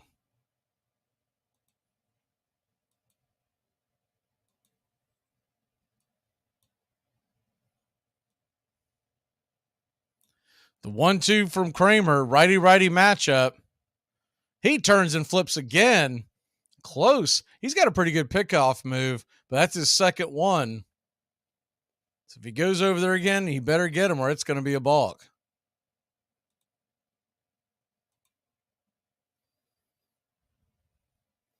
The 1-2 on the way. Ozzie's leaning. He's gone. And here's the pitch. It's a pitch out, and they've got him dead to rights. He's going to dive back towards first and get under the tag. Good job by Ozzie. It evens up the count at 2-2. They had the pitch out on. Rushman thought he had it. You ought to see the look on Rushman's face. He cannot believe, honestly can't believe that Ozzie got back. He was kind of halfway juking. I don't know why he was juking. When he decided to go back to first, you just got to go. But he got around the tag and underneath, and it's a 2-2 count. So a 2-2 to Ozuna. They're setting up like they might throw outside again. And the 2-2 pitch is down and away. It's 3-2. So with one out, a full count, and no more moves back to first, you got to figure Ozzie's going if he gets any kind of a decent jump. The 3-2 pitch on the way. Swing, and that ball's fouled back. Ozuna just missed that one. Ozzie was on his horse. He was basically standing on second when Ozuna fouled it back. We'll do it again. A full count.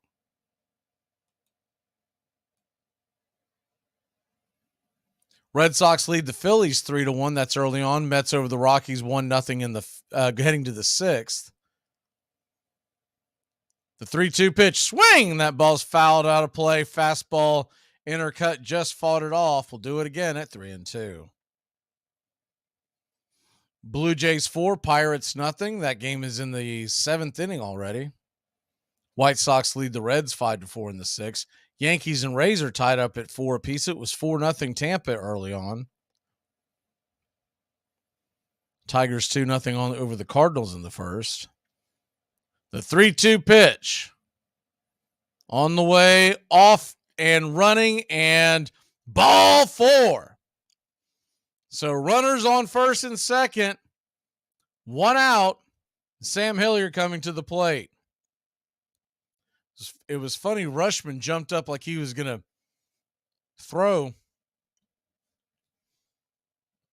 I think for a split second, he might have forgotten it was a 3-2 count.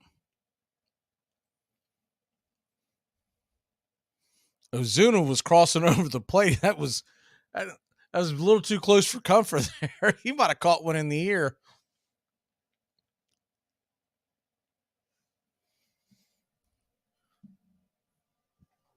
Baltimore pitching coach is going to come out and talk to Kramer. They're going to have a little powwow on the mound. Sam Hilliard warming up. Real quick, back to the out-of-town scoreboard. The A's lead the Royals 1-0 in the first. Twins over the Guardians 2-0. That's in the sixth. First pitch on the way to Sam Hilliard to hit high and deep into left field. Going back on the track, making the catch is McKenna for out number 2. Hilliard took a swing at the first pitch he saw. Memory serves me correct. I think he did that the first time. He's seen 2 pitches and 2 at-bats. So that'll bring Brandon Shoemake to the plate. Shoemake with a chance to get his first RBI.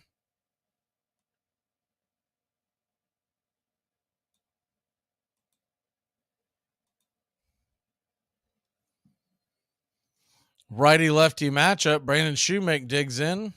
0 for 1 on the night. The first pitch swung on, and it's a dribbler out in front of the plate. Rushman's got it. He'll gun down Shoemake, and it's an easy out. So we'll head to the top of the 5th. The Braves trail by 1. All right, those first 2 were high and tight. So what do you think the next one's going to be? Either low and away or in my ear. He's not going to want to load the bases, so look for low and away.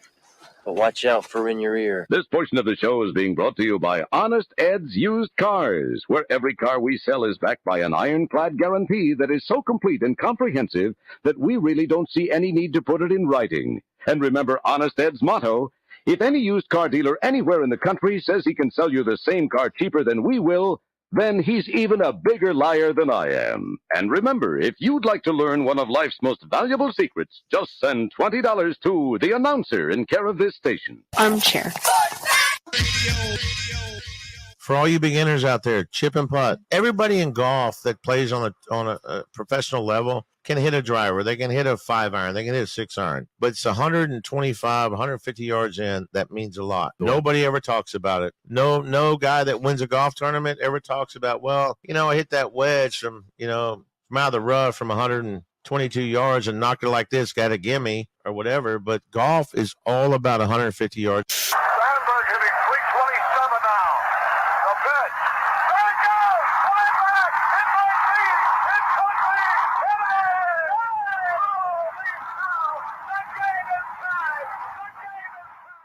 Soldiers in both armies played ball whenever and wherever they could, just like boys, one of them remembered. If there was any transforming incident in the history of baseball, as in the history of this country, it was the Civil War. Play in the 1840s and 50s was not for the middle class. It was not for the working class. It was reserved for so-called gentlemen. Play became democratic when it became portable. It became a people's game.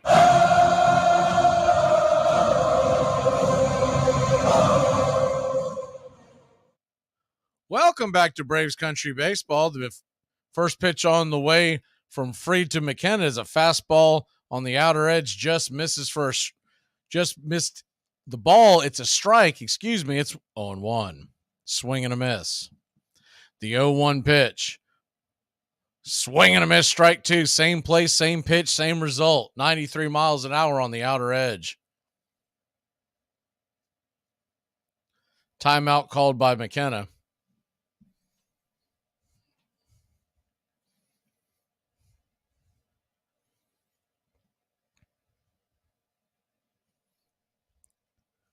So the 0-2 from Fried. Here's the windup and pitch. Swing and a miss. Strike 3. Change up off the edge. Dipped out of the zone. And there's one away. If you're just joining us, Baltimore 2 runs, 4 hits, no errors. Atlanta 1 run, 4 hits, and an error. That error led to a run. That's the difference in the game. First pitch on the way from Fried to Henderson is a strike at the top of the zone. It's 0-1. Gunnar Henderson's 0 for 1. RBI ground out in the third. The 0-1 pitch. Curveball in the dirt. It's 1-1. Max Fried so far, 4 1/3 innings, 4 strikeouts, 1 earned run. His first home run given up. The 1-1. Swing and a miss. Sinker got him on the inner edge. Foul tipped into the glove. It's 1-2.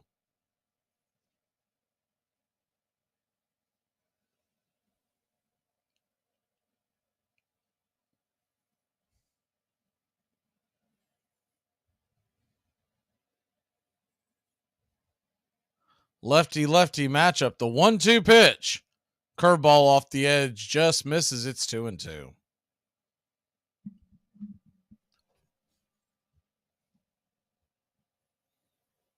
The 2-2 pitch. Free kicks and deals. Swing, and that ball is dumped into center field. A soft liner just over the glove. The stretched out glove of Shoemake as he was posted behind second base. Tried to leap to make the catch. That'll be a single for Henderson. Almost timed it perfectly. Pretty good defensive effort by Shoemake.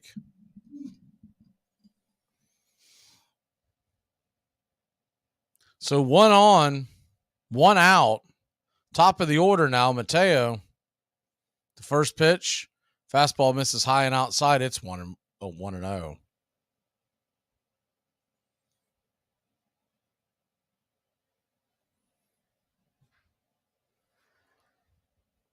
The 1-0 pitch on the way from Fried. Just caught the outside corner. Top of the zone, 1-1. It's tied up in Philadelphia, 76ers and Celtics in the second quarter. The 1-1 from Fried. He lets it go, and a curveball swung on and hammered hard, but foul down the third base line. 1-2. Few feet to the right, and that would have been trouble.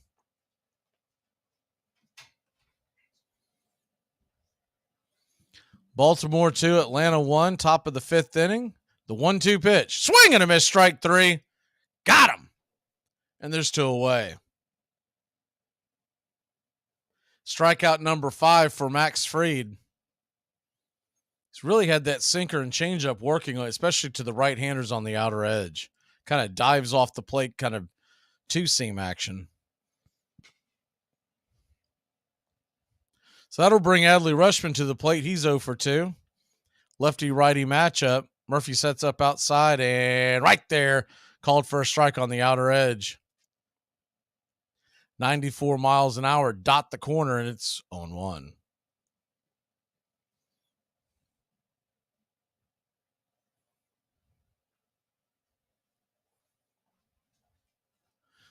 The 0-1, runner on first, heads back towards first, and the curveball misses down below the knees. It's 1-1.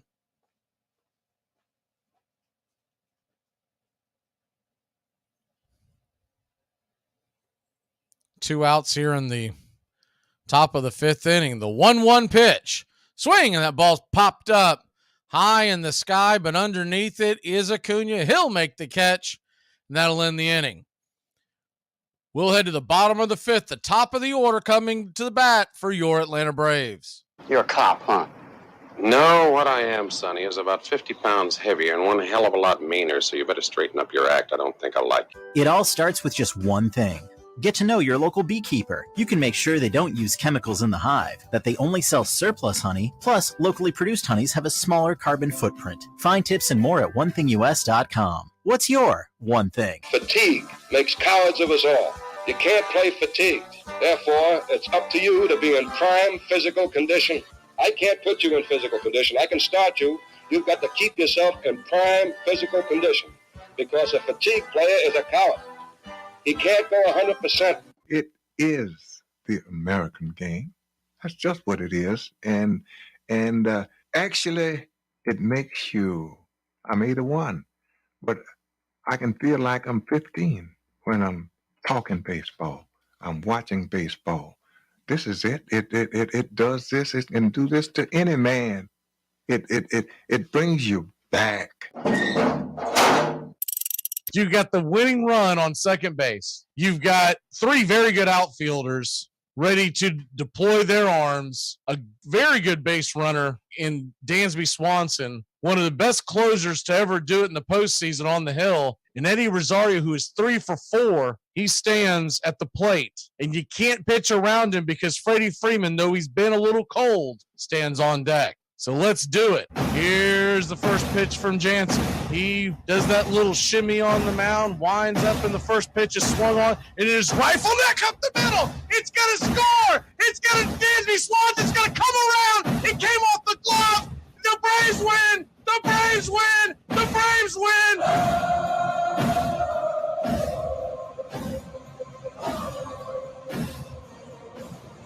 Welcome back to Braves Country Baseball. The Atlanta Braves trail by 1. The top of the order comes to the plate. Ronald Acuna Jr., who's 0 for 2, digs in.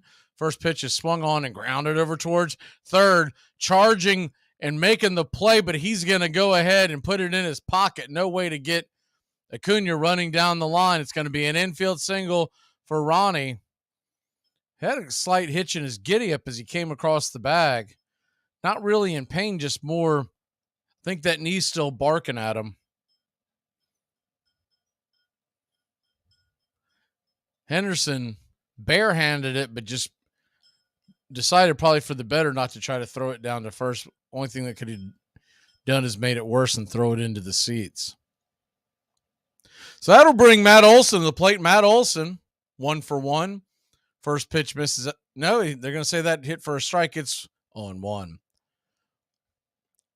Olson 1 for 1. He also walked his last time up.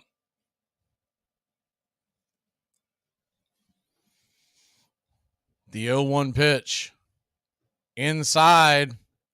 Tight corner. It's 1-1.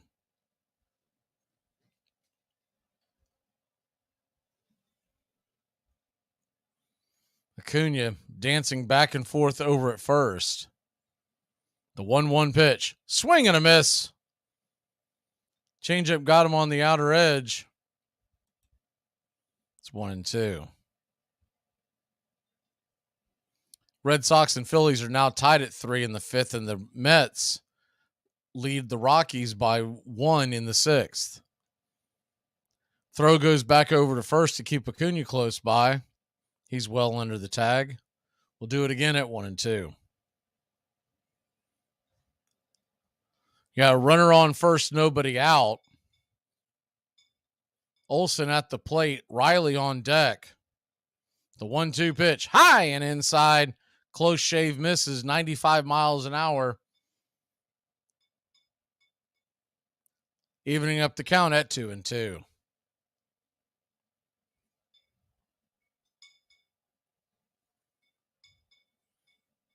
The 2-2 pitch. Acuna's got that looking as I know he does not go. The pitch swung on and hit high in the sky, giving chase over into foul territory. McKenna makes the catch. And there's one away. Hoping that would tail into the seats, but no such luck. So that'll bring Austin Riley to the plate. Riley's 1 for 2.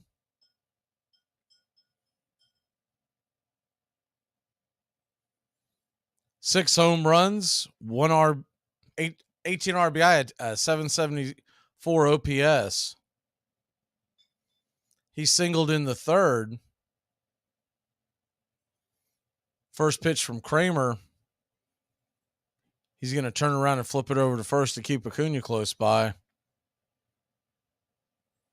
So we'll start it up again.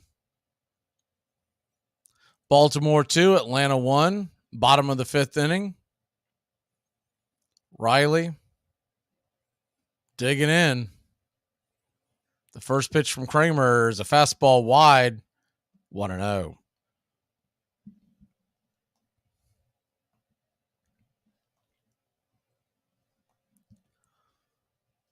Austin Riley.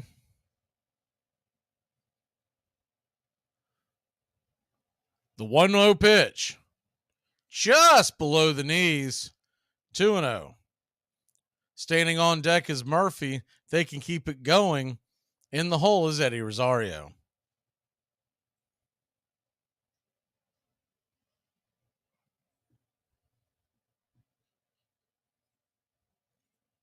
Two your score. Bottom of the 5th, 1 out, 1 on.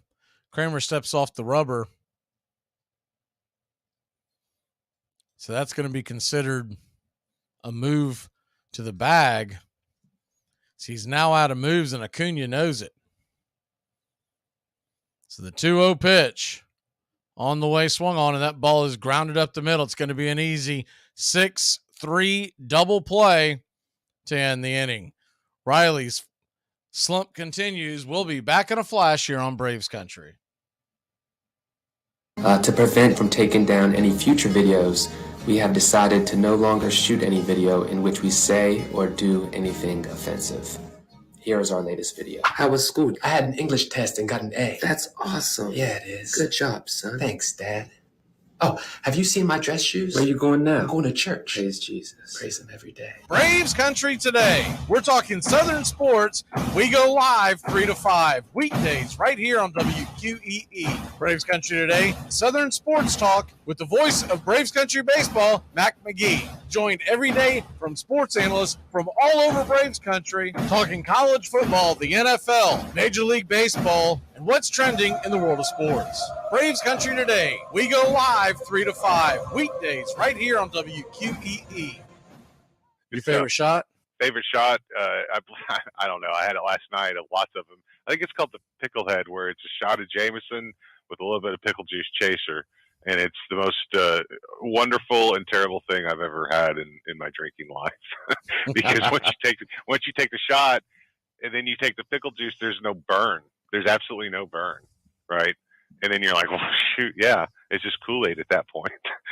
It could lead to very bad things. Trust me. Armchair. It is ridiculous to pay ball players $2,000 a year, especially when the $800 boys often do just as well. William A. Hulbert, a ruthless coal magnate who owned the Chicago White Stockings, became the National League's president. He immediately took steps to revive the reputation of the professional game. Players were forbidden to drink on the field or off. No beer was to be served on the grounds, and no games were to be played on Sunday. Power was to be invested in the owners, not the players. Welcome back to Braves Country Baseball. The Atlanta Braves trail 2-1 as we head back to the top of the sixth inning. Max Fried will go back to work. And lefty-righty versus Mountcastle. The first pitch misses outside wide down below the knees. It's 1-0. The 1-0. Swing, and that ball's hit high and deep into center field, going back on the track off the wall. Hilliard misplays it, gets the carom, and he'll hold Mountcastle to a double. Just ran out of room. Was fortunate that ball didn't roll further away. So a leadoff double. Anthony Santander comes to the plate.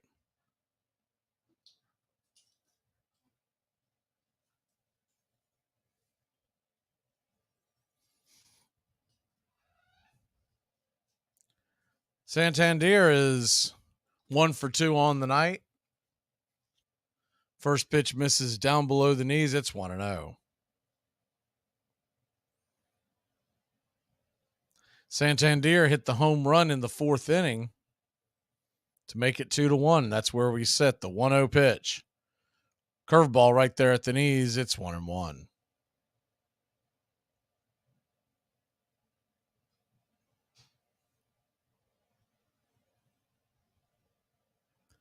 The 1-1.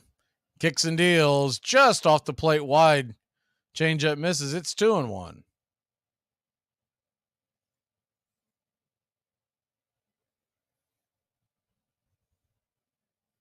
Baltimore 2, Atlanta 1. Top of the sixth inning. The windup in the pitch. Swing and a miss. Nice slider by Fried. Just got underneath the hands. And the bailout timeout at 2-2.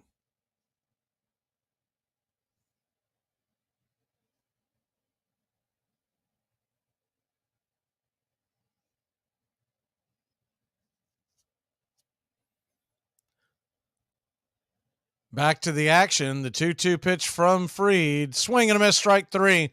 Went fishing for the curveball off the pier. And there's one away. Good pitch by Max. Curveball with a lot of snap.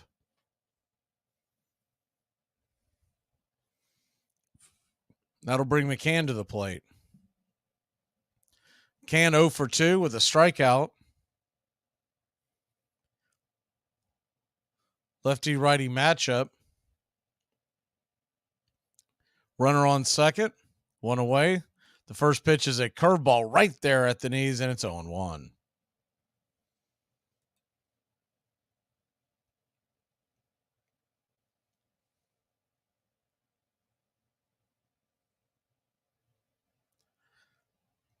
The 0-1 from Fried. He winds up and swings. That ball fouled down the third base line. Curveball.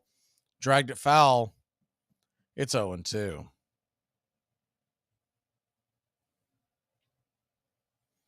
Only game in the books so far today. Cubs beat the Marlins in Chicago, a day game, 4-1.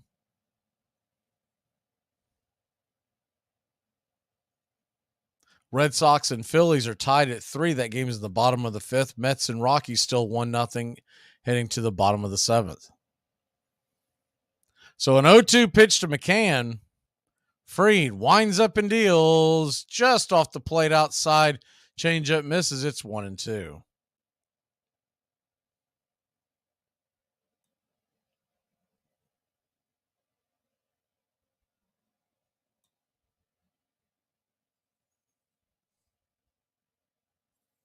A 1-2 count to McCann. 1 out. Runner on second.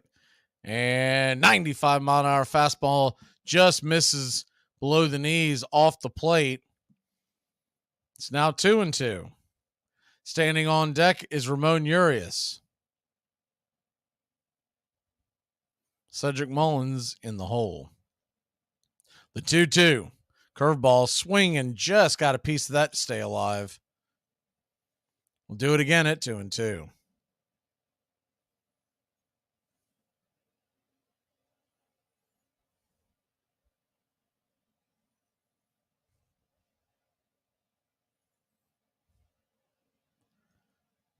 McCann slowly getting back in the box. The 2-2 pitch. Fried looks back the runner. 3 on the pitch clock. Here's the windup in the pitch. Curveball swung on and grounded over towards short. Shoemake's got it. Fires it over the infield. And it's a 6-3 put out for out number 2. I mean, if Shoemake is not a Dansby Swanson doppelganger, I don't know who is. Same beard, same hair, everything. I know that comparison's been made several times, but every time I see him, that's the only thing I can think of.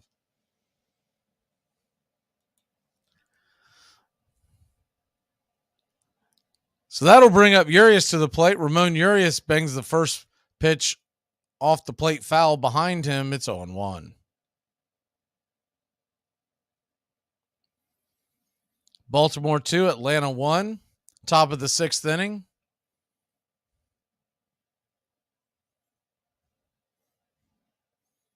Heart of the Braves order will be due up in the bottom of the 6th. The 0-1 pitch. Swing and a miss.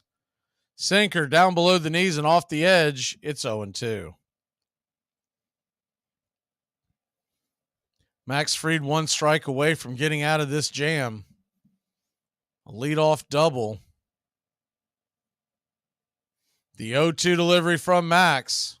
He winds and deals just below the knees. Did he go around? He did. Strike 3. Set him down. That'll end the inning. So we'll get out of this one. Grab the bats. Murphy, Rosario, and Albies heading to the bottom of the 6th. You know what your problem is? You're really cute, so no one ever told you to shut your pie hole. You think I'm cute? Shut your pie hole! When Larry Bird finally returned to the court after missing basically an entire season with foot surgery and a back injury, he faced prime Michael Jordan and Scottie Pippen. 10 seconds to go, it was a tie game. The Celtics had the ball, and the Bulls put their 2 best defenders, Michael Jordan and Scottie Pippen, both on Larry Bird, and then this happened. Let's see if they wind it all the way down. Inside Bird low, Bird low. You can't double yet. Now you can quickly. Bird's jumper, good. Larry Bird gives the Boston Celtics a 2-point lead. Everybody in this building had to know what was going on. Michael came over to help out. but maybe a quote from NBA Hall of Fame coach Pat Riley can explain. In an interview, Pat Riley said this iconic quote, "If I had to choose a player to take a shot to save a game, I'd choose Michael Jordan. If I had to choose a player to take a shot to save my life, I'd take Larry Bird." By the 1880s, newspapers and magazines, and now baseball cards, printed up to help boost the sale of cigarettes, brought into the homes of young boys a generation of baseball heroes they would never get to see in person. Pete Browning, the old gladiator of the Louisville Eclipse, had a lifetime batting average of .343 and was the idol of Kentucky fans. One day in 1884, he broke his favorite bat. After the game, an apprentice woodworker named Bud Hillerick offered to make Browning a new bat. The next day, Browning went 3 for 3. Thereafter, he would use no one else's bats. It was the first Louisville Slugger, and Browning would eventually own more than 200 of them, to each of which he gave a name taken from the Bible. Welcome back to Braves Country Baseball. Atlanta Braves trail by 1, bottom of the 6th. The first pitch on the way to Murphy is swung on and hit hard into right field, but a running catch near the warning track by Santander. There's one away. Ball kind of hung up, and Murphy took a good swing on it. It was just right at the defender. That'll bring Eddie Rosario to the plate. Eddie's 0 for 2 with a ground out, a strikeout.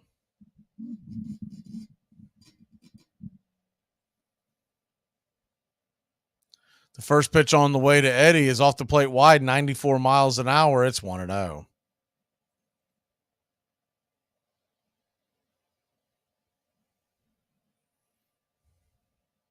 The 1-0 pitch. Right there at the knees. Called for a strike. It's 1-1.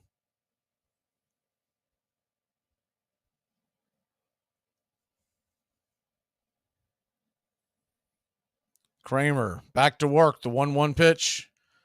Curveball in the dirt. It's 2-1.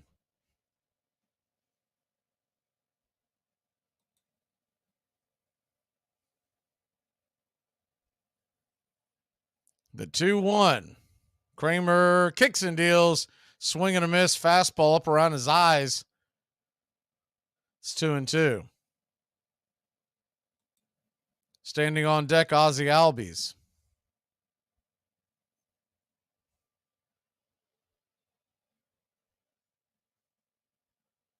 The 2-2 pitch, swing and foul back out of play.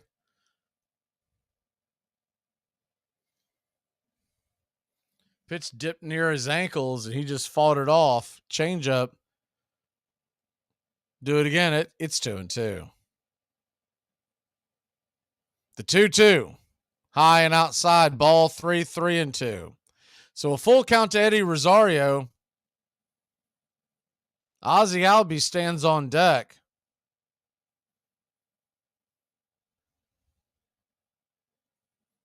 One away here in the bottom of the 6th. Kramer flips it in there. Swing, and that ball's hammered into right field. It's going to get down for a base hit. Santander was playing plenty back.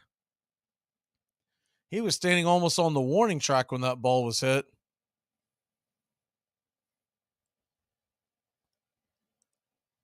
It's 1 on, 1 out, and here comes Ozzie Albies. The outfield in general for Baltimore has been playing pretty far back. First pitch on the way to Ozzie is swung on and popped up. That one will bend out of play behind home plate. It's 0-1.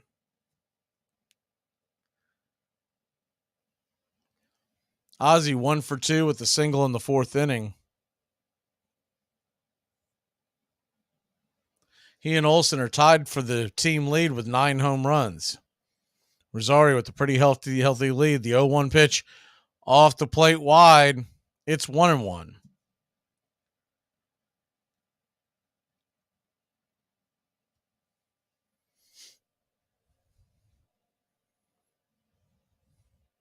1-1 your count. Kramer looks in and flips it towards home. Swing and a miss. Outer edge. Cutter on the outside corner. Probably just a touch off home plate. It's 1-2.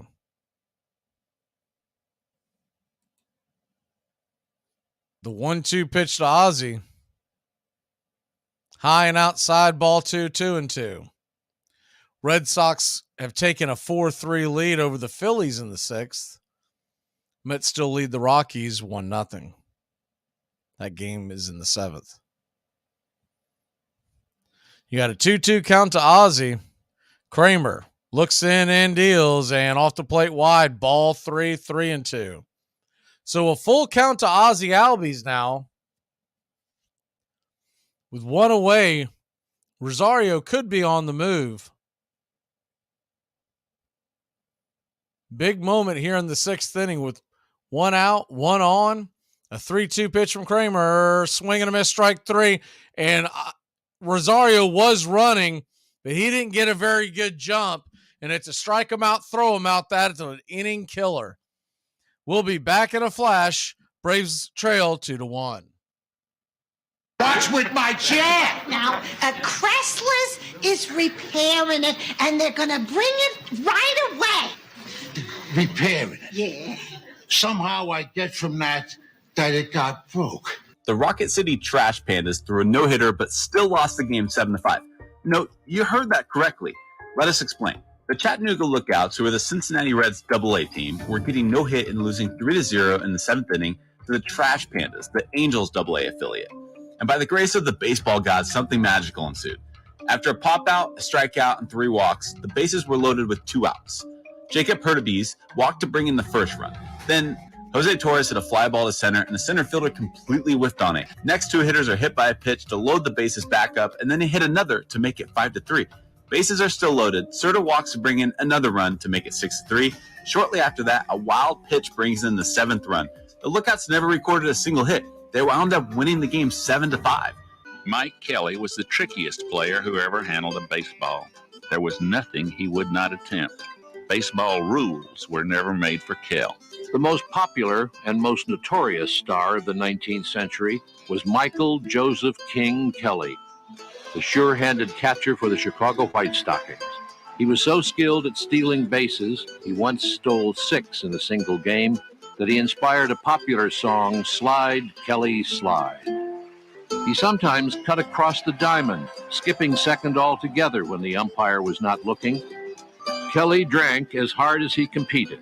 Once, A.G. Spaulding put Pinkerton detectives on his trail and accused him of having been in a saloon at 3 a.m. drinking lemonade. Kelly was indignant. It was straight whiskey, he said. I never drank a lemonade at that hour in my life.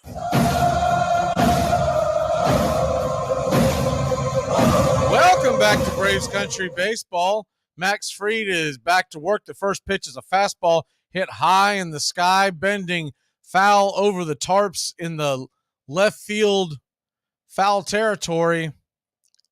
Out of play, it's 0-1.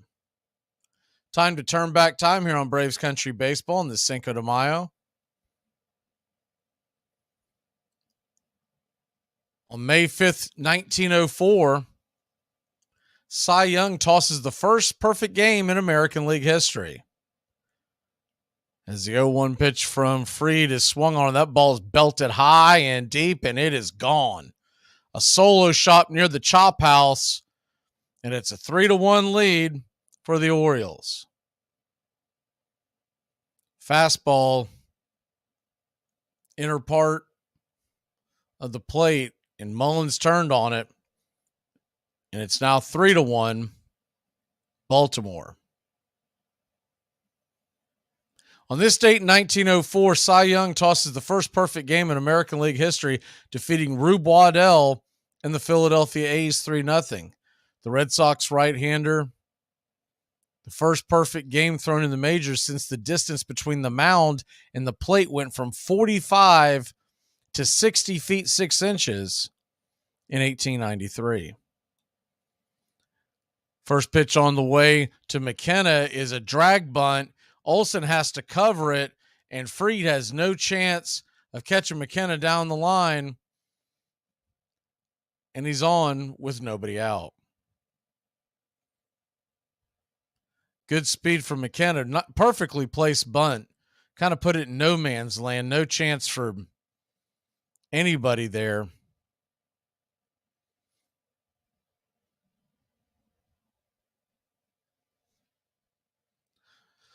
So 1 on, nobody out. Murphy's going to go out there and talk to Fried for a second. Fried now at 89 pitches. On this date, 1925, at Sportsman Park in St. Louis, Ty Cobb compiles 16 total bases, 3 home runs, 2 singles, and a double as the Georgia Peach went 6 for 6, helping the Tigers beat the Browns 14-8. Lefty-lefty matchup. Henderson, the number 9 hitter. First pitch on fastball on the outer edge, called for a strike. It's 0-1.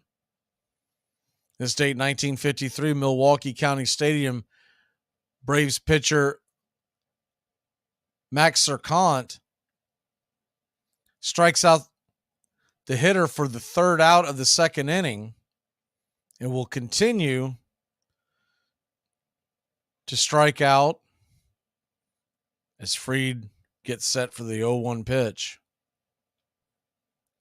Fastball just misses outside. It's 1-1.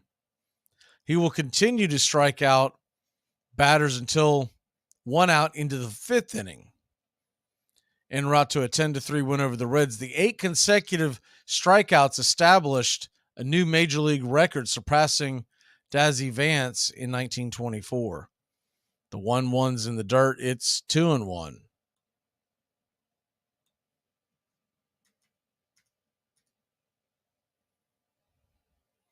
Baltimore 3, Braves 1. Top of the 7th inning. Still a long way to go here. The 2-1 pitch just off the plate wide. It's 3-1. Fried might be running out of gas here. Top of the order, due up. 1 on, nobody out.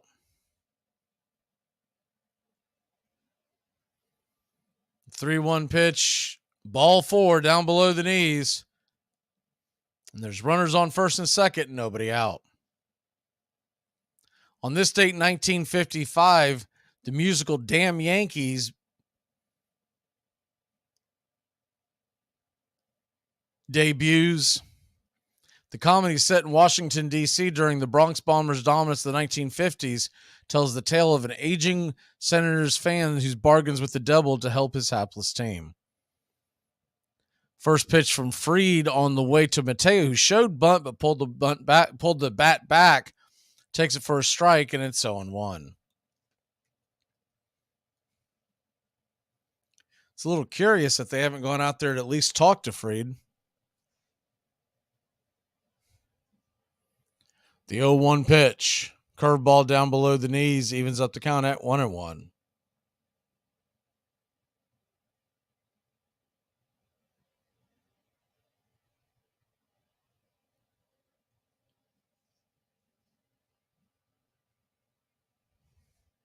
Runner on first and second, nobody out. A 1-1 from Fried, his 97th of the night.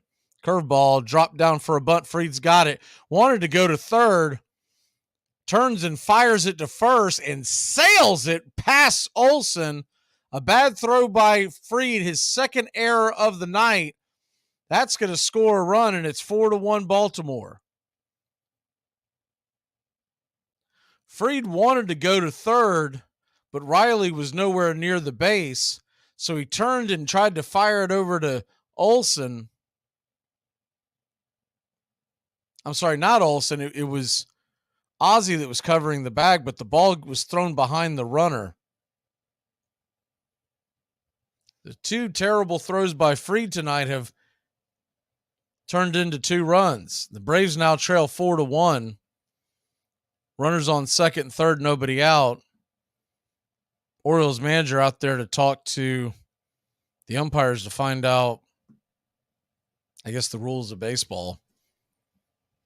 So runners on second and third, nobody out.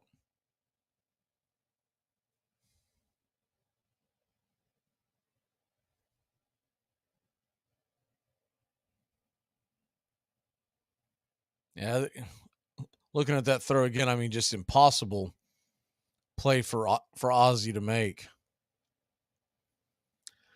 First pitch on the way from Fried to the right-hander. Rushman is a swing and a miss strike. It's 0-1. Braves have the infield in. Still no one has talked to Max. The 0-1 pitch, swing and a miss down below the knees. It's 0-2.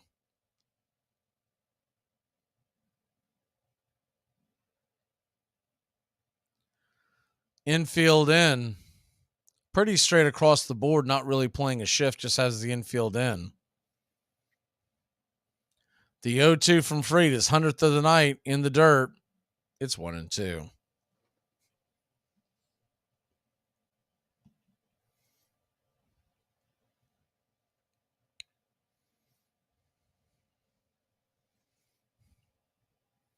So Fried's basically being hung out to dry there. He's going to have to fight his way through this one.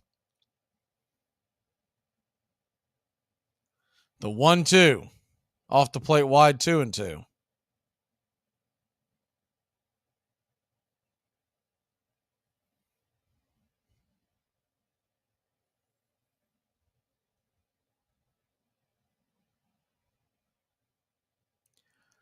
Rushman 0 for 3 with a ground out, strikeout, fly out. The 2-2 pitch. Fastball just off the plate. Call he was getting earlier, not getting it now. It's now a full count.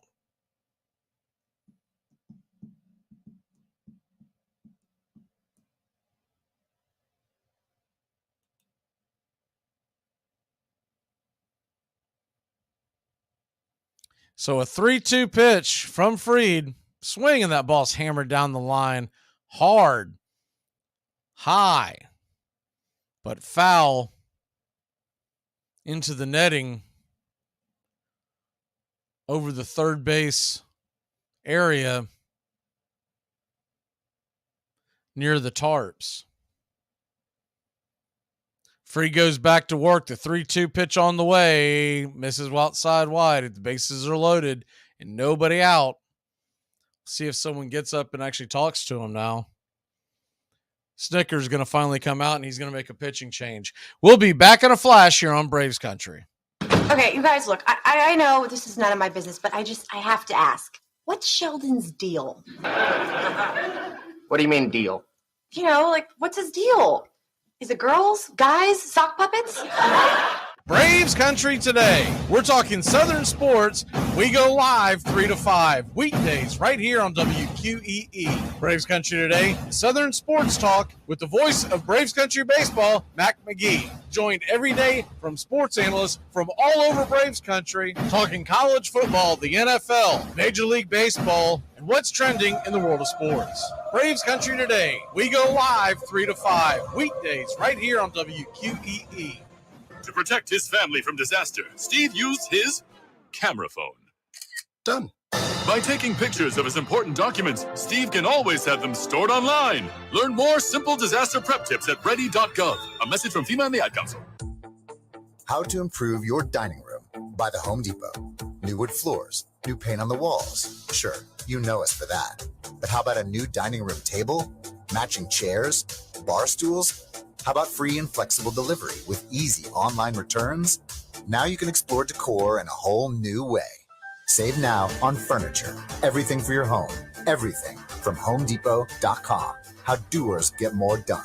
U.S. only, valid through September 7th. Limitations apply. Baseball has these absolutely unique sounds. The sounds of spring, of summer, drift out across the fields. You know, the sound of the ball against the bat is absolutely extraordinary. I don't know any American male that doesn't hear that in the springtime and get called back to some moment in the past or summer days in the past. You're listening to Braves Country Baseball on Braves Country HD. Please like and subscribe today.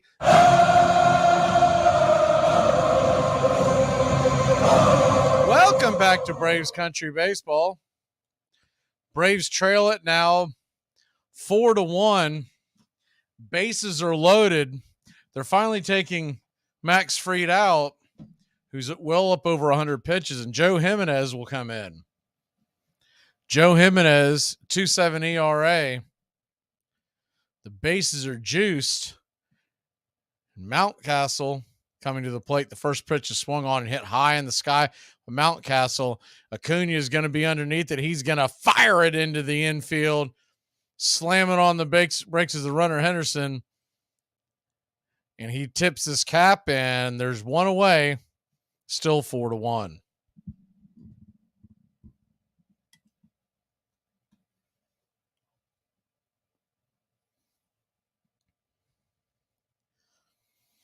So with that all-important first out, Jimenez now could get out of this with a double play.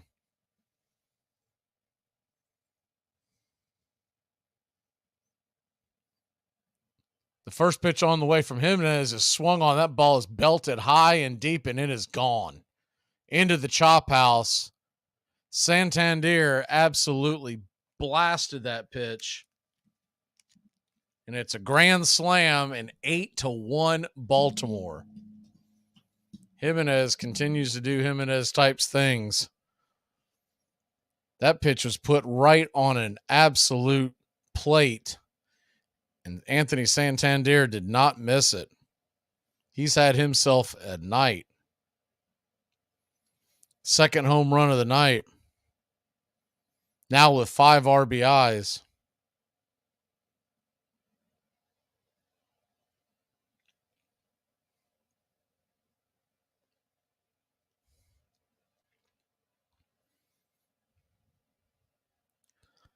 So 8-1 your score now.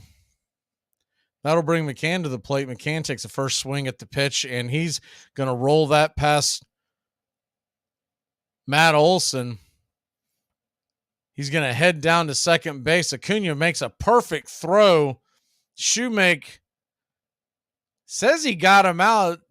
He wants a challenge. We'll see what happens here. I mean, it was an absolute bullet by Acuna from deep right field. Fired that ball. One hopper right to... Man, that is close.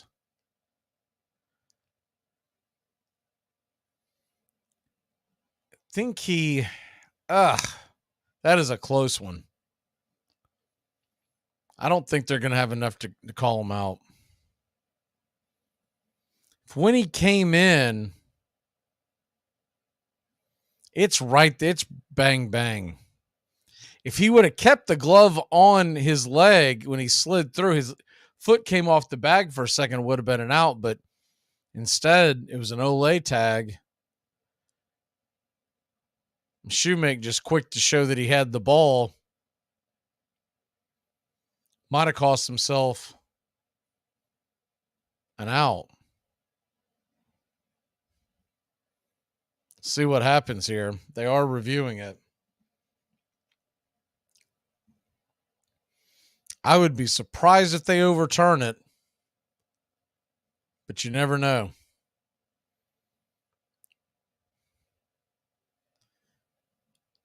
Unless he got him when he... I don't think he did. I think he got him after... He might have got him just before he hit the bag. But it's so close, I don't know how they're going to overturn it. Because they're also on a time crunch as well. They do call him safe.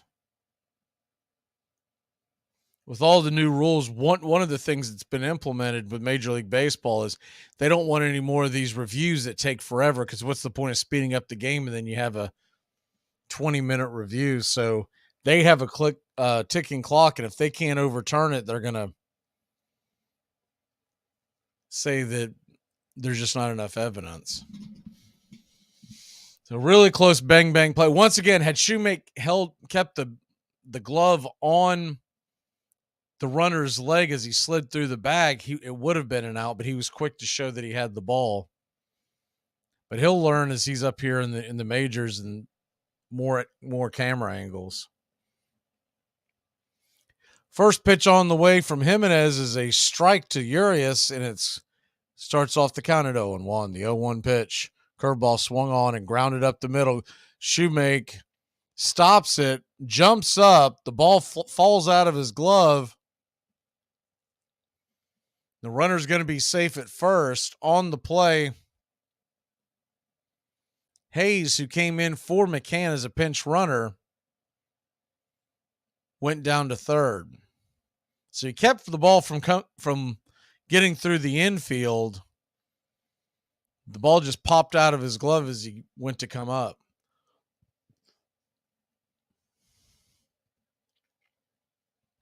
So runners on the corners, one out. Mullins comes to the plate, and he takes a first pitch hack at that one. Swing and a miss, it's 0-1. Mullins got things started in this inning with the solo shot. The 0-1 in the dirt, it's 1-1.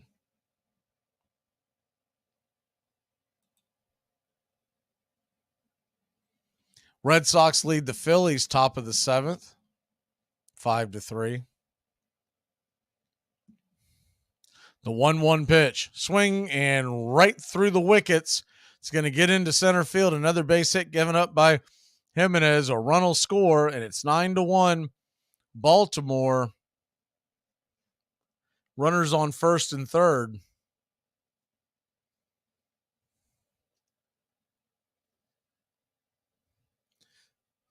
And one away.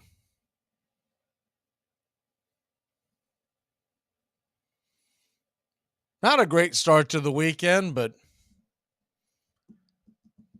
Atlanta Braves did come into today 6 games in front of New York. So even if they do take the loss here, and there's still 9 more outs before the Braves would call it a night. First pitch inside is 95-mile-an-hour fastball. He hits it. So McKenna's going to go down to first. The bases are loaded again.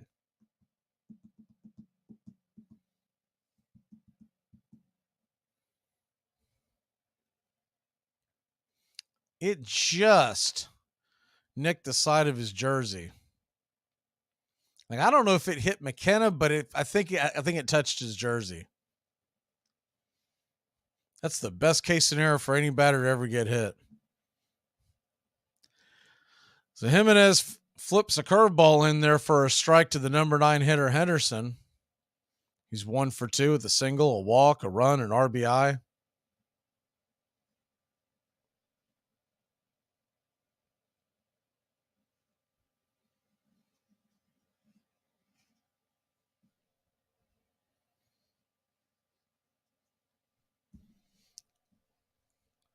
You got an 0-1 count from Jimenez. Swing and a miss strike, 95 miles an hour on the outer edge.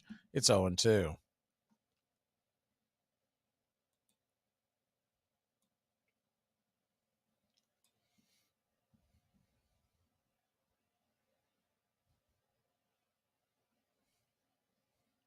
The 0-2 pitch. Jimenez kicks and deals down below the knees. 1-2. If you're just joining us, this game got out of hand this inning. It had been 2-1 going into this inning and 7 runs scored.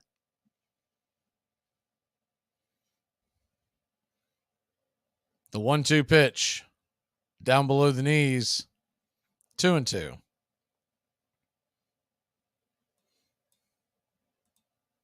The book is officially closed on Fried. He's going to 6 innings, 5 earned runs, 7 strikeouts, 2 home runs allowed. The 2-2. Swing and a miss, strike 3. It's out number 2. But if you're just joining us and thinking that Fried he really didn't get pounded. I feel like they left him in way too long. He was starting to run out of gas. He gave up the home run to start this inning, and then for whatever reason, no one even went out there to talk to him.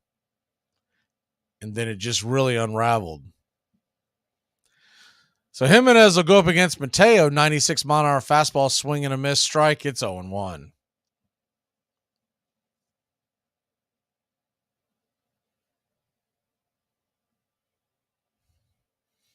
The 0-1 pitch from Jimenez. Kicks and deals. Swing and fouls it down the line. It's 0-2.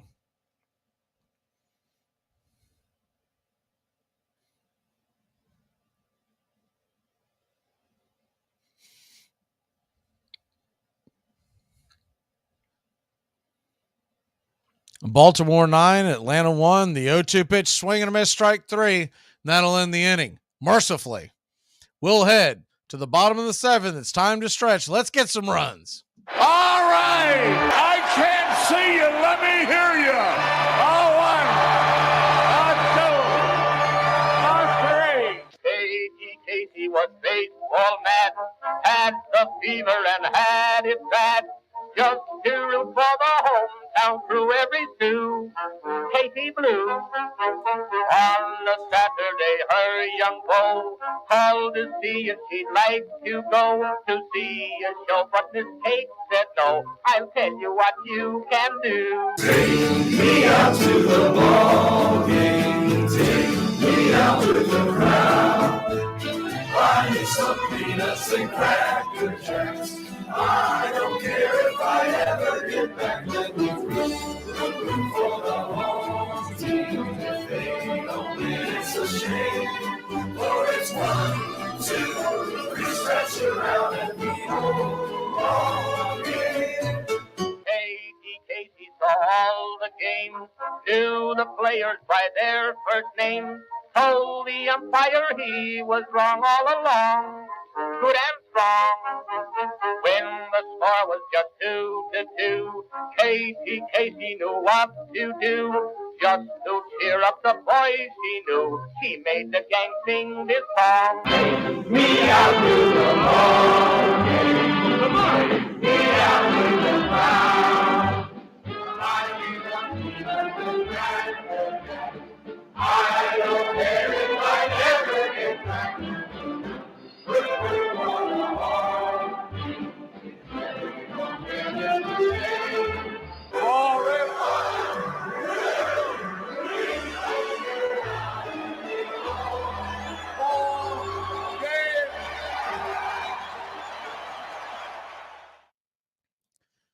Welcome back to Braves Country Baseball.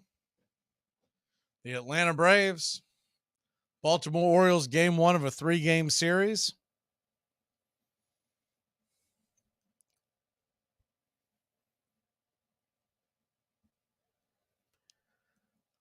There's a pitching change for the Baltimore Orioles.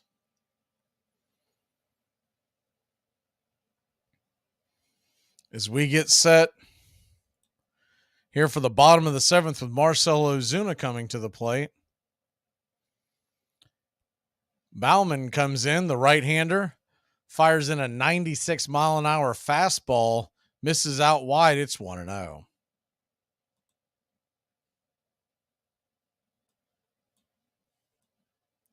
The 1-0 pitch. Fastball right down the heart of the plate. 1-1.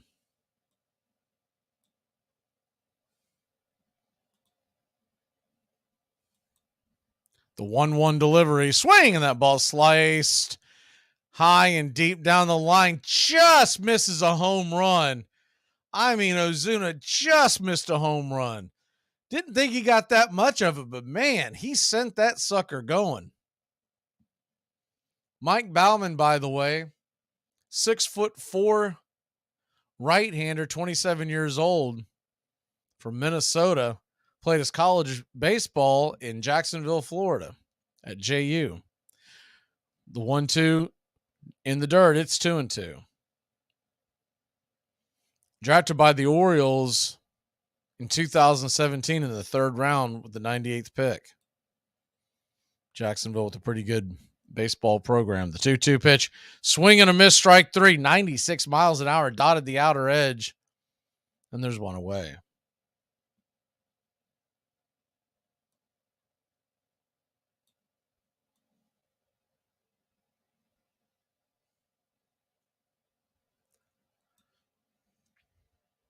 So that'll bring Sam Hilliard to the plate. Hilliard 0 for 2.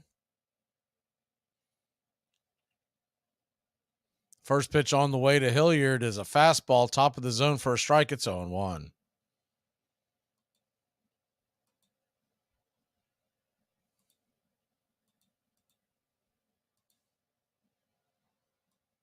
The 0-1.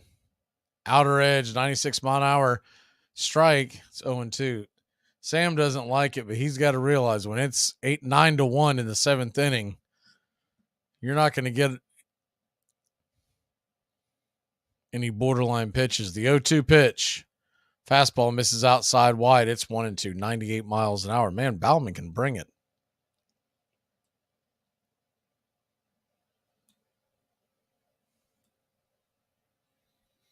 The 1-2. Swing and fouls it back. Do it again at 1-2.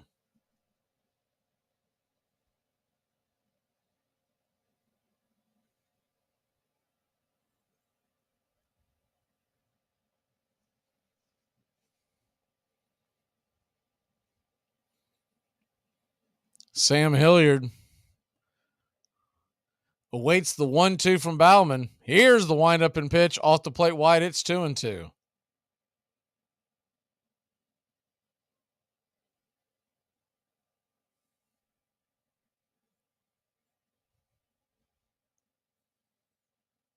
The 2-2 pitch off the plate wide. Full count now to Sam Hilliard.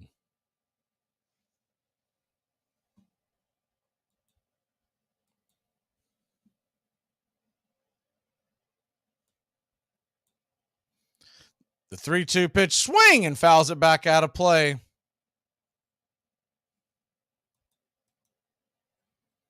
Full count again for Hilliard.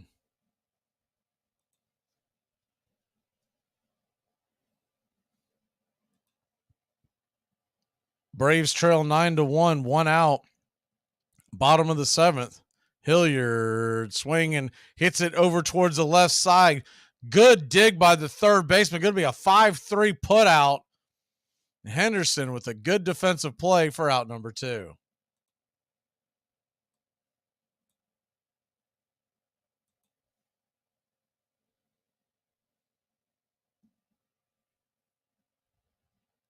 So that'll bring Brandon Shoemake to the plate. Shoemake still looking for his first major league hit. It's 0 for 2 on the night. Righty-lefty matchup, and the first pitch is a slider right there over the plate. It's on 1.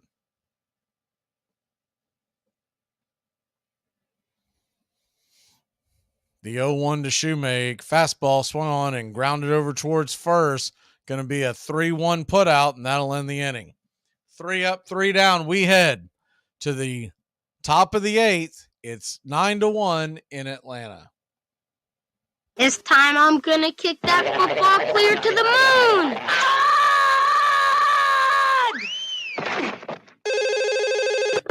Hello? Hi, is Mark there? Yeah? It's me, Shannon. We met at Jack's party. Yeah! How can I forget? Wow, how you doing? I haven't heard from you in, 9 months. Armchair.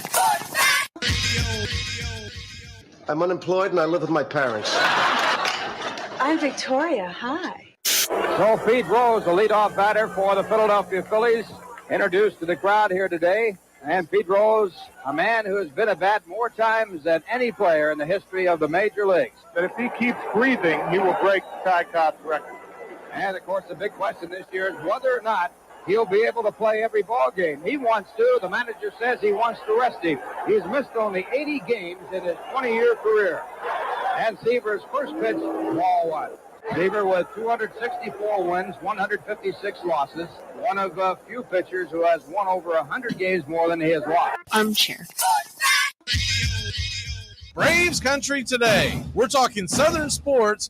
We go live 3 to 5 weekdays right here on WQEE. Braves country today. Southern sports talk with the voice of Braves country baseball, Mac Magee. Joined every day from sports analysts from all over Braves country, talking college football, the NFL, Major League Baseball, and what's trending in the world of sports. Braves country today. We go live 3 to 5 weekdays right here on WQEE.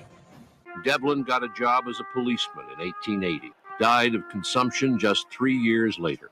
His early death, said a Louisville newspaper, was an instructive example of the fruits of crookedness.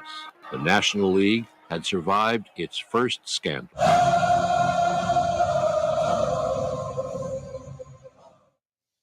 Welcome back to Braves Country Baseball. Atlanta Braves, Baltimore Orioles. We head to the top of the 9th inning. Quick scoreboard update. The Mets did win 1-0 over the Rockies.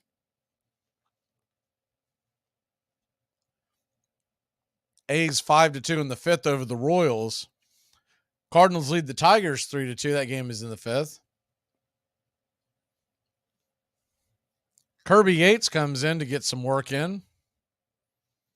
First pitch from Kirby is in the dirt for a ball. It's 1-0.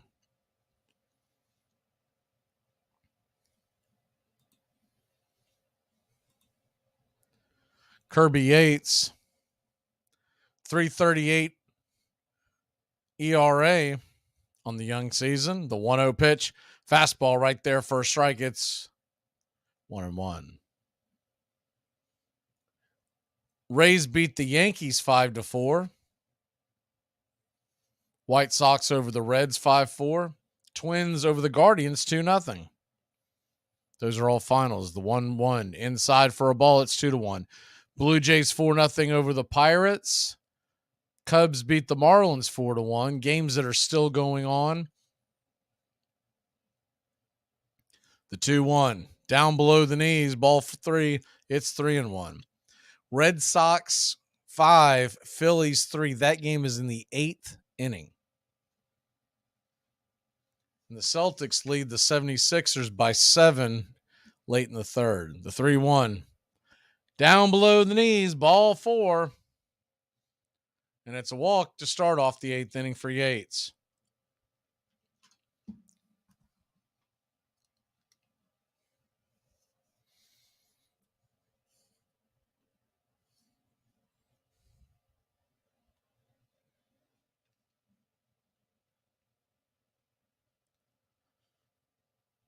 So Yates puts the leadoff runner on, and now he'll deal with Mountcastle, the number 3 hitter, 1 for 4 on the night. And the first pitch is right there at the knees for a strike. It's 0-1.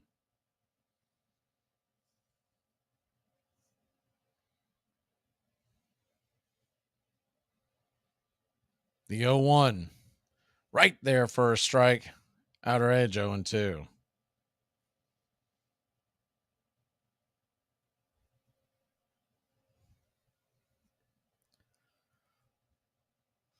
One on, nobody out. The 0-2 pitch from Yates. He winds and deals in the dirt, swing and a miss, strike 3. Ball gets away from Murphy. Runner stays at first, and there's one away.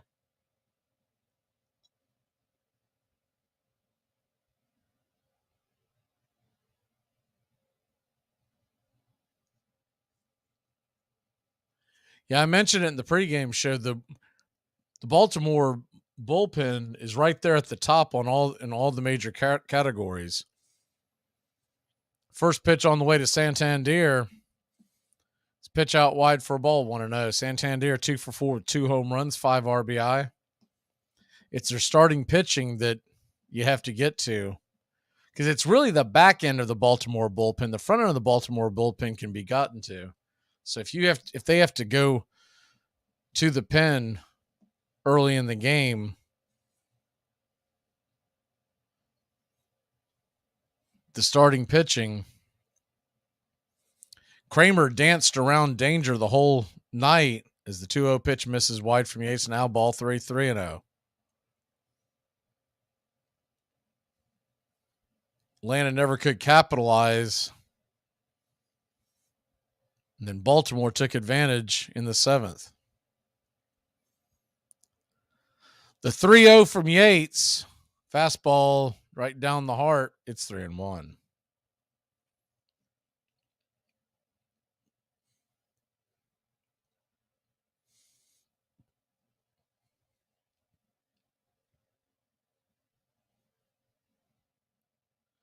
Three-one pitch from Yates, right there for a strike. Splitter on the outer edge. It's 3-2.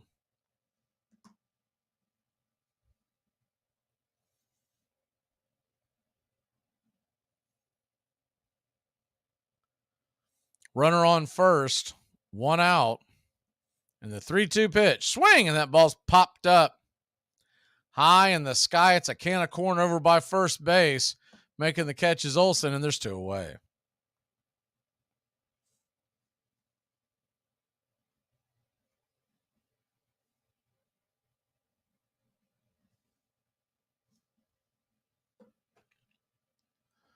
Braves and Orioles back at it tomorrow. Spencer Strider will be on the hill. We'll be back Sunday morning, 11:35 first pitch. Bryce Elder on the bump.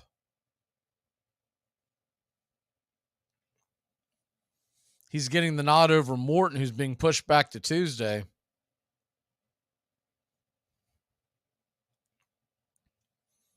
That'll bring Frazier to the plate. Frazier swings at the first pitch and roasts it foul down the right field line. It's 0-1. Frazier came in for Hayes. If you're watching at home, it says that Frazier has a run scored. He does not.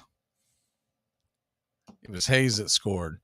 The 0-1 on the way. Swing, and that ball is a soft line drive over to Shoemake. He'll make the catch, and that'll end the inning. The Braves get out of that jam. Top of the order, coming to the plate here in the bottom of the eighth. Yo. Huh? Let me ask you a question. Where do you guys get those hats with the bills over the ears like that? The only ones I could find are the ones with the bills in the front. No, it's the same. Just turn it sideways on your head. Thanks. After these messages, we'll be right back.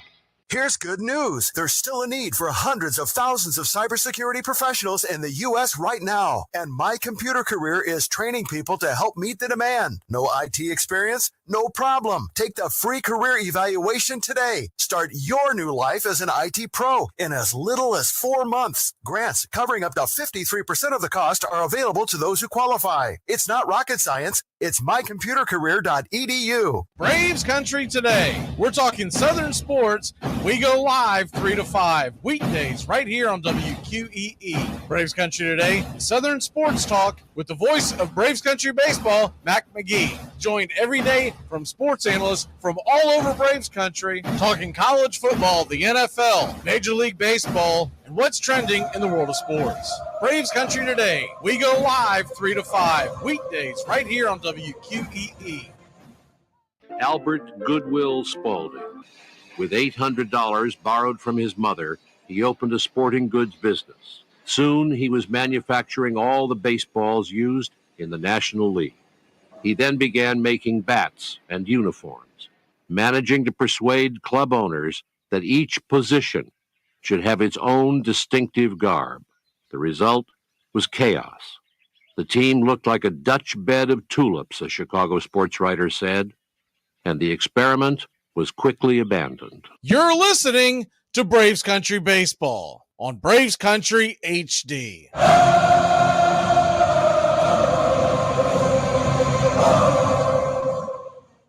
Welcome back to Braves Country Baseball. The first pitch on the way, Ron Acuna Jr. from Bauman, who's back out there for his second inning of work as a fastball misses inside for 1-0.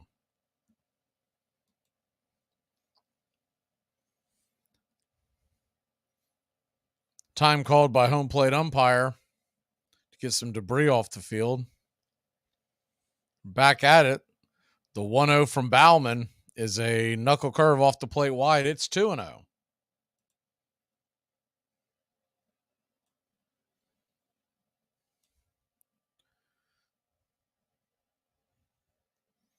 The 2-0 pitch to Acuna. Swing, and that ball's fouled straight back out of play. 2-1.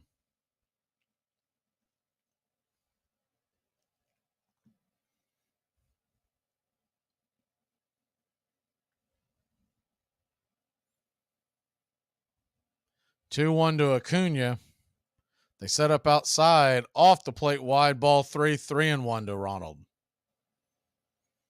Standing on deck is Matt Olson.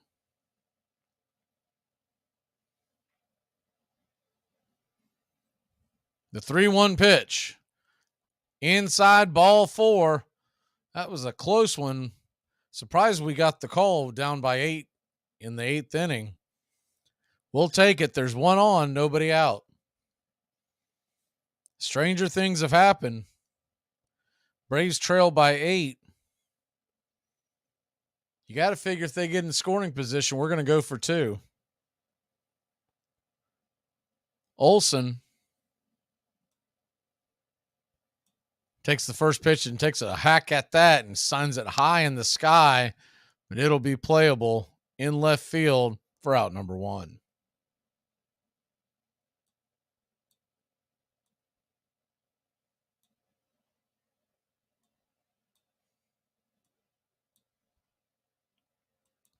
So 1 out and Austin Riley coming to the plate.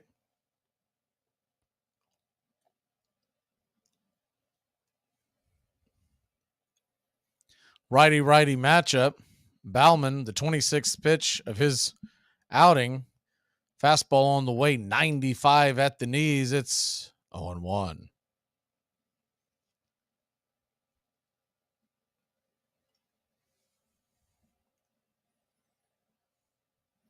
The 0-1 to Riley. Swing, and that ball is hit just past the mound, dribbled past, and a backhanded flip with the glove by the second baseman. A nifty play. They're going to say Riley's safe, but Urias made one hell of an attempt. That was a impressive. When he let go of that ball, so he never touched it with his hand, it was with his glove, and he backflipped it with his glove towards the base. I thought for sure he was going to sail that thing high in the sky or into the dugout. Riley just beats that out.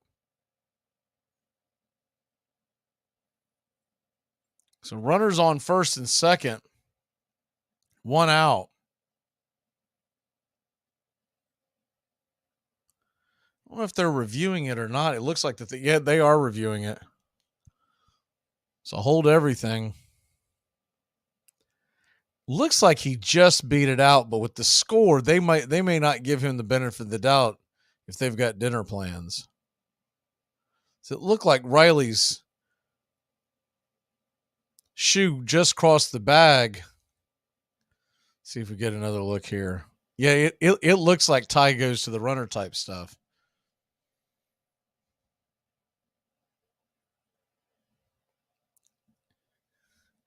Looks like his foot hit the bag and then the ball hit the back of his glove. Like I said, with it being, if it's 1-1, 2-1, 3-1, 4-1, we probably get the call. 8-1 or 9-1, they might just ring them up.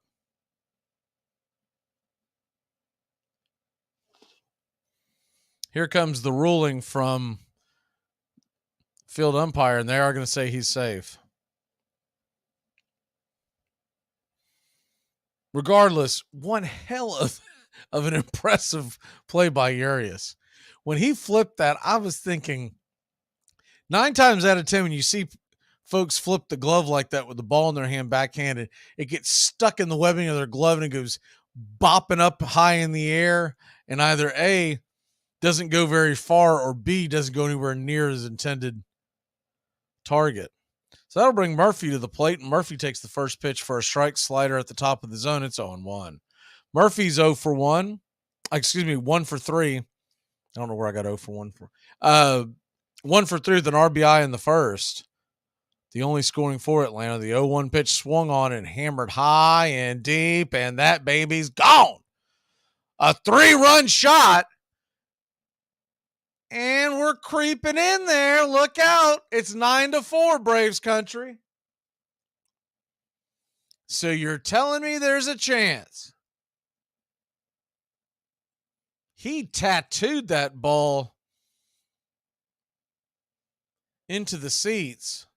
And the one thing I'll say about Murphy, I am glad we locked him up long-term before this season started, because he could really rake us over the coals if he went to negotiating right now. He pounded that ball into the back of the bullpen just to the left of the State Farm sign.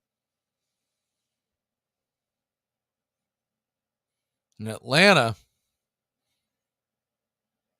at least gives the crowd something to cheer for. They're going to make a pitching change. We'll take the break with them. We'll be back in a flash.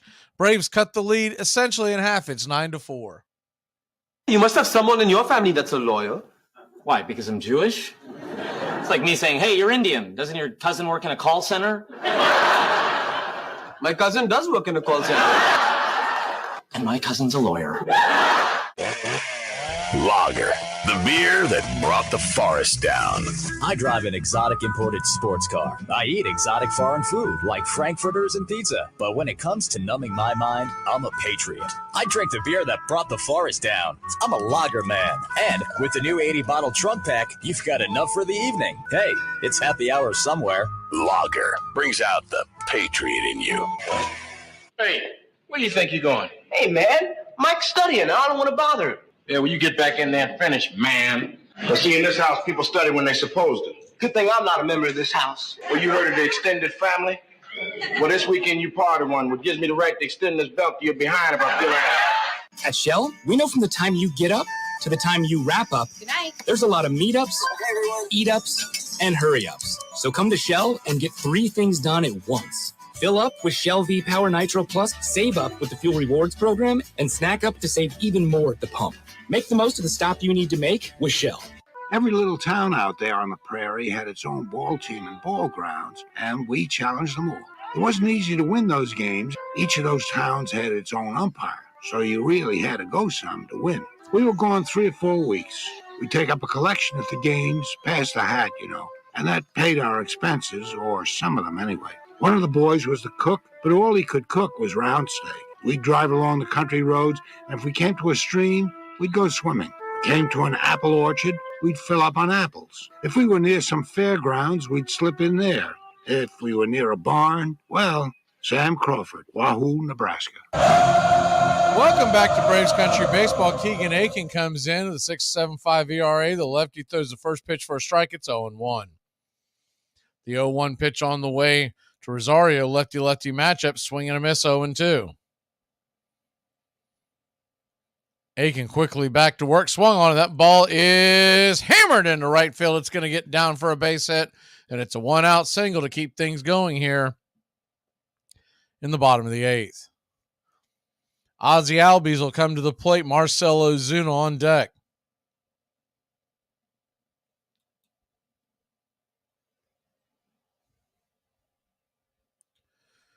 Braves trail by 5.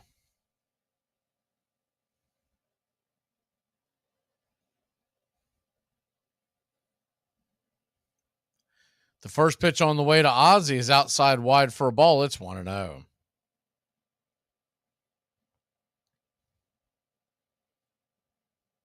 If you really want to get into that dream big scenario, Shoemake would represent the tying run if the line kept moving.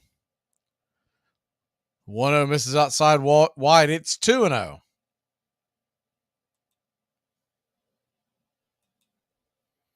The 2-0 to Ozzie, just on the outside part of the plate, called for a strike. Slider hits it right there. 2-1.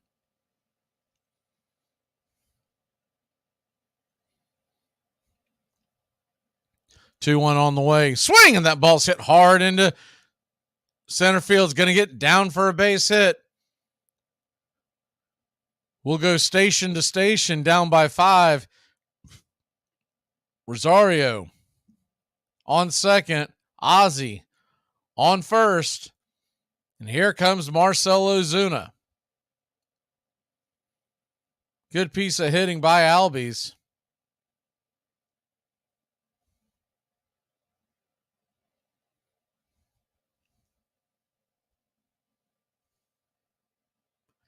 So Ozuna comes to the plate. He's 0 for 2. Narrowly missed a home run his last time up.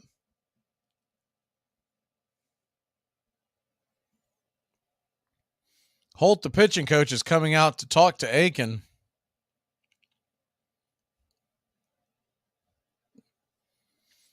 Braves fans that are still around, they're starting to come alive here at Truist Park.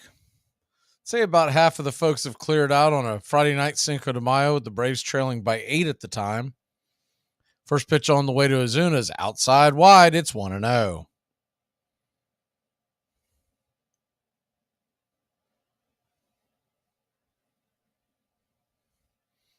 Ozuna digging in the 1-0, 2-0. Pitch misses way off the plate wide. He's gone fastball to start off Ozuna, both on the outer part of the plate. The 2-0 just on the edge of the plate. I'm going to call that a strike. I don't know about that one, but nonetheless, it's 2-1. Orioles are playing the infield on a shift. The 2-1 pitch. Swing, and that ball's hit hard over to third. It's going to be a double play ball, and it's going to be a 5-4-3 double play to end the inning. So the Braves score 3. They threaten to score more, but fail. We'll be back in a flash here on Braves Country. Where's my tickets to the Sonics game? They were here just a second ago. Somebody stole my tickets to the Sonics game! This stinks! This is total BS! This is... Oh, got it. Hey, where the hell's my Lasorda tape? This is total... So, take us to 1955. Where were you when they won it all? I was in the last period of the day in math class with Mr. Rabin. And it surprised me when I moved south that we weren't doing this. But of course, coming from the New York area, there was always at least one team in the World Series. So each fall, they played the World Series on the radio over the PA system. Remember, this is the 1950s. So they played it during the entire broadcast? Yes. And okay. Teachers had the right, to turn it on and off, maybe teach a little math and then go. But I distinctly remember being in there and, grabbing the side of the desk and just praying, and all of us feeling that way. And then when we won, of course, and I guess it must have been during math class, my best memory, that the game was won by the Dodgers, and we just burst out. And I still remember Mr. Rabin looking at us and say, okay, no homework tonight for you Dodger fans, but don't you ever mention this again.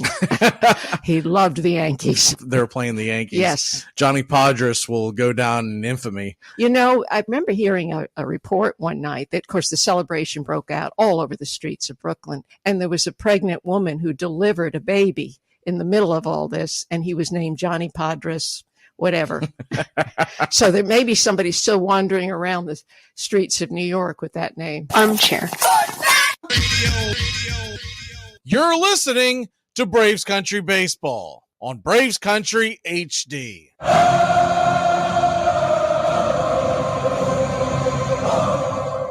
Welcome back to Braves Country Baseball. Atlanta Braves trail 9-4. They made it a little interesting. May have something left in the tank as we head to the 9th inning. Jesse Chavez will come on and get some work.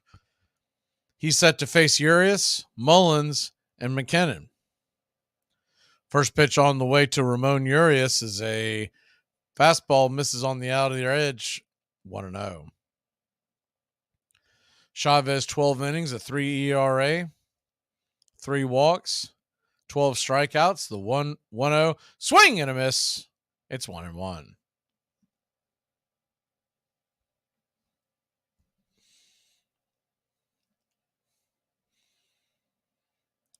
Jesse going back to work. The 1-1 pitch. Swung on and missed. It's 1-2.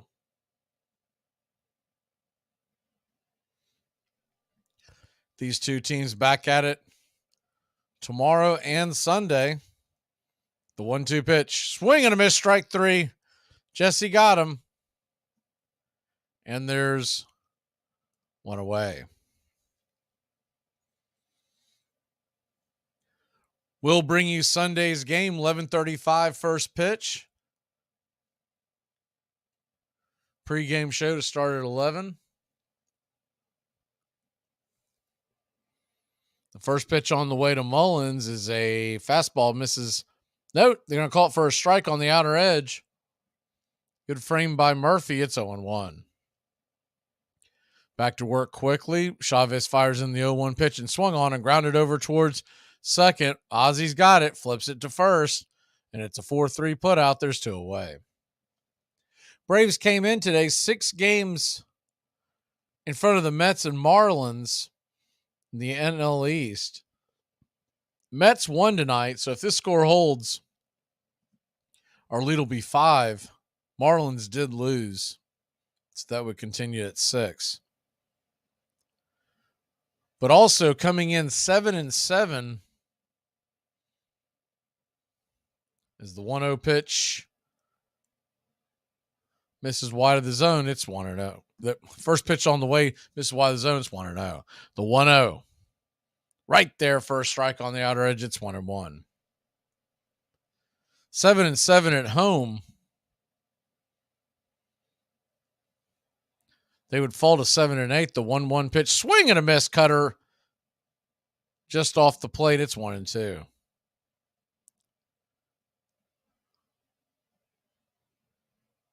It's a 5-game homestand altogether. 2 more with Baltimore. We're off Monday, and then the Red Sox come in for Tuesday and Wednesday. The 1-2 pitch. Swing and a miss. Strike 3. And Chavez gets him. 1-2-3. That'll end the inning. We'll head to the bottom of the 9th. Let's get some runs, Braves country. We'll be back in a flash.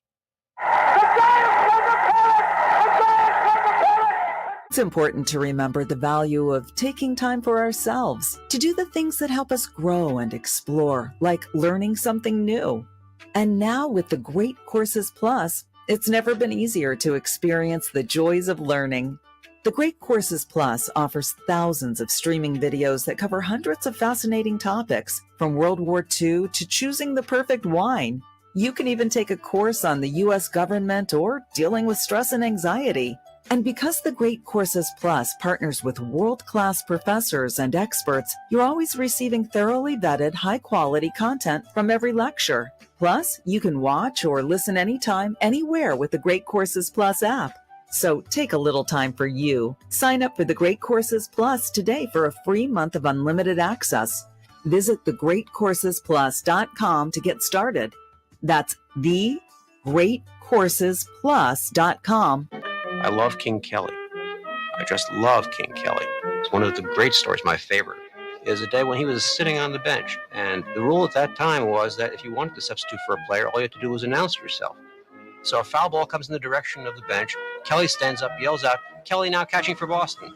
Catches the ball, and it's recorded as an out. This is the trickster. This is the villain. This is the fool. He is also a great player. He is all the wonderful archetypes of baseball wrapped into one. And he also managed to drink himself to death before he hit the age of 40. So that's also an archetype, alas, in baseball. Braves Country HD. Please like and subscribe today.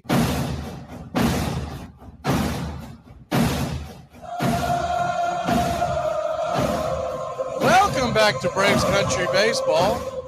Atlanta Braves, one last shot at it. Trail by 5. Austin Voth will come to the mound. If you remember, Voth spent most of his career with the Washington Nationals. The Braves have had their way with him. See what they can do tonight.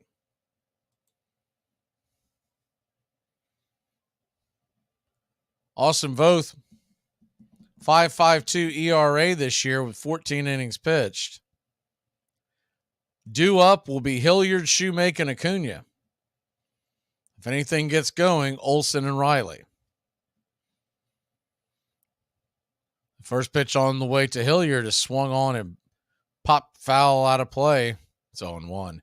Hilliard's been ambushing the first pitch early tonight.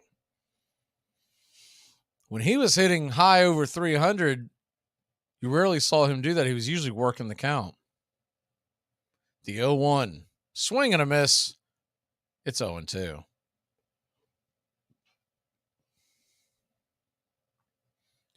Red Sox lead the Phillies 5-3 in the 9th inning. That's the good news. The bad news is Kenley Jansen's on the mound, and they got runners on the bases. The 0-2 pitch. Off the plate wide. It's 1-2.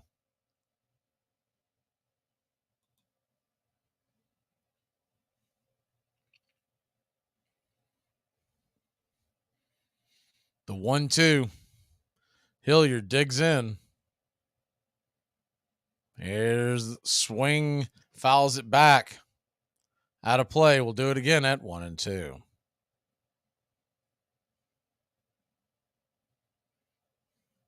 Dodgers lead the Padres 1-0 in the second. What was originally supposed to be Kershaw versus Musgrove Musgrove got pushed back to Sunday because of blisters. The 1-2 pitch. Swing, and that ball's hit down the left field line. That's going to be fair, and it's going to be at least one. Hilliard's going to try to stretch it in. He's going to get a double. It's a leadoff double for your Atlanta Braves. So you're telling me there's a chance the Braves leadoff double, nobody out. This would be a fine time for Shoemake to get his first base hit.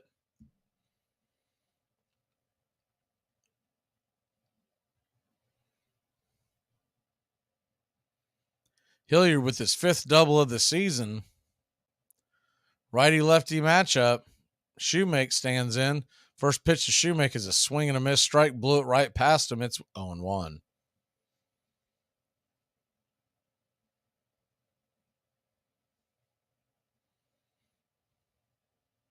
The 0-1 to Shoemake.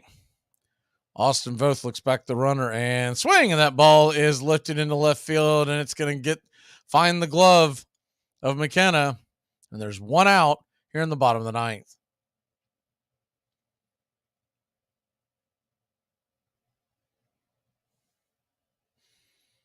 One on, one out, and Ronald Acuna Jr. come to the plate. One swing here, and he could make it interesting and get folks stirring in that Baltimore bullpen. First pitch on the way to Acuna is down below the knees for a ball. Curveball misses. It's 1-0.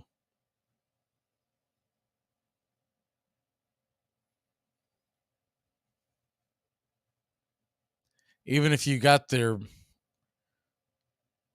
Bautista to warm up, the 1-0 pitch swing, and that ball's hit hard over to short, but right at him. Good play by Mateo. Be a 6-3 put out, and they're still away. What I was going to say is if they could have gotten Bautista actually have to get up and stretch and throw, could be an advantage to us later in the series. But now we're down to our last out. Matt Olson comes up. 2 out, 1 on. The first pitch to Matt is a high fastball out of the zone. It's 1-0.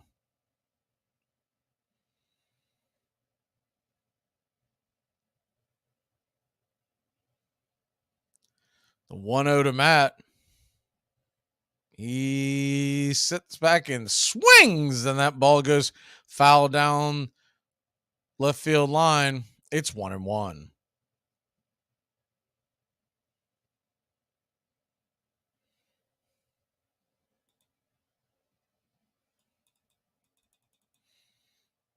The 1-1 pitch from Voth on the way to Olson, high and out of the zone. It's 2-1.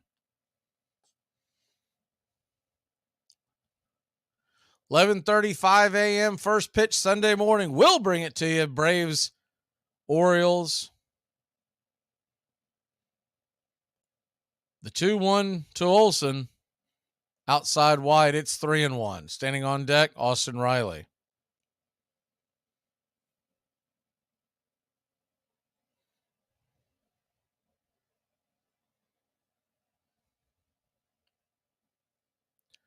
So a 3-1 count to Olson.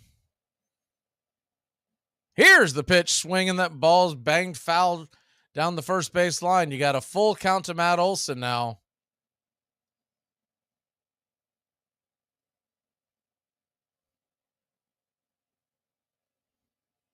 Sam Hilliard stands on second. Austin Voth with his 15th pitch of the inning.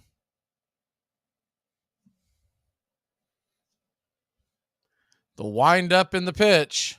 Looks back the runner. Swing and hammered. Foul down the right field line. We'll do it again. It's 3-2.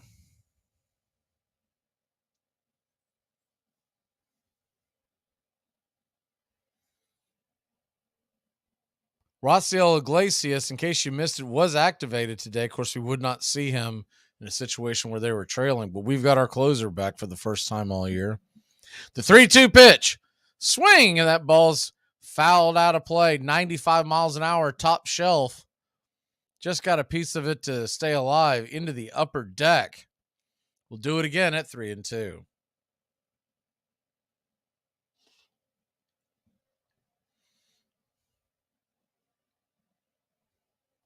The 3-2 pitch to Olsen.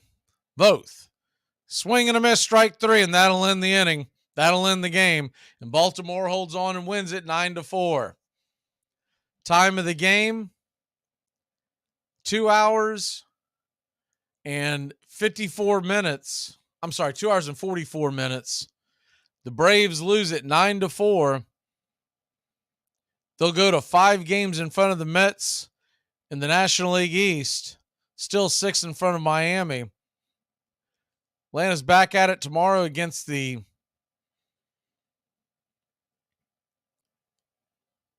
Baltimore Orioles. Spencer Strider will be on the mound. We'll bring game number 3 to you Sunday morning with Bryce Elder heading to the Hill and hopefully what will be a rubber match. Y'all have a great rest of your night, a great Cinco de Mayo. Braves Country, we'll see you Sunday morning. Rise and shine on Braves Country HD.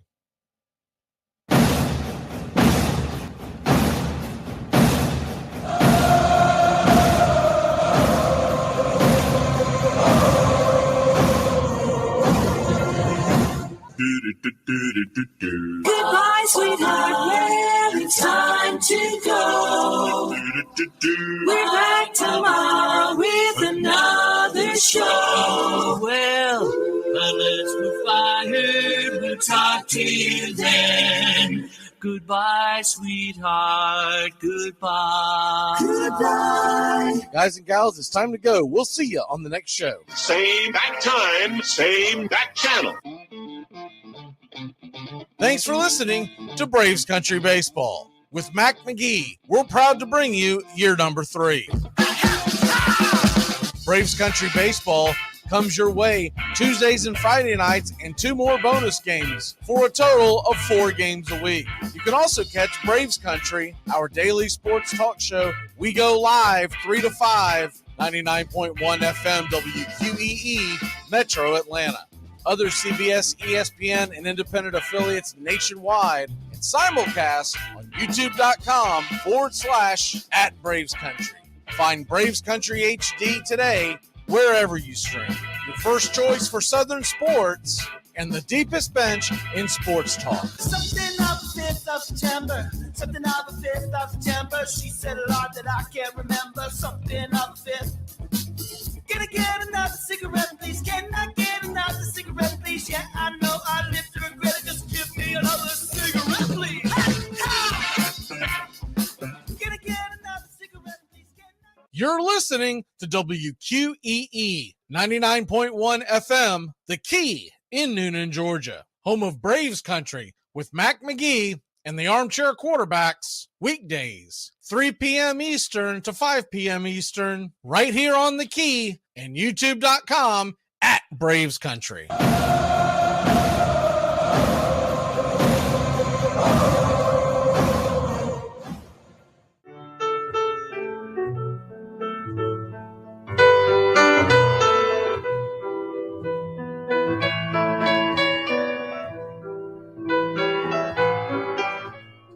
Lineup for yesterday by Ogden Ash. A is for Alex, the great Alexander. More goose eggs he pitched than a popular gander. B is for Bresnahan, back of the plate. The Cubs were his love and McGraw his hate.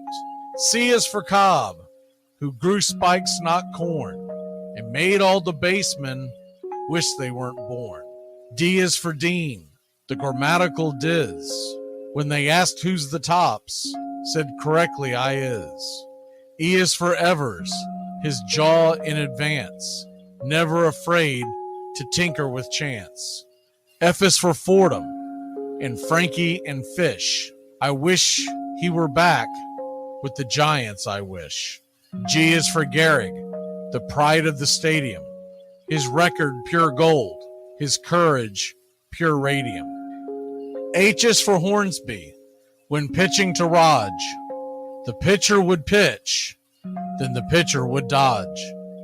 I is for me, not a hard-hitting man, but an outstanding all-time, incurable fan.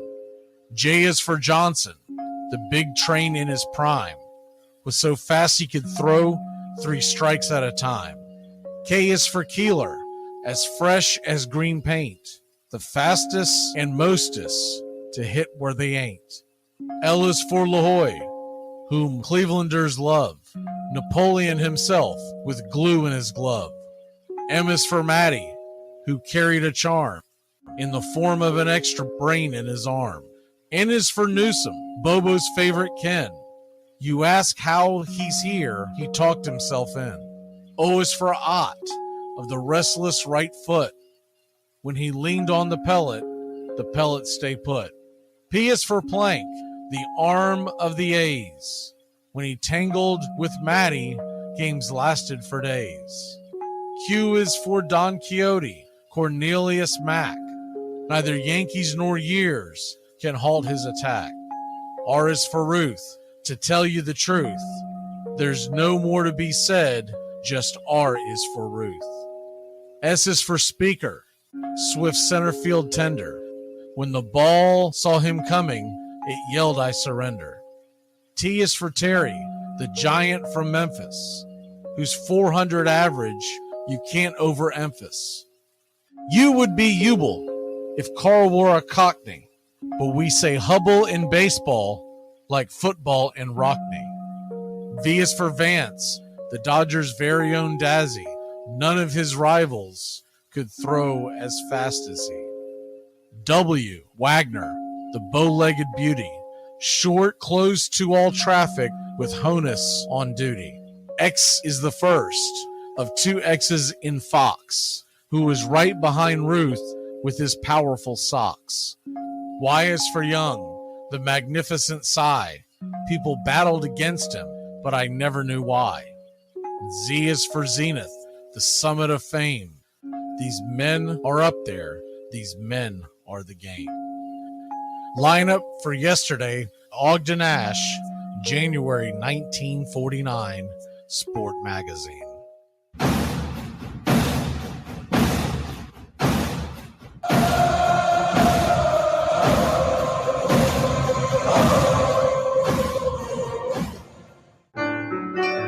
Hey Braves fans, I'm Mac Magee with Braves Country.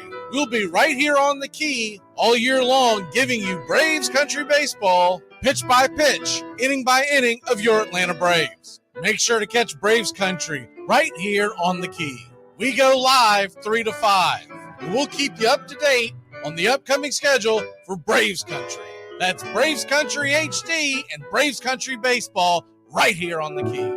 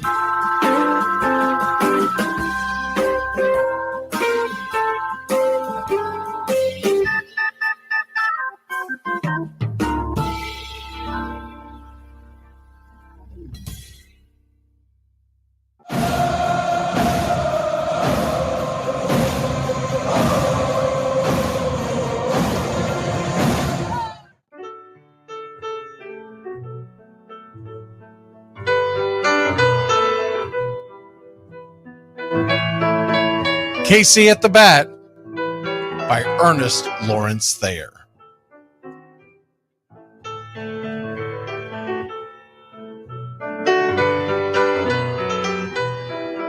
The outlook wasn't brilliant for the Mudville Nine that day. The score stood 4-2, but with 1 inning more to play. And when Cooney died at first and Barrows did the same, a pall-like silence fell upon the patrons of the game. A straggling few got up to go in deep despair. The rest clung to the hope which springs eternal in the human breast. They thought, if only Casey could but get a whack at that, we'd put up even money now with Casey at the bat. But Flynn preceded Casey, as did Jimmy Blake, and the former was a hoodoo, while the latter was a cake. So upon that stricken multitude, grim, melancholy sat, for there seemed but little chance of Casey getting to the bat. But Flynn let drive a single, to the wonderment of all, and Blake, the much despised, tore the cover off the ball. And when the dust had lifted and men saw what had occurred, there was Jimmy safe at second and Flynn a hugging third. Then from 5,000 throats and more rose a lusty yell. It rumbled through the valley, it rattled in the dell. It pounded on the mountain and recoiled upon the flat, for Casey, mighty Casey, was advancing to the bat. There was ease in Casey's manner as he stepped into his place. There was pride in Casey's bearing, and a smile lit Casey's face. And when responding to the cheers, he lightly doffed his hat. No stranger in the crowd could doubt 'twas Casey at the bat. 10,000 eyes were on him as he rubbed his hands with dirt. 5,000 tongues applauded when he wiped them on his shirt. Then while the writhing pitcher ground the ball into his hip, defiance flashed in Casey's eye, a sneer cooled Casey's lip. And now the leather-covered sphere came hurtling through the air, and Casey stood a-watching it in a haughty grandeur there. Closed by the sturdy batsman, the ball unheeded sped. That ain't my style, said Casey. Strike one, the umpire said. From the benches black with people, there went up a muffled roar, like the beating of a storm waves on a stern and distant shore. Kill him! Kill the umpire! Shouted someone on the stand, and it's likely they'd have killed him had not Casey raised his hand. With the smile of Christian charity, great Casey's visage shone. He stilled the rising tumult. He bade the game go on. He signaled to the pitcher, and once more the dun sphere flew. But Casey ignored it, and the umpire said, "Strike two." "Fraud!" cried the maddened thousands, and echoed answered, "Fraud!" But one scornful look from Casey, and the audience was awed. They saw his face grow stern and cold. They saw his muscles strain. And they knew that Casey wouldn't let that ball go by again. The sneer is from Casey's lip. His teeth are clenched in hate. He pounds with cruel violence his bat upon the plate. And now the pitcher holds the ball. And now he lets it go. And now the air is shattered by the force of Casey's blow. Oh, somewhere in the favored land, the sun is shining bright. The band is playing somewhere, and somewhere hearts are light. And somewhere men are laughing, and somewhere children shout. But there is no joy in Mudville. Mighty Casey has struck out. Casey at the Bat, Ernest Lawrence Thayer, published June 3rd, 1888. San Francisco Examiner.